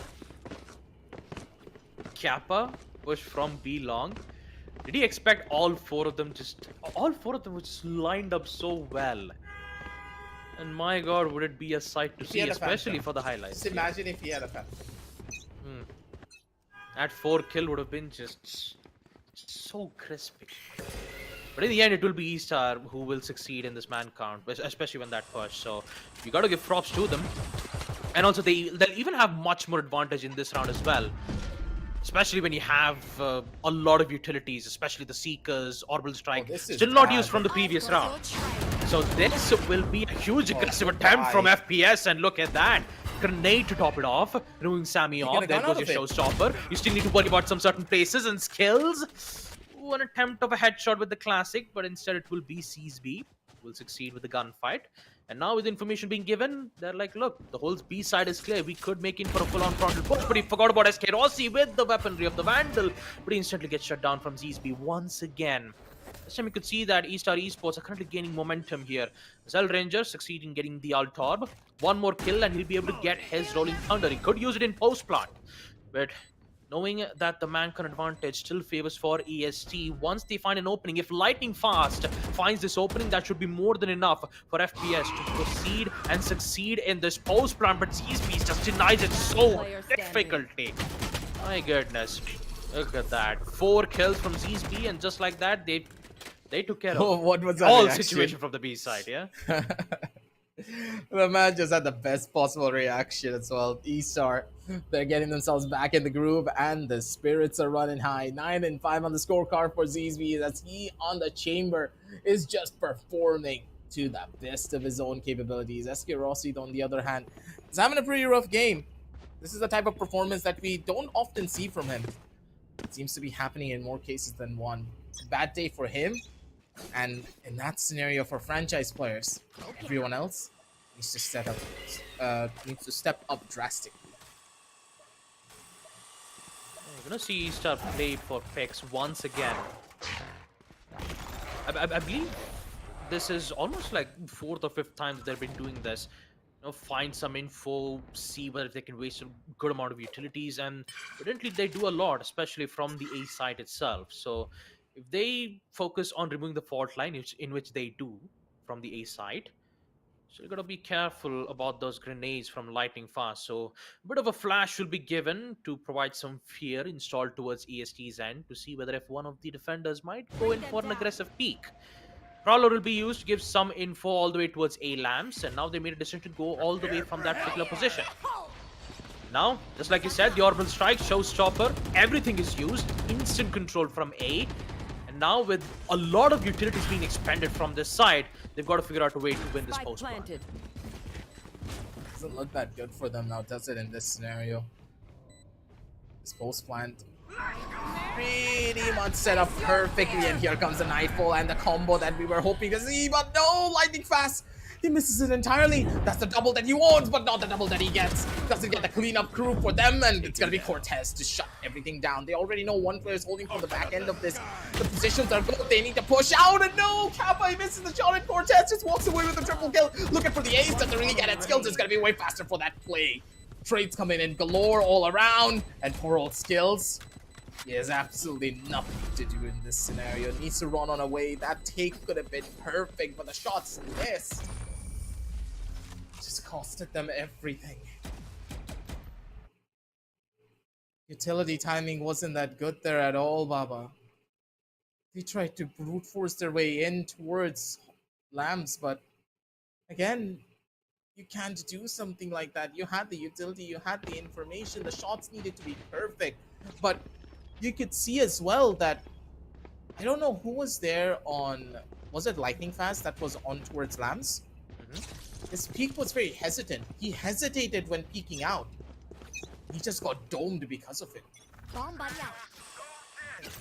Even more so, that previous round was so expensive for both the teams. Look at how, just imagine how many utilities that they used. There was 2 orbital strikes. You even had the showstopper from EST's end.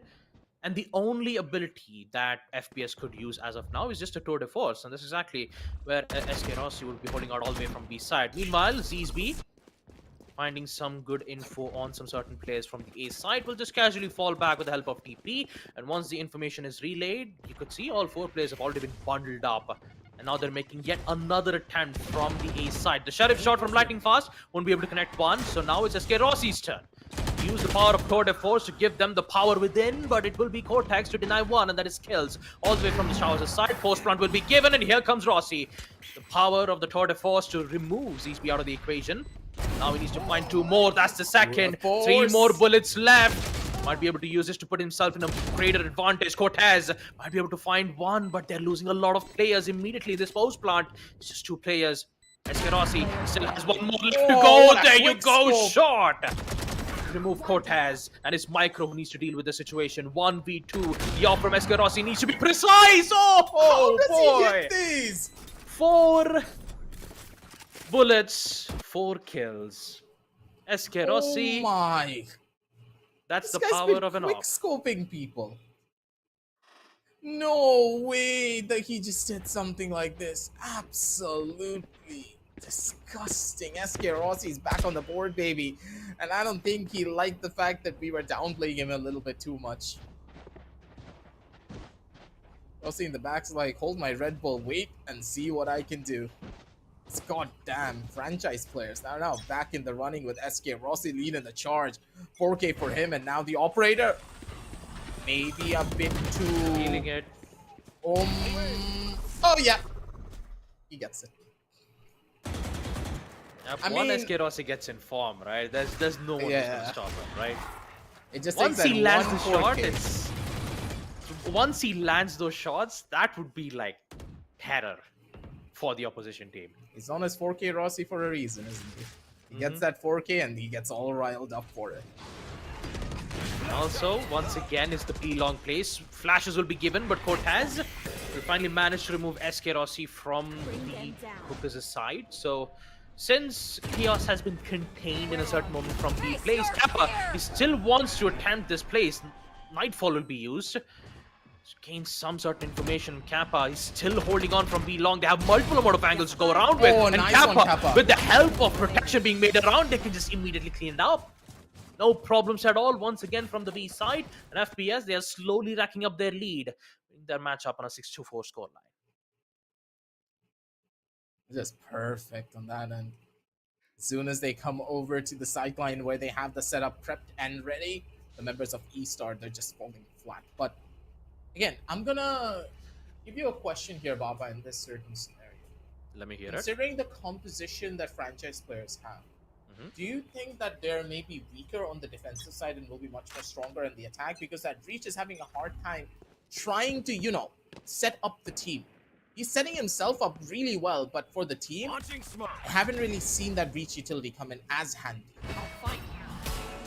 There was good attempts being made from B-long, right? The only difference, or the only problem was that they had enough man count. They had 4 players while Kappa was just 1.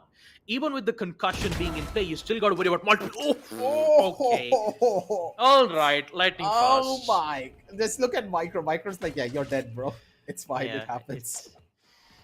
Oh boy, that was quite an unexpected shot though, all the way from Long's side. But yeah, this kill though, removing Z's B is gonna put himself in a bit of a major disadvantage. For Cortez, he should be careful as well, especially with the flashes, which has been working out so perfectly well for FPS's end. Once they have some certain information, they flash it out. Once they didn't get the kill, they'd usually, use the smoke and ensure that the attackers would make their push, but they don't care about the smokes at all. And Hellranger is here for the counters, and so does Sammy, using the power of Satchel Charges to provide good lines of sight. And Dominic, okay, all right, but one enemy remaining. although even with just why are you one kill jumping from out of Dominic, hookah? it's still not enough. Why are they jumping out of hookah like this? I don't understand. Where's the B-long control? Some utility being thrown from B-long, and then you have to go in for a fast rush. But Baba, tell me, when does a 5-man rush out of hookah work at all? 4-man rush from B-long makes a lot of sense. You have one player on hookah who's going to be the crossfire holder. The players rush in from B-long. You have the player in hookah to hold your want to crossfires, play? and then you Let's take over play. the side. 5 players from hookah? 5. No control on B-long. Why? Because Kappa, he's been holding He's to a menace. dearest life from B-long. Yeah, He's he's not gonna let EST even set foot towards that B-long side itself. It's been on an entire lockdown. I believe that's the main reason why they were forced to go in for an all 5-man push from Hookah's side and ended up getting utilitied. The Molotovs, the fault line, the denial was so perfect for FPS. It's just all they have to do was just arrive right at their crossfire and just deny them one by one. There. Kappa once again, he might be able to find one more Z's B's again with a jump peak. Try to gain some important information. That information will at least give some advantage. And Kappa, he makes his attempt once again, and especially with the help of Seekers that can give ample amount of information, they could proceed with the push, but he forgot about the fault line. The fault line is still powerful. Z's B's, although if he does get one kill to remove Hellranger out of the place, still got to worry about the man count itself. It's a 4v3. The showstopper is still present from Lightning Fast. They could just use that one single showstopper all the way from Hookers' place and remove at least 1 or 2 players. They just can't just jump around at this point. I do believe they have one more smoke to play around with. No, yeah, they do have one more smoke to play around with. So as soon as that first bit of bout of information comes in, they have an idea of how this is gonna go. Yep, that's the jump down. Everyone's gonna start running in. That's the first bout of utility. Escaros is gonna get a free kill, possibly a secondary. No, that does not happen, but who needs a secondary kill when you have Kappa on your team? How many times have I said this? Do I sound like a broken record to you yet?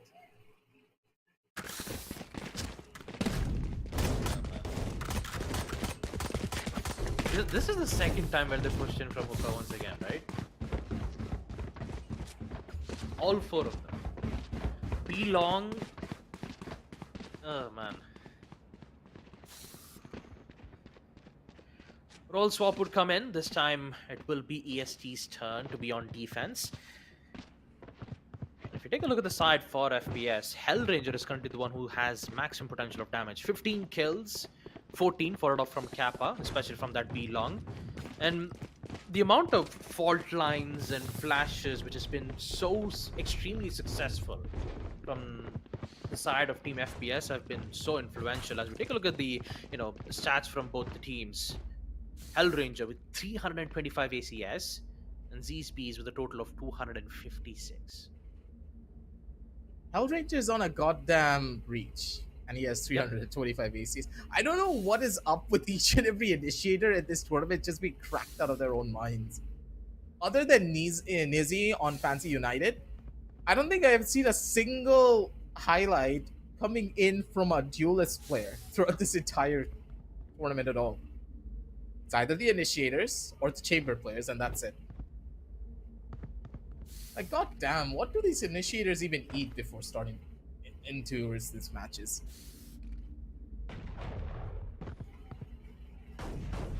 Like I said, for Team EST, the main problem has to be the coordination game, right? Although yes, like I said, we'll be able to get to see that from the stats from Microzyme too. But as I was trying to say, from the side of Team Estar Esports, you have a lot of potential star players, but when it comes to coordinating it right, heading in for that perfect execute push, you still gotta wonder and worry on some certain denials, like the Molotovs as you've seen, the smokes from the hooker side, you even have the fault line from the breach. How would you counter that? They need to figure out a way to counter these situations. And they could use it with a bit of timeout, right? They could use a timeout. They could see exactly what went wrong in those certain moments. Make sure that they would not make those same mistake twice. But turns out FPS, the only thing that they're doing right now is once EST make their push from the side, fault line, Molotov, smoke, and once they enter from the side, they only have 10 seconds.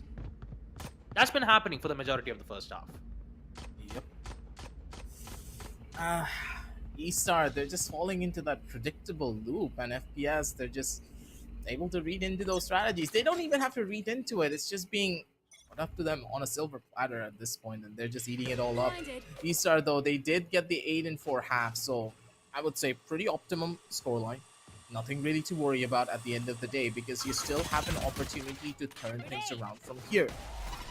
With grenades being thrown from each end, a lot of utility already being dispersed, and a lot of information already being gained when it comes down to space. Lightning fast, you gotta give that up, buddy. But Sami with a nade, that's gonna be a big hit and a big kill as well, coming in from ZSB on towards the back end of the site. They can't find a single trade in this situation, and ZSB is just being a slippery little rat. But they catch him and put him in a bag. Yeah, but the job's not done yet. For FPS, they want to push through the smoke, double peek and micro. Push for back, guiding light, good flashes, but no, it's not gonna work out. Lightning Fast will still get away with a kill, even with him being blinded out. With this post plant, still a chance that EST could at least recover this round. 3v2, Spike's defuse being used already, and Sami making sure to hold his ground. The denial is in. Rossi almost gets the second. In the end, it will be EST who will win this pistol round. An important one of that too, because in the next future rounds, they'll have ample amount of weaponry to go out with. The Spectres in hand will be more so powerful in the hands of the defenders. And for FPS, defense was a lot of problems that they had, right? I mean, attack was the main problems that they had. Like, I'm talking about when they went up against Revenant. They also had the similar problems while they were going on attack itself, right? The defensive hold was too strong from Revenant. FPS had started to lose a lot of rounds. Then they had to take a timeout, try to refresh themselves, see what kind of weakness that they could exploit, and then they started to, gain or racked a lot of confidence by winning most of the important rounds. So what I'm hoping that in this second half, okay, lightning fast, Already with the Spectre, he Ambitious. just swooshes in towards the Showers aside. He opted for the Force Bind. This could be the best thing that they could have gone for, and this could have been the worst. Sami's still surviving somehow, in some way, shape, or form, but he's still getting kills out of it. Triple kill for Sami, and he's living the dream right now. Shutting down 3 players like this was absolutely perfect for him. They're still able to hold. Sami gets his 4th and possibly an ace here. They just need to find him. This Force Bind just fell flat on its face. And Sami, he's looking to make a glorious highlight reel out of this entire thing. 25 HP on skills and 24 on Sami. Who's going to be the one to take it? That's going to be the ace at Sami. He gets it down. He nearly had a heart attack right there, but still the celebration's present. Sami's happy, and you know for a fact that the members of E-Star, they're going to be happy as well. They get a massive confidence boost in this particular round, and you know that as well, Baba, don't you? Because winning this round was insurmountable for them. Winning these 2 rounds will give a good boost as well. And since this will be the bonus round, some of the defenders might be able to buy some Vandals or Phantoms, maybe a Bulldog. But all in all, since this is a bonus round for EST, they would be mainly focused on getting some Spectres instead. That's what I'm guessing at this point. Yeah, one of them will be having a Sheriff, especially from Cortez's end. So you could say it's been almost equalized in a way that FPS could win this majority of this round. We have to see exactly what's going to happen though. Lightning Fast, again, an attempt of a Sheriff shot, but the TP will be used very quickly, and we'll be able to see these beasts just, you know, he'll be on the safe spot for now. Okay, skills. Oh, what a shot though from that Deagle, all the way from Showers. And to remove Sami like that is going to give a lot of problems, and plus they'll even have a weapon upgrade at that too. Get a free weapon to boot. I don't think they're gonna opt to pick up that weapon though. That's gonna be a very dangerous. Yeah, that's gonna be very dangerous to push all the way into Showers for something like that. But now they're just trying to work out the pick, and here comes the stun as well. Positions are good, but nope, doesn't really happen. ZB, they didn't clear it out completely. He's just walking away with kills left and right. They know his position, but if they do get the plant, that can be perfect for them. They're looking for the plant to come on down through. Captain's gonna be good for the first. And wait a minute, Rossi! Don't tell me. 13 HP. If he does this, 1 shot in a dream. Just falls back to safety. Not a lot of HP left too, so this is a very difficult task. Even the spike's been dropped out from the hooker's side, so Cortez, he can just patiently wait. 10 seconds left. You just have to wait for Rossi to arrive right at his crosshairs, and now time is ticking out for him. Get caught out. Again, he has to get out of that clear, but he doesn't have enough time left, and that ability would be more than enough to secure a win, but it will be Rossi who still wins that gunfight. But for EST, they will win yet another defensive round. 3 defensive rounds back to back. They'll make sure to gain at least some good leads. 8-7. Aggressive. If they win one more round on defense, they could equalize it up against FPS. 8-8. That can be a possibility here. there's a good chance. And E-Star, they're getting closer and closer to getting things done proper. Again, that last round was pretty much the bonus coming in from E-Star. So they're just chilling, they're just vibing. Their economy has built up, and Zsb picked up an operator on his side. And that trusty little op could just give them the edge that they need at the end of the day. But the real question is, will they just survive this relentless assault that FPS are now trying to set up for themselves? That's going to be the peak. That's going to be a flash. And Micro, it's all up to you, buddy. That's the first kill. He gets everything. Not really the angle to be cleared. And it's going to be Dominic to get the trades regardless. The spray's going to be proper. And there's a reason why the Phantom is just made for a range that's such. Kappa? That doesn't really happen. Angle held better. And Dominic with a triple, and an 8-in scoreline to boot as they equalize when it comes down to the defensive side. FPS, they're starting to fall into a loop and into a trap. They need to take a pause and mentally reset themselves right here and right now. Yeah, they have to. Especially when you have... Yeah, that's the pause. This round, yeah. That timeout has... This timeout from FPS is very crucial, especially when you see your economic growth being this low, where you're forced to buy only pistols. They have to figure out a way to win this thrifty round.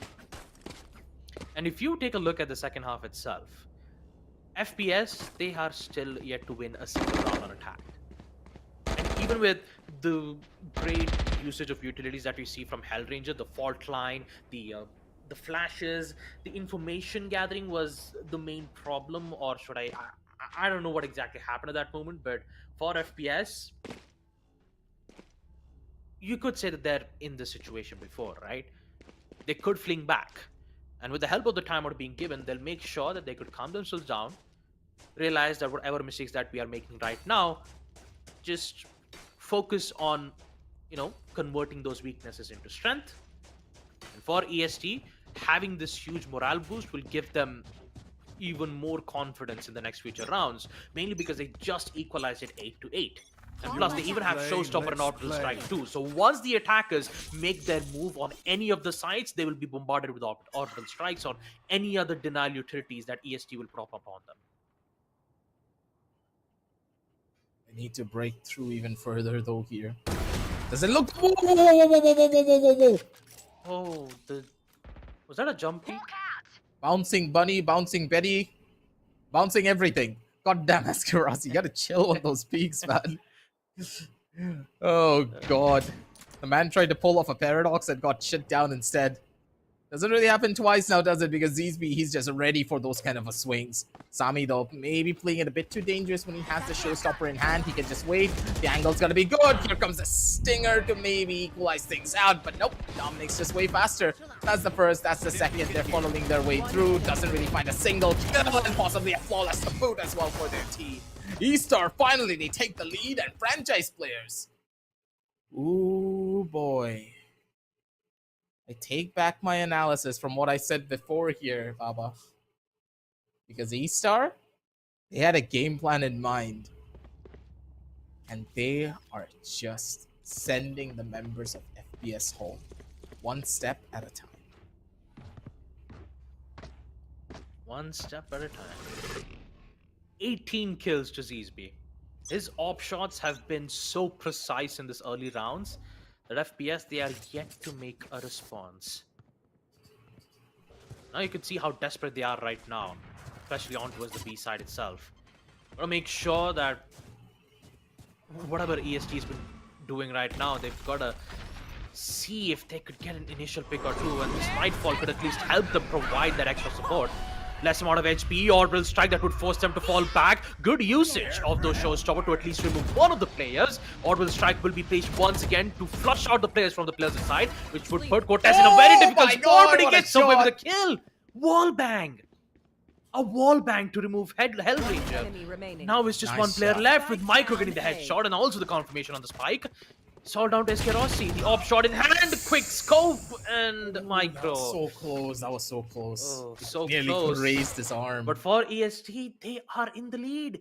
8-10. It's just 8-10 aggressive. Oh, that gorgeous when it came down to the execution, but when it came down to the follow-up, it was non-existent. Again, Rossi, he rushed in a bit too early. None of his players coming in from B long even were mentally prepared for that hit to come on down through. They need to get a lot more closer towards the angle before the hit can come in.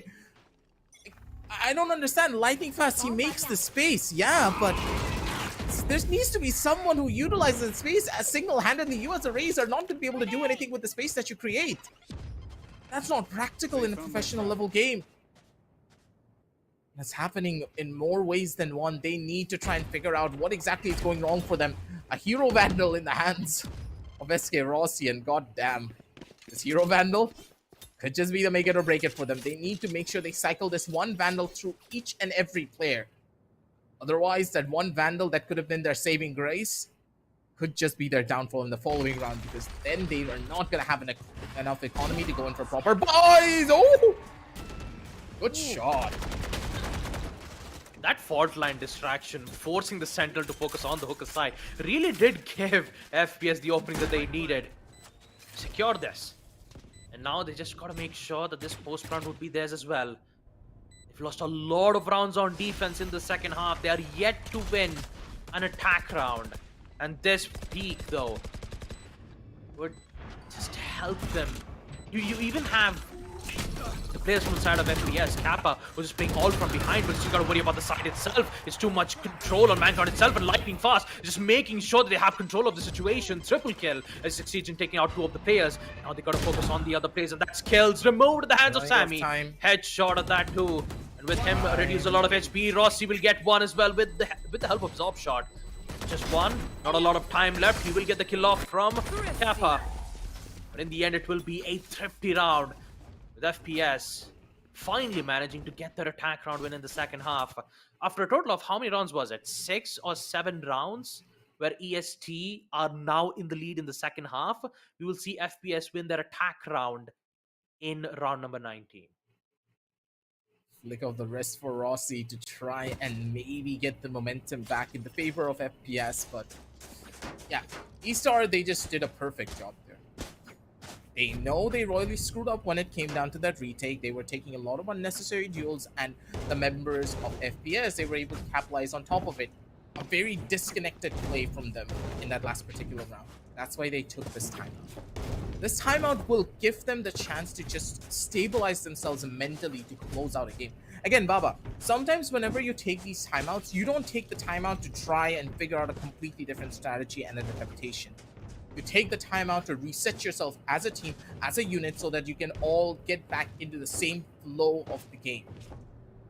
Don't start over-aggressing corners. Make sure your comms are clear. Make sure your positions are given, position communication is given properly to your teammates.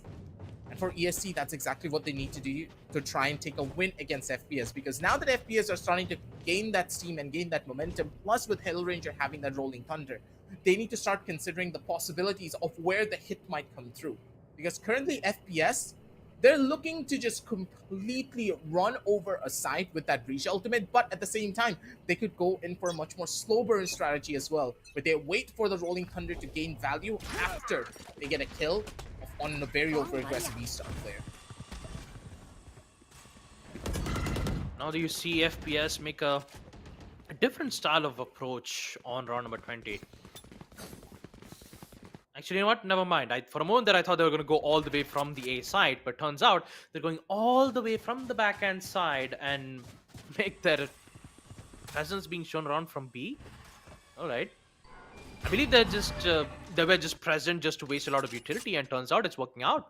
Look at that. Even the players from ESG thinks that the players from side of FPS are still holding out from the Showers' side. And once the Prowler has been shown around from the attackers, still got to worry about Zeesby. Smokes should be used, so does the fault line, but Zeesby isn't been getting caught out, but the Rolling Thunder does, forcing both of the players on the side of defense to be concussed in a long period of time, but they have no idea. Micro gets 1. They had no idea. They didn't check the corners properly. FPS, they'll still get control of the situation whatsoever. They will plant for it. Post plant. Still got to worry about pillars, and SK Rossi, especially with the AWP being played very close from the side, a risky place to be in. He's got to make sure that he makes his shots count, because if he misses one, it's going to be all or nothing for FPS. One less. So going from good to worse and bad to even more detrimental. Ooh, what a shot coming in from Kappa. That was a flick and a half and a peek at... I can't even speak anymore. I need to just, you know, take a breather, just like the side of E-Star, because they just lost out on another round. Do we have a caster timeout? Yeah, we need a caster timeout. But anyhow, SK Rossi, yeah. I don't know how the momentum of this game is shifting. Look at this round. This was just a complete another domination from the members of E-Star. It should have been, considering the setups and the players that they had prepared for these crossfires. But nope, Xerxia just put a wrench into all of their plans. The gears are just not turning anymore. And the members of E-Star, they're getting completely bamboozled. Franchise players, they have completely changed the pacing of their strategies, and they're utilizing their utility properly to gain space and utilize the space that they're making. And now they have another ultimate that makes a buttload of space. But the real question is, are they going to utilize it properly this time? Oh, Sammy's playing very closely from the Showers' side. Now Lightning Fast is going to do the same, especially with the Showstopper. Will he get the info? He knows exactly where Cortez is. There you go. Boom goes the dynamite. And lightning fast. We get away with the first kill. So does Dominic. Though Dominic is so powerful as a controller, all the way from the side, and even much more powerful as he's not gonna let any player set foot from the showers aside. And now Kappa. He's so worried from the A side itself because they lost a lot of players. All three of them were trying to remove this one single controller, and they weren't successful. They will at least secure in post plant, but the amount of players that are still available for EST, they can attempt for a flank, and this concussion will be so detrimental for Kappa. He has no idea where Dominic is. The flash. Oh no, Sammy gets one more too. He will just deny it just like that. FPS. Once they pushed in from the side, Dominic just destroyed the players who were trying to get control from showers. You know, they wanted to clear out the showers player, but it just didn't work. Again, they're starting to take 1v1 duels, Baba. Every single time, franchise players, we hyped them up for the team play and synergy that they had previously with the level of utility that they were showcasing, and then 2 seconds later, they start to take 1v1 duels and they die out because of it. It's just happening too often.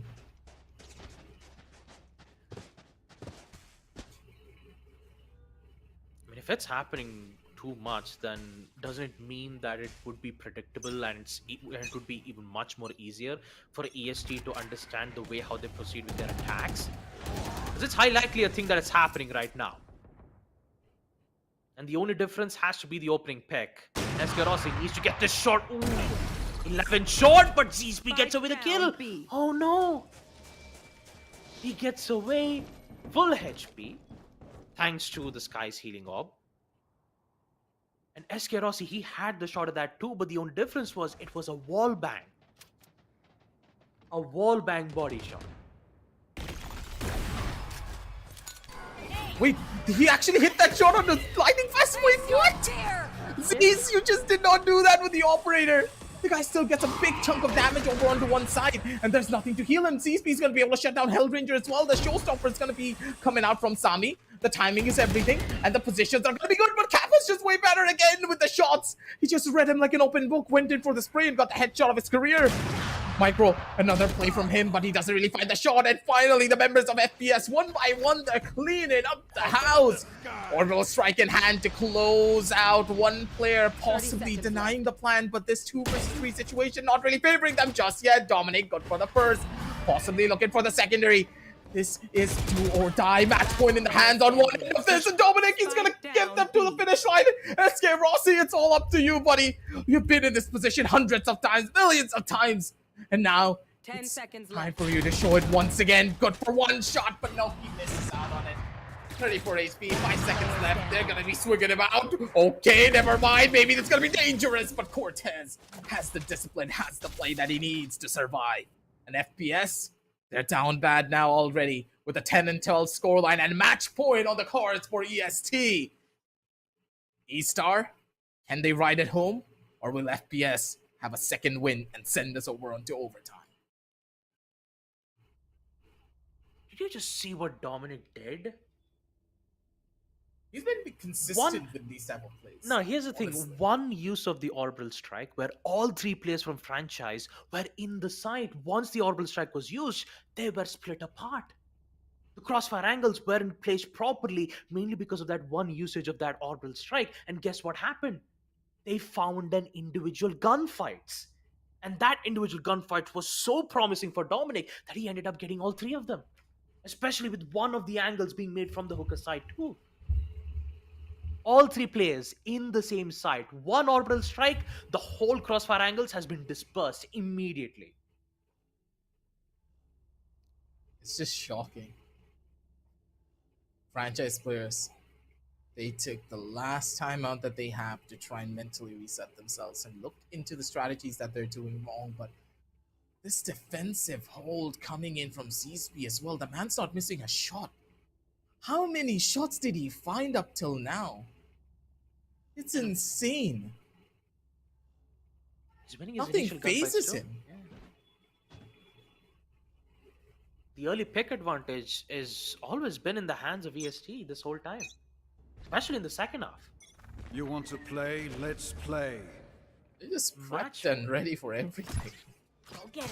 This is match point for EST. 12 to 10, and FPS needs to win 2 more rounds on attack. They have to be careful, because if they make a single mistake right now, then it's all over. Yeah, they need this win to keep themselves in the running. This is only the second map. I'm too far. I was so confused for a second. I was like, are you saying that or is Chamber saying that? Boy. Not looking on the bright side, 2 EST, my goodness. Kappa, alright. Somehow gets away 2 kills with the Spectre. Gets the upgrade too. Kappa gets away, he's been cracked. 3 kills. Even with post-blood, he gets one more. Jesus! Kappa! He's going bonkers right now. It's just one player left, it's Micro. 1v3, Kappa just found the opening. And now FPS, they can just calmly stay composed. Don't make a single mistake. You've got everything under your control. You've even got the denial from the Molotovs. Just gotta let Micro arrive right at the spike. Look at that. Everything's put to perfection. Look at that. The final frag will be given out to from Rossi. Kappa, What a play from Kappa though. 4 kills. That individual performance. He just sprints from the Spectre. Even with the Prowler being, forcing him to be concussed, somehow he gets away 2 kills. And a 3rd. And a 4th. He's like a dagger in the night, man. You just can't see this guy. It's like John Cena walking straight up into your face and giving you that 1-2 punch that you deserve. Because the members of Estar now, they've been snapped back into reality. Oh, the map is not over just yet. Oh, it's Still not over a just long yet. run ahead of them.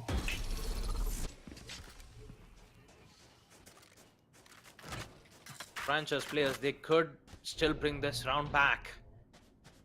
And with the success of that previous round, with especially Kappa taking that opening pick, more than enough. The fault line will be placed. That would force these bees back into the all the way back from the side itself.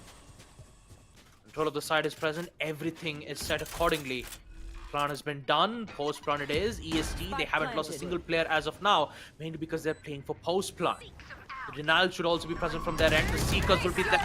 But here comes Xerxia and Lightning Fast. Both of them present. Control on pillars is theirs. And now they want to flush out every single player on the defensive side. Rossi gets one more too. Moving Sammy out and Cortez attempting for a ninja defuse. But in the end, it's not going to happen. FPS, they finally recovered the round. Switching They have sides. finally did it. Overtime. Which means that we are heading to overtime, folks. 12-12. What an amazing performance we get to see from Kappa, getting that 4K on round number 23. A crucial round where Team EST could have won. But Kappa was the hero of that round. He ensured that FPS would bring this back. That's the main reason why we are here in overtime, folks. If you told me this is how this match is gonna pan out, I would not have believed you. And I think this is true for each and every match in this entire tournament.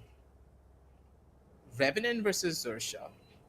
Then came Fancy United going up against Velocity. Fancy United going up against Bleed. Fancy United versus Revenant. All of those matches just completely threw us out of the water. And this match as well. Estar, this is just their second game in the entirety of the group stage. And this is a performance that they're bringing up against franchise players. 12-12, we are in overtime now.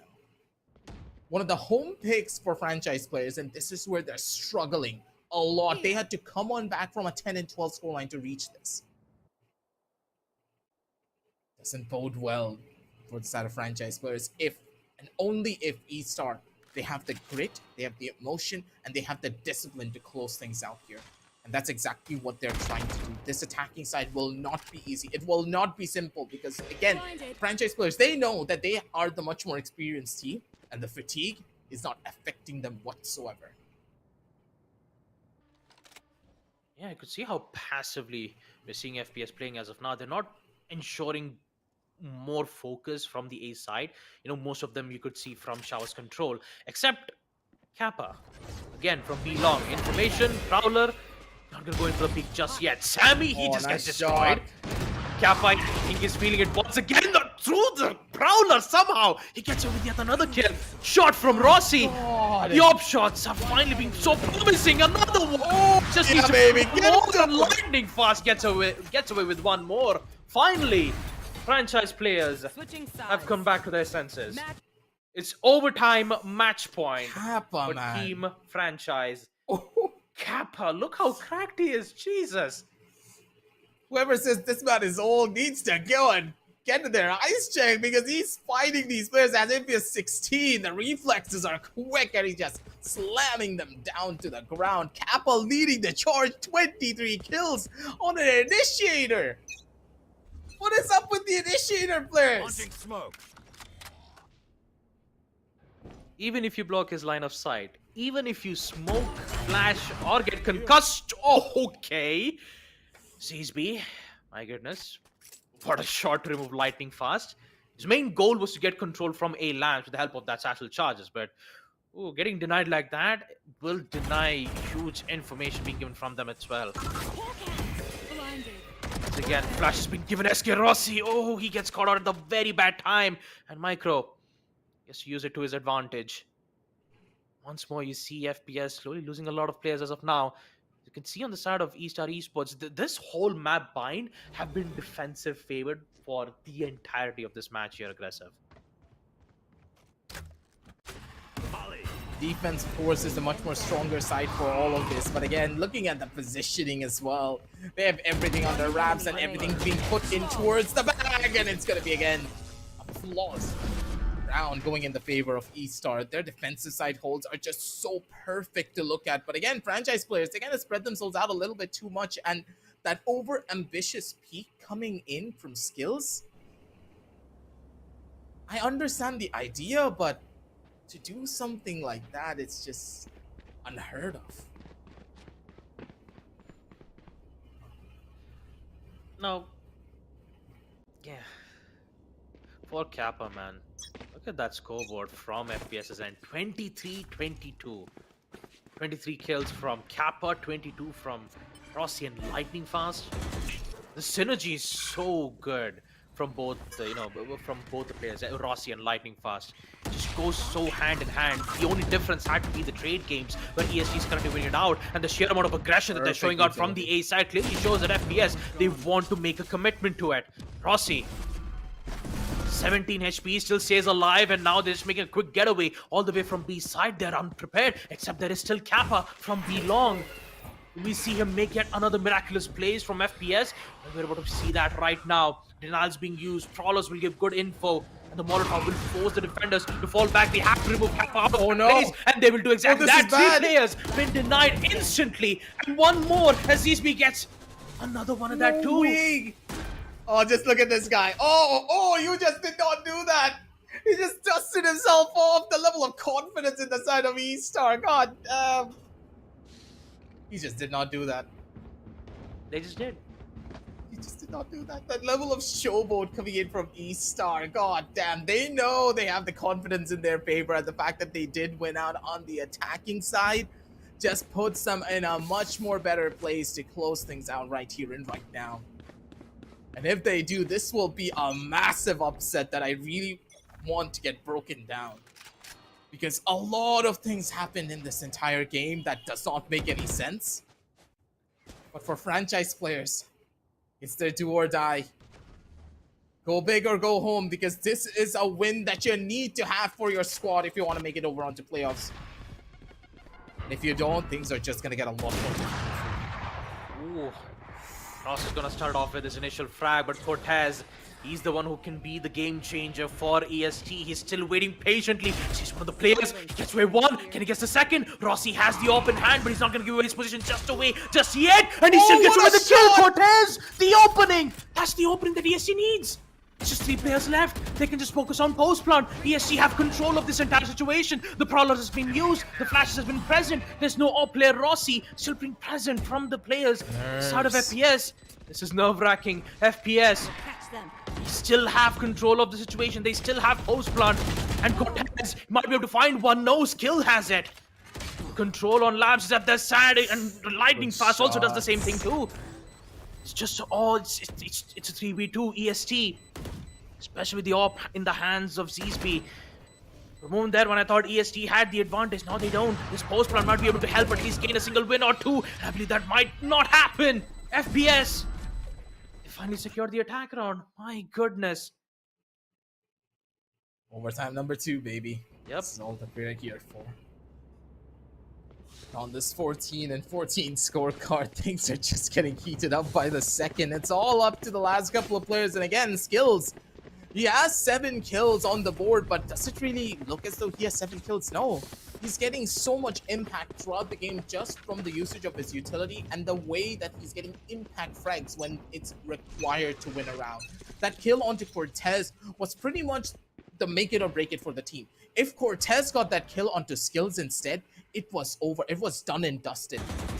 But this wasn't really the case. Again, Zizby is trying to work his way in, possibly getting a very over-aggressive Hellranger here, but Hellranger, he knows he needs to get his way back. Not really the positions that you want to be in, and Zizby opting for a much more of a teleporter hold. Are they trying to bait out a couple of people to head on down over into the TP? A very ranked level of play, but I do believe this could just work if the members of FPS want to opt to go in for rotations. You know, when it comes to overtime, Bring them down. the main thing that you still need to be worried about has to be pressure. Because this round can go sideways for the both of them.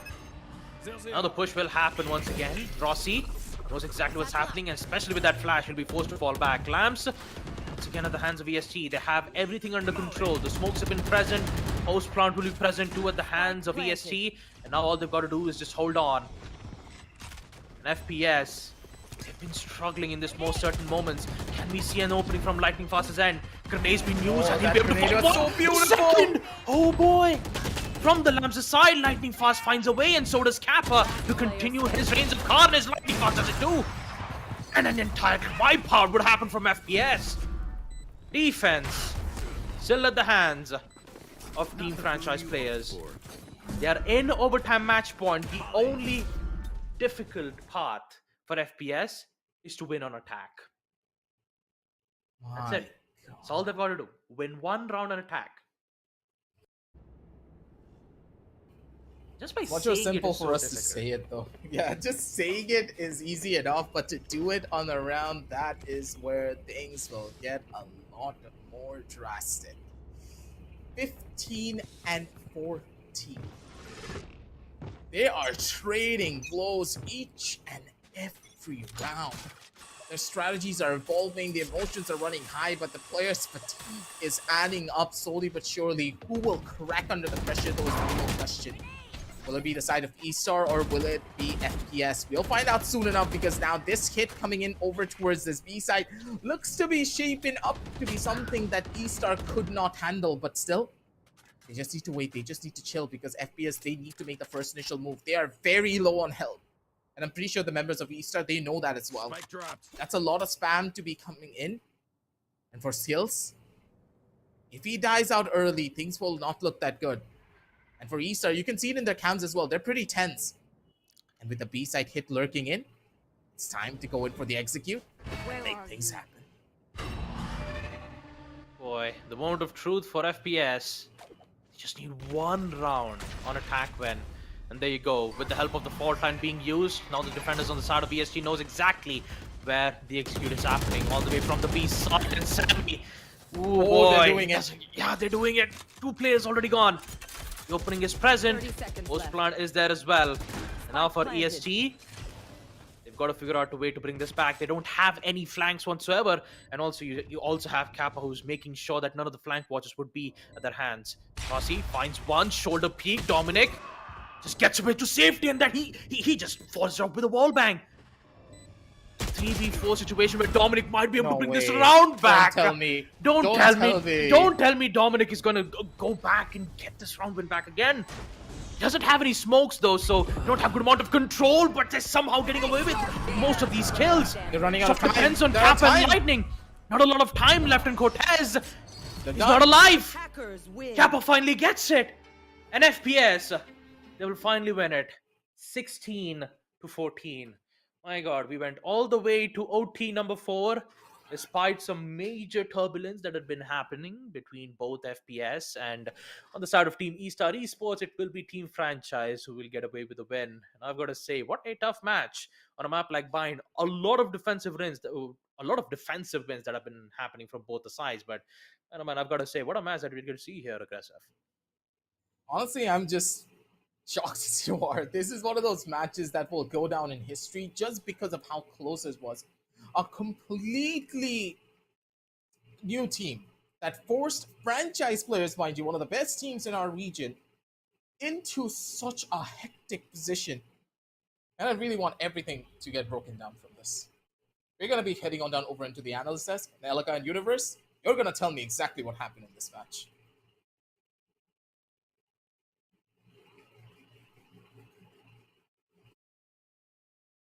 Well, Aggressive, I am not entirely sure what happened because all of it was heavy action all around the place. We did have a chance to see another big upset happen today. Estar were in the driver's seat when they did have the lead 12 and 10 actually, and they had a pretty good chance as well to solidify their first and proper victory against one of the top contenders as well. But unfortunately, it wasn't meant to be. FPS too good on the comeback and really, really consistent in the overtimes as they have come through 16-14. Yes, and a 2 back-to-back victories on the map of Bind. I should tell you, Universe, I think franchise players are slowly picking up Bind to be one of their best maps, or maybe eventually the best map if you ask me. But what a performance coming in from Estar Esports, underdogs, fighting all their way. I mean, I think they were one of the teams to even beat Enigma Gaming, I believe. And they moved forward from qualifiers to group stages, and the performance they executed today was really outstanding. But we've got the MVP to talk about. It's lightning fast with 31 kills, a total of 299 average comeback score. And here we are. He was playing Raze, and let me tell you, he was one of the best insane Razers I've ever seen. And adding on to that, I should say, what a performance again. It's just breathtaking the way how Estar Esports handled that comeback. 8-3 all the way from there to an overtime. And eventually, they could have got the victory if they maintained that, if they maintained that reset mindset in the last 2 rounds. Yep. The last 2 rounds were the most exciting ones because Lightning first just threw himself on the round. Oh, yeah. Got all the kills. He most certainly did. And you can see it with his, ACS and kills as well, of course. 31 kills this man has procured in this round, in this game, forgive me. And an ACS of 300 gives him the stature of MVP. And of course, he deserves every single bit of it. Insanely amazing performance from this man right here. As soon as he got into the server, he was showing the impact as the Raze. FPS got off to a great start, and they maintained it until the second half where the side of Estar made a comeback, and they really did take the game in their hands, but just did not work their way. In the last 2 rounds, there were a little bit too many extra dry piece coming in from their side. I think that SK Rossi found the most amazing openings. I actually want to say opportunistic openings because it was handed to him by Estar. Yep. We've also got ZispW as the MVP coming in for Estar Esports. His operator skills in the last few rounds has been really, really good and amazing. I think one of the reasons how Estar pulled off 4 overtimes was the reason ZispW, and not only just him. Today, it was a surprise because I wasn't expecting Sami to be on Duelist, but he did put his efforts with ZispW. 26 kills, and the second top fragger we have from Estar Esports is Dominic, who has been a great controller since the beginning of group stages.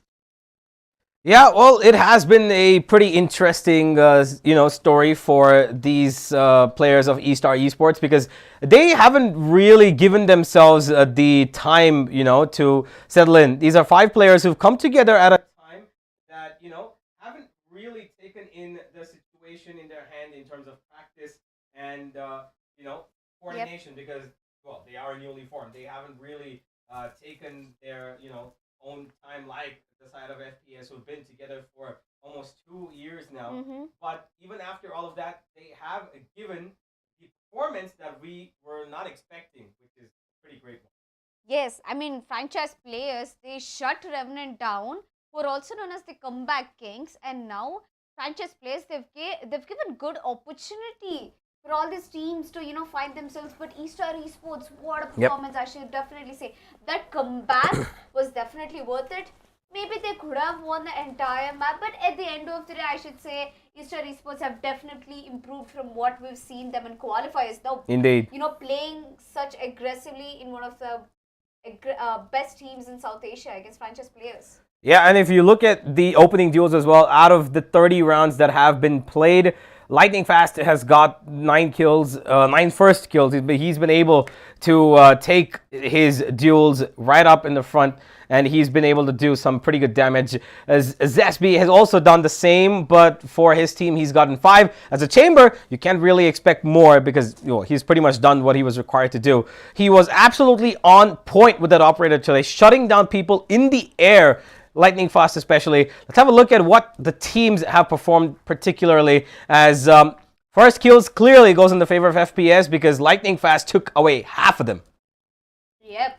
18 first kills for franchise players. 150s, of course, we all know which round that was. That was Kappa coming in, flew through, taking every player of Estar Esports down.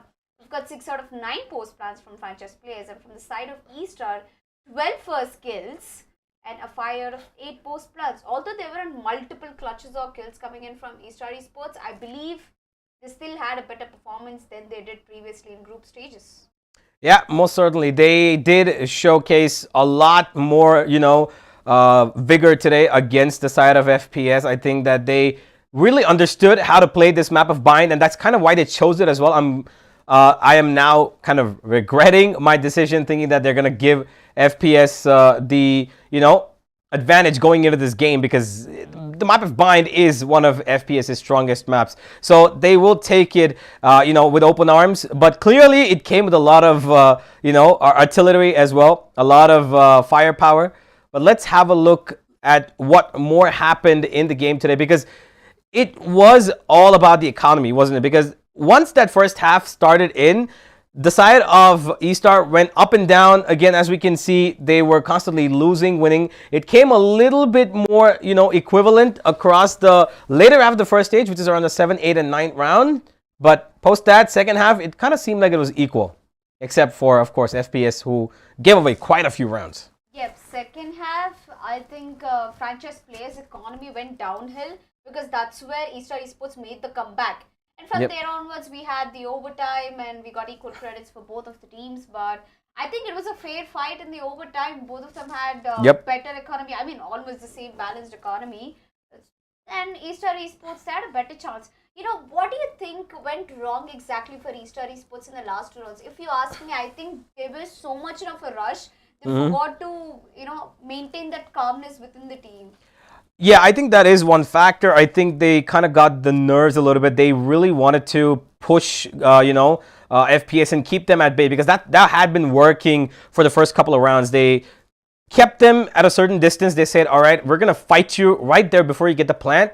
We will take out one of your players, which they were doing consistently. But in the end, they kind of gave away the shop in the B side when they pushed through. FPS just absolutely tore through that side, and they got 2 kills with Lightning Fast jumping straight into the side, and that was about it. And if you look at the head-to-head, Cortez and Kappa, 2 of the fades of this team, and you can clearly see today who had the upper hand. Cortez did a pretty great job in the regulation time, where in the second half he got his team to that round number 12. But overall performance, that 4K from Kappa where they solidified overtime, that was his impact moment, and that's why his team right now is standing as a winner.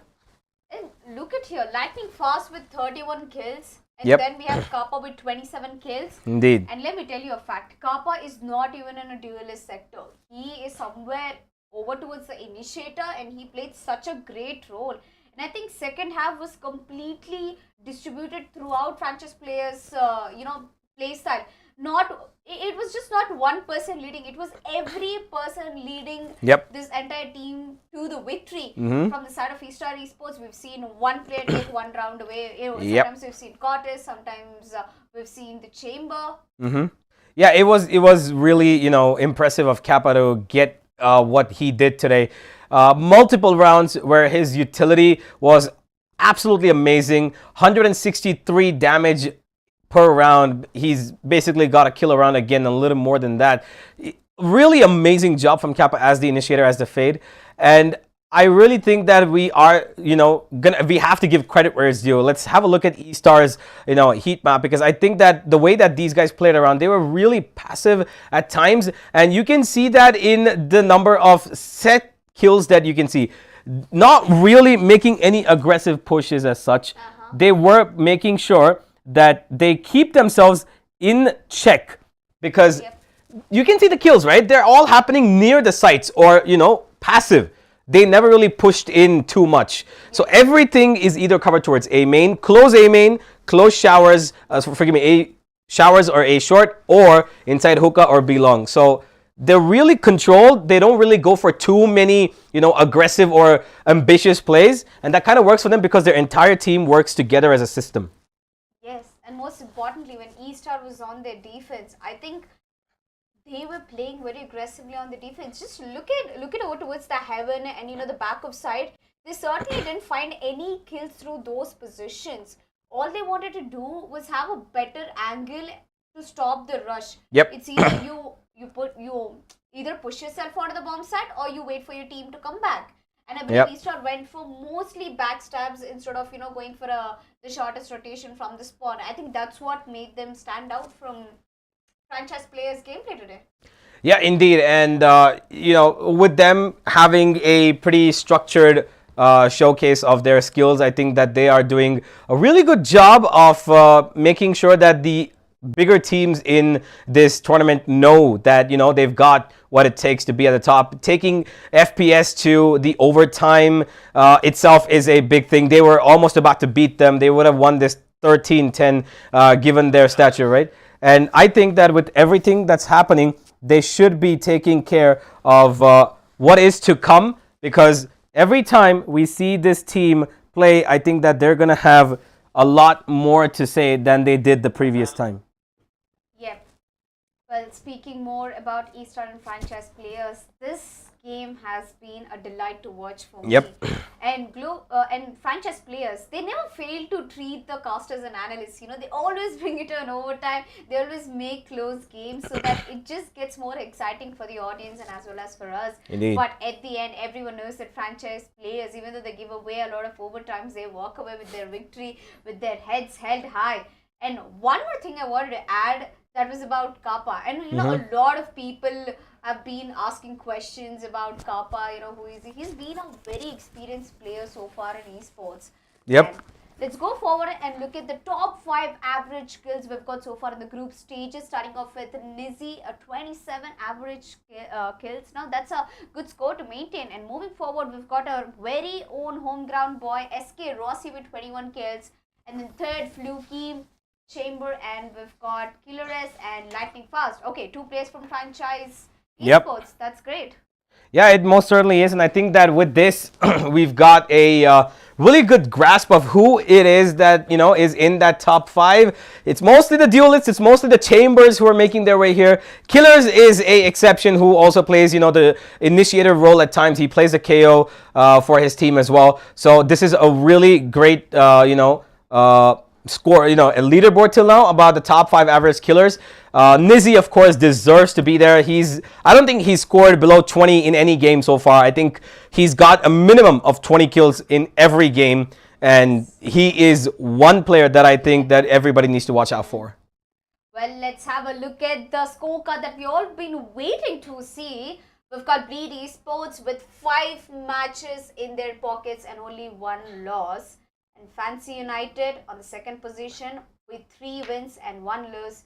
And moving forward, yeah, we've got a lot of people on the lower end of the table who we did not expect. Velocity 0-3 in big trouble, by the way. They need to win every single one of their games from now if they even want to think about that 4th place qualification spot, because franchise have got a really difficult situation right now themselves, because they also have got a little bit of competition, but let's see how it goes. Yep, we've got Revenant Esports and franchise players are a tiebreaker right now. and they just have 2 more games to, decide Exactly. who's going to be on top. And let me tell you, I think top 4 of these teams will go into the semi-finale, Mhm. which will be another story, another interesting story. And I believe that Bleed Esports, no matter, and unless they have total losses in the future coming games, I don't think they will be on bottom of the leaderboard. I don't think they will even switch from the first position unless some teams take them down back to back. Yeah, well, one of them could be Fancy United, who, by the way, are in a great spot right now. They having lost to Revenant, but came back to beat Bleed and took down Velocity today as well. Has put them in a great position. They're in second right now with 3 wins to their name and 1 loss only, which does give them a lot of benefit going into the next stage of their journey. They've got 3 more games to go, and if they win all of them, then they are going to be on top of the table. Bleed, they've got 1 more game. 6-1 is the max win rate that they can handle. But let's see if Fancy are going to give them a fight for that top spot. It all comes down to the nitty-gritties. If at all, both of them end up with 6 wins. Yep, 6 wins. Now, that's a huge scoreline to talk about. And Bleed Esports, so far, they've been doing very well. But ladies and gentlemen, me and Universe, we are so excited to be here. We are so excited Indeed. to be analyzing this desk. It has been a long day for Mhm. everyone. It's a lot of exciting set of matches, but we do have this group stages going on further. So go ahead, subscribe, and follow us everywhere on social so that you don't miss an update. And also check out great Amazon deals in the description about the best gaming peripherals we've got and huge sales coming in through. But for now, ladies and gentlemen, it's going to be me and Universe signing off this desk. We'll meet you right here back tomorrow.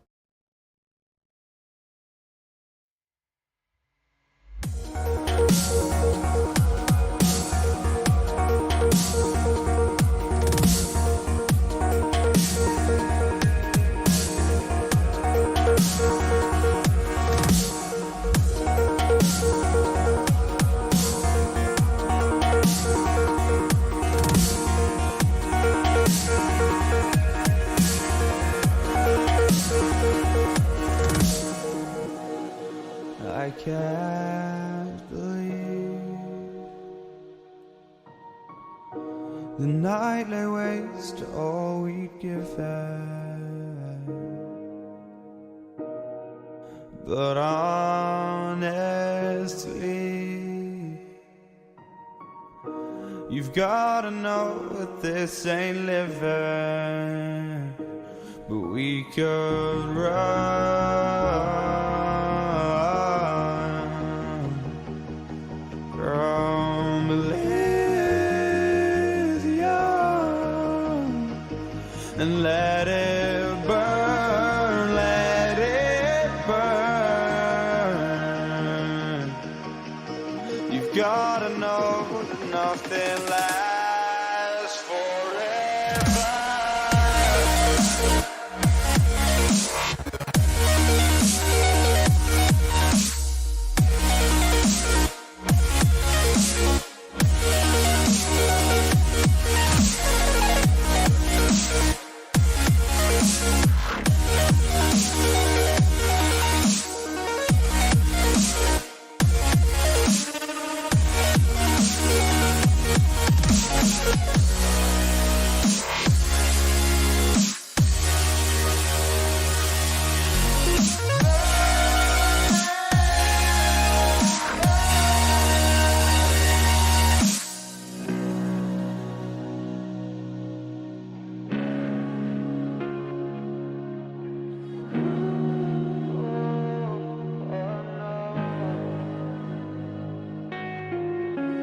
I can't believe myself. I never thought that this would be our end, but it's nothing new. And my lover's honesty, I could push it back down if I have to. If you want me to, 'cause we can run.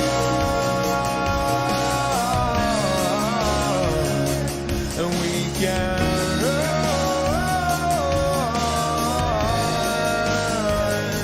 The stars they fall. Oh. Tell me now, what's left to lose if we run?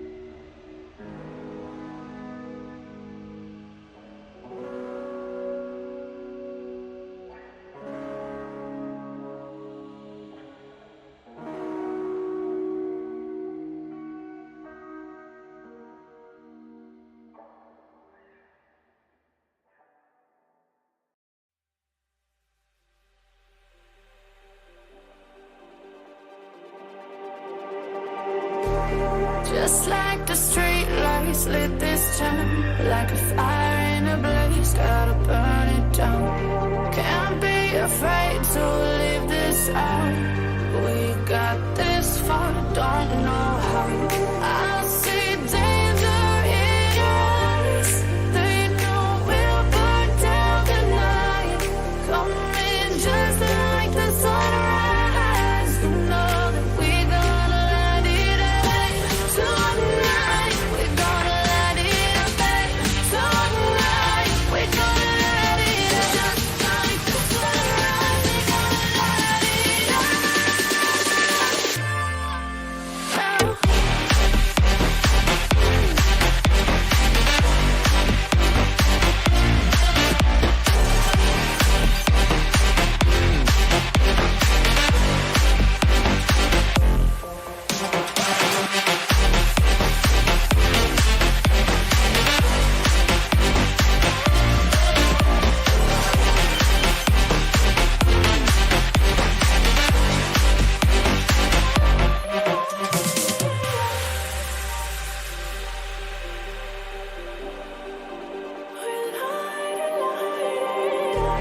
Just like a spark that's breaking out.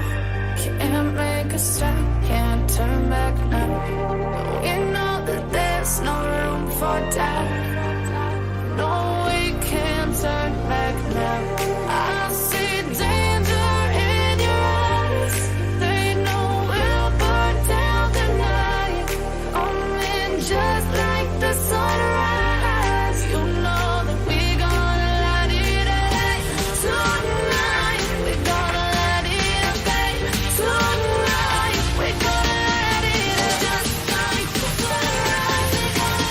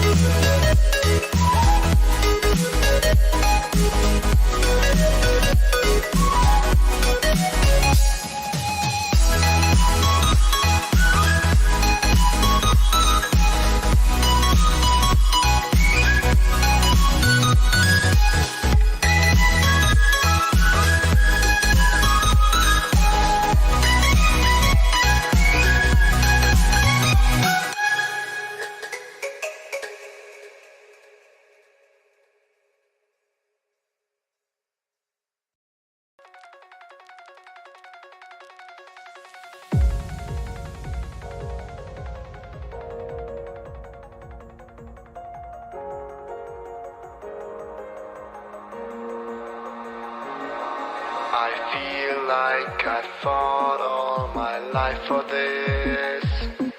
This one part, this 1/3 I've always missed.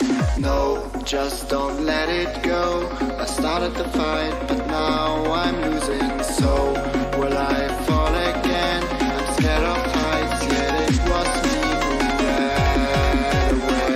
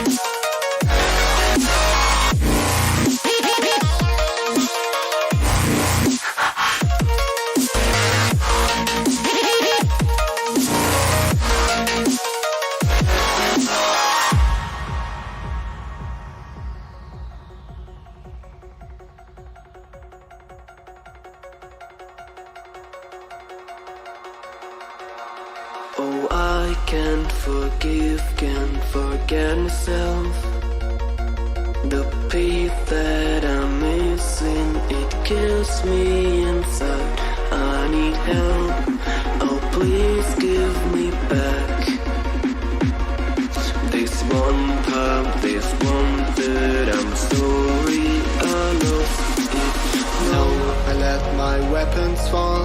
I'm drowning in the fears, and now I know that I will fall again and let it go, but I can't stop to run.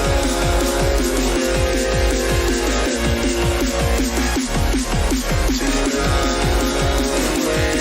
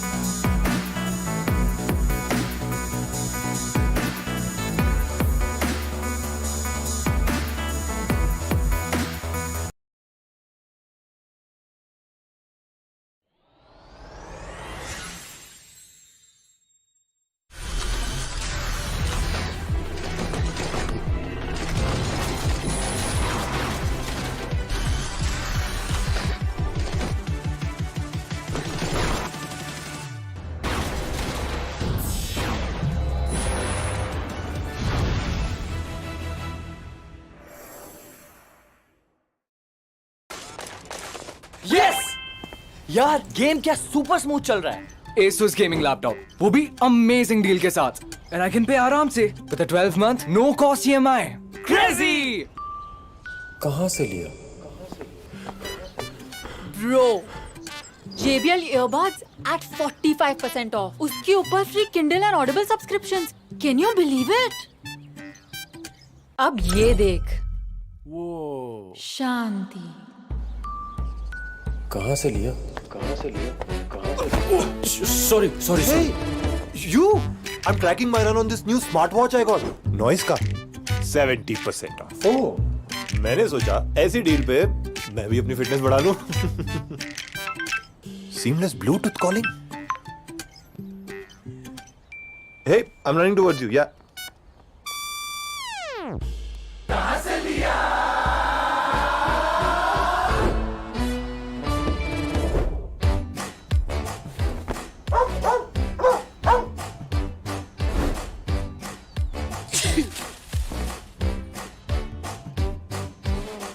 ये देख, I just got this Intel Evo laptop in exchange for my old one. 20,000 बच गए बस 99 rupees में extended warranty plus 20% off भी मिल गया. Pretty sweet deal, right? Totally feel you, bro. This iPad was always on my wish list. Got the latest one at a great deal and saved $8,000 in exchange for my old phone. Hey, what's up? सबको इतनी बढ़िया deals मिल रही हैं। ये सब कहाँ से लिया? Amazon से लिया। Amazon Great Indian Festival से। Amazon Great Indian Festival पर मिलेंगे इलेक्ट्रॉनिक्स पर जबरदस्त deals, no cost EMI, exchange offer और सेम डे डिलीवरी। अब इंडिया बोलेगा Amazon से लिया। Amazon से लिया, Amazon से लिया, Amazon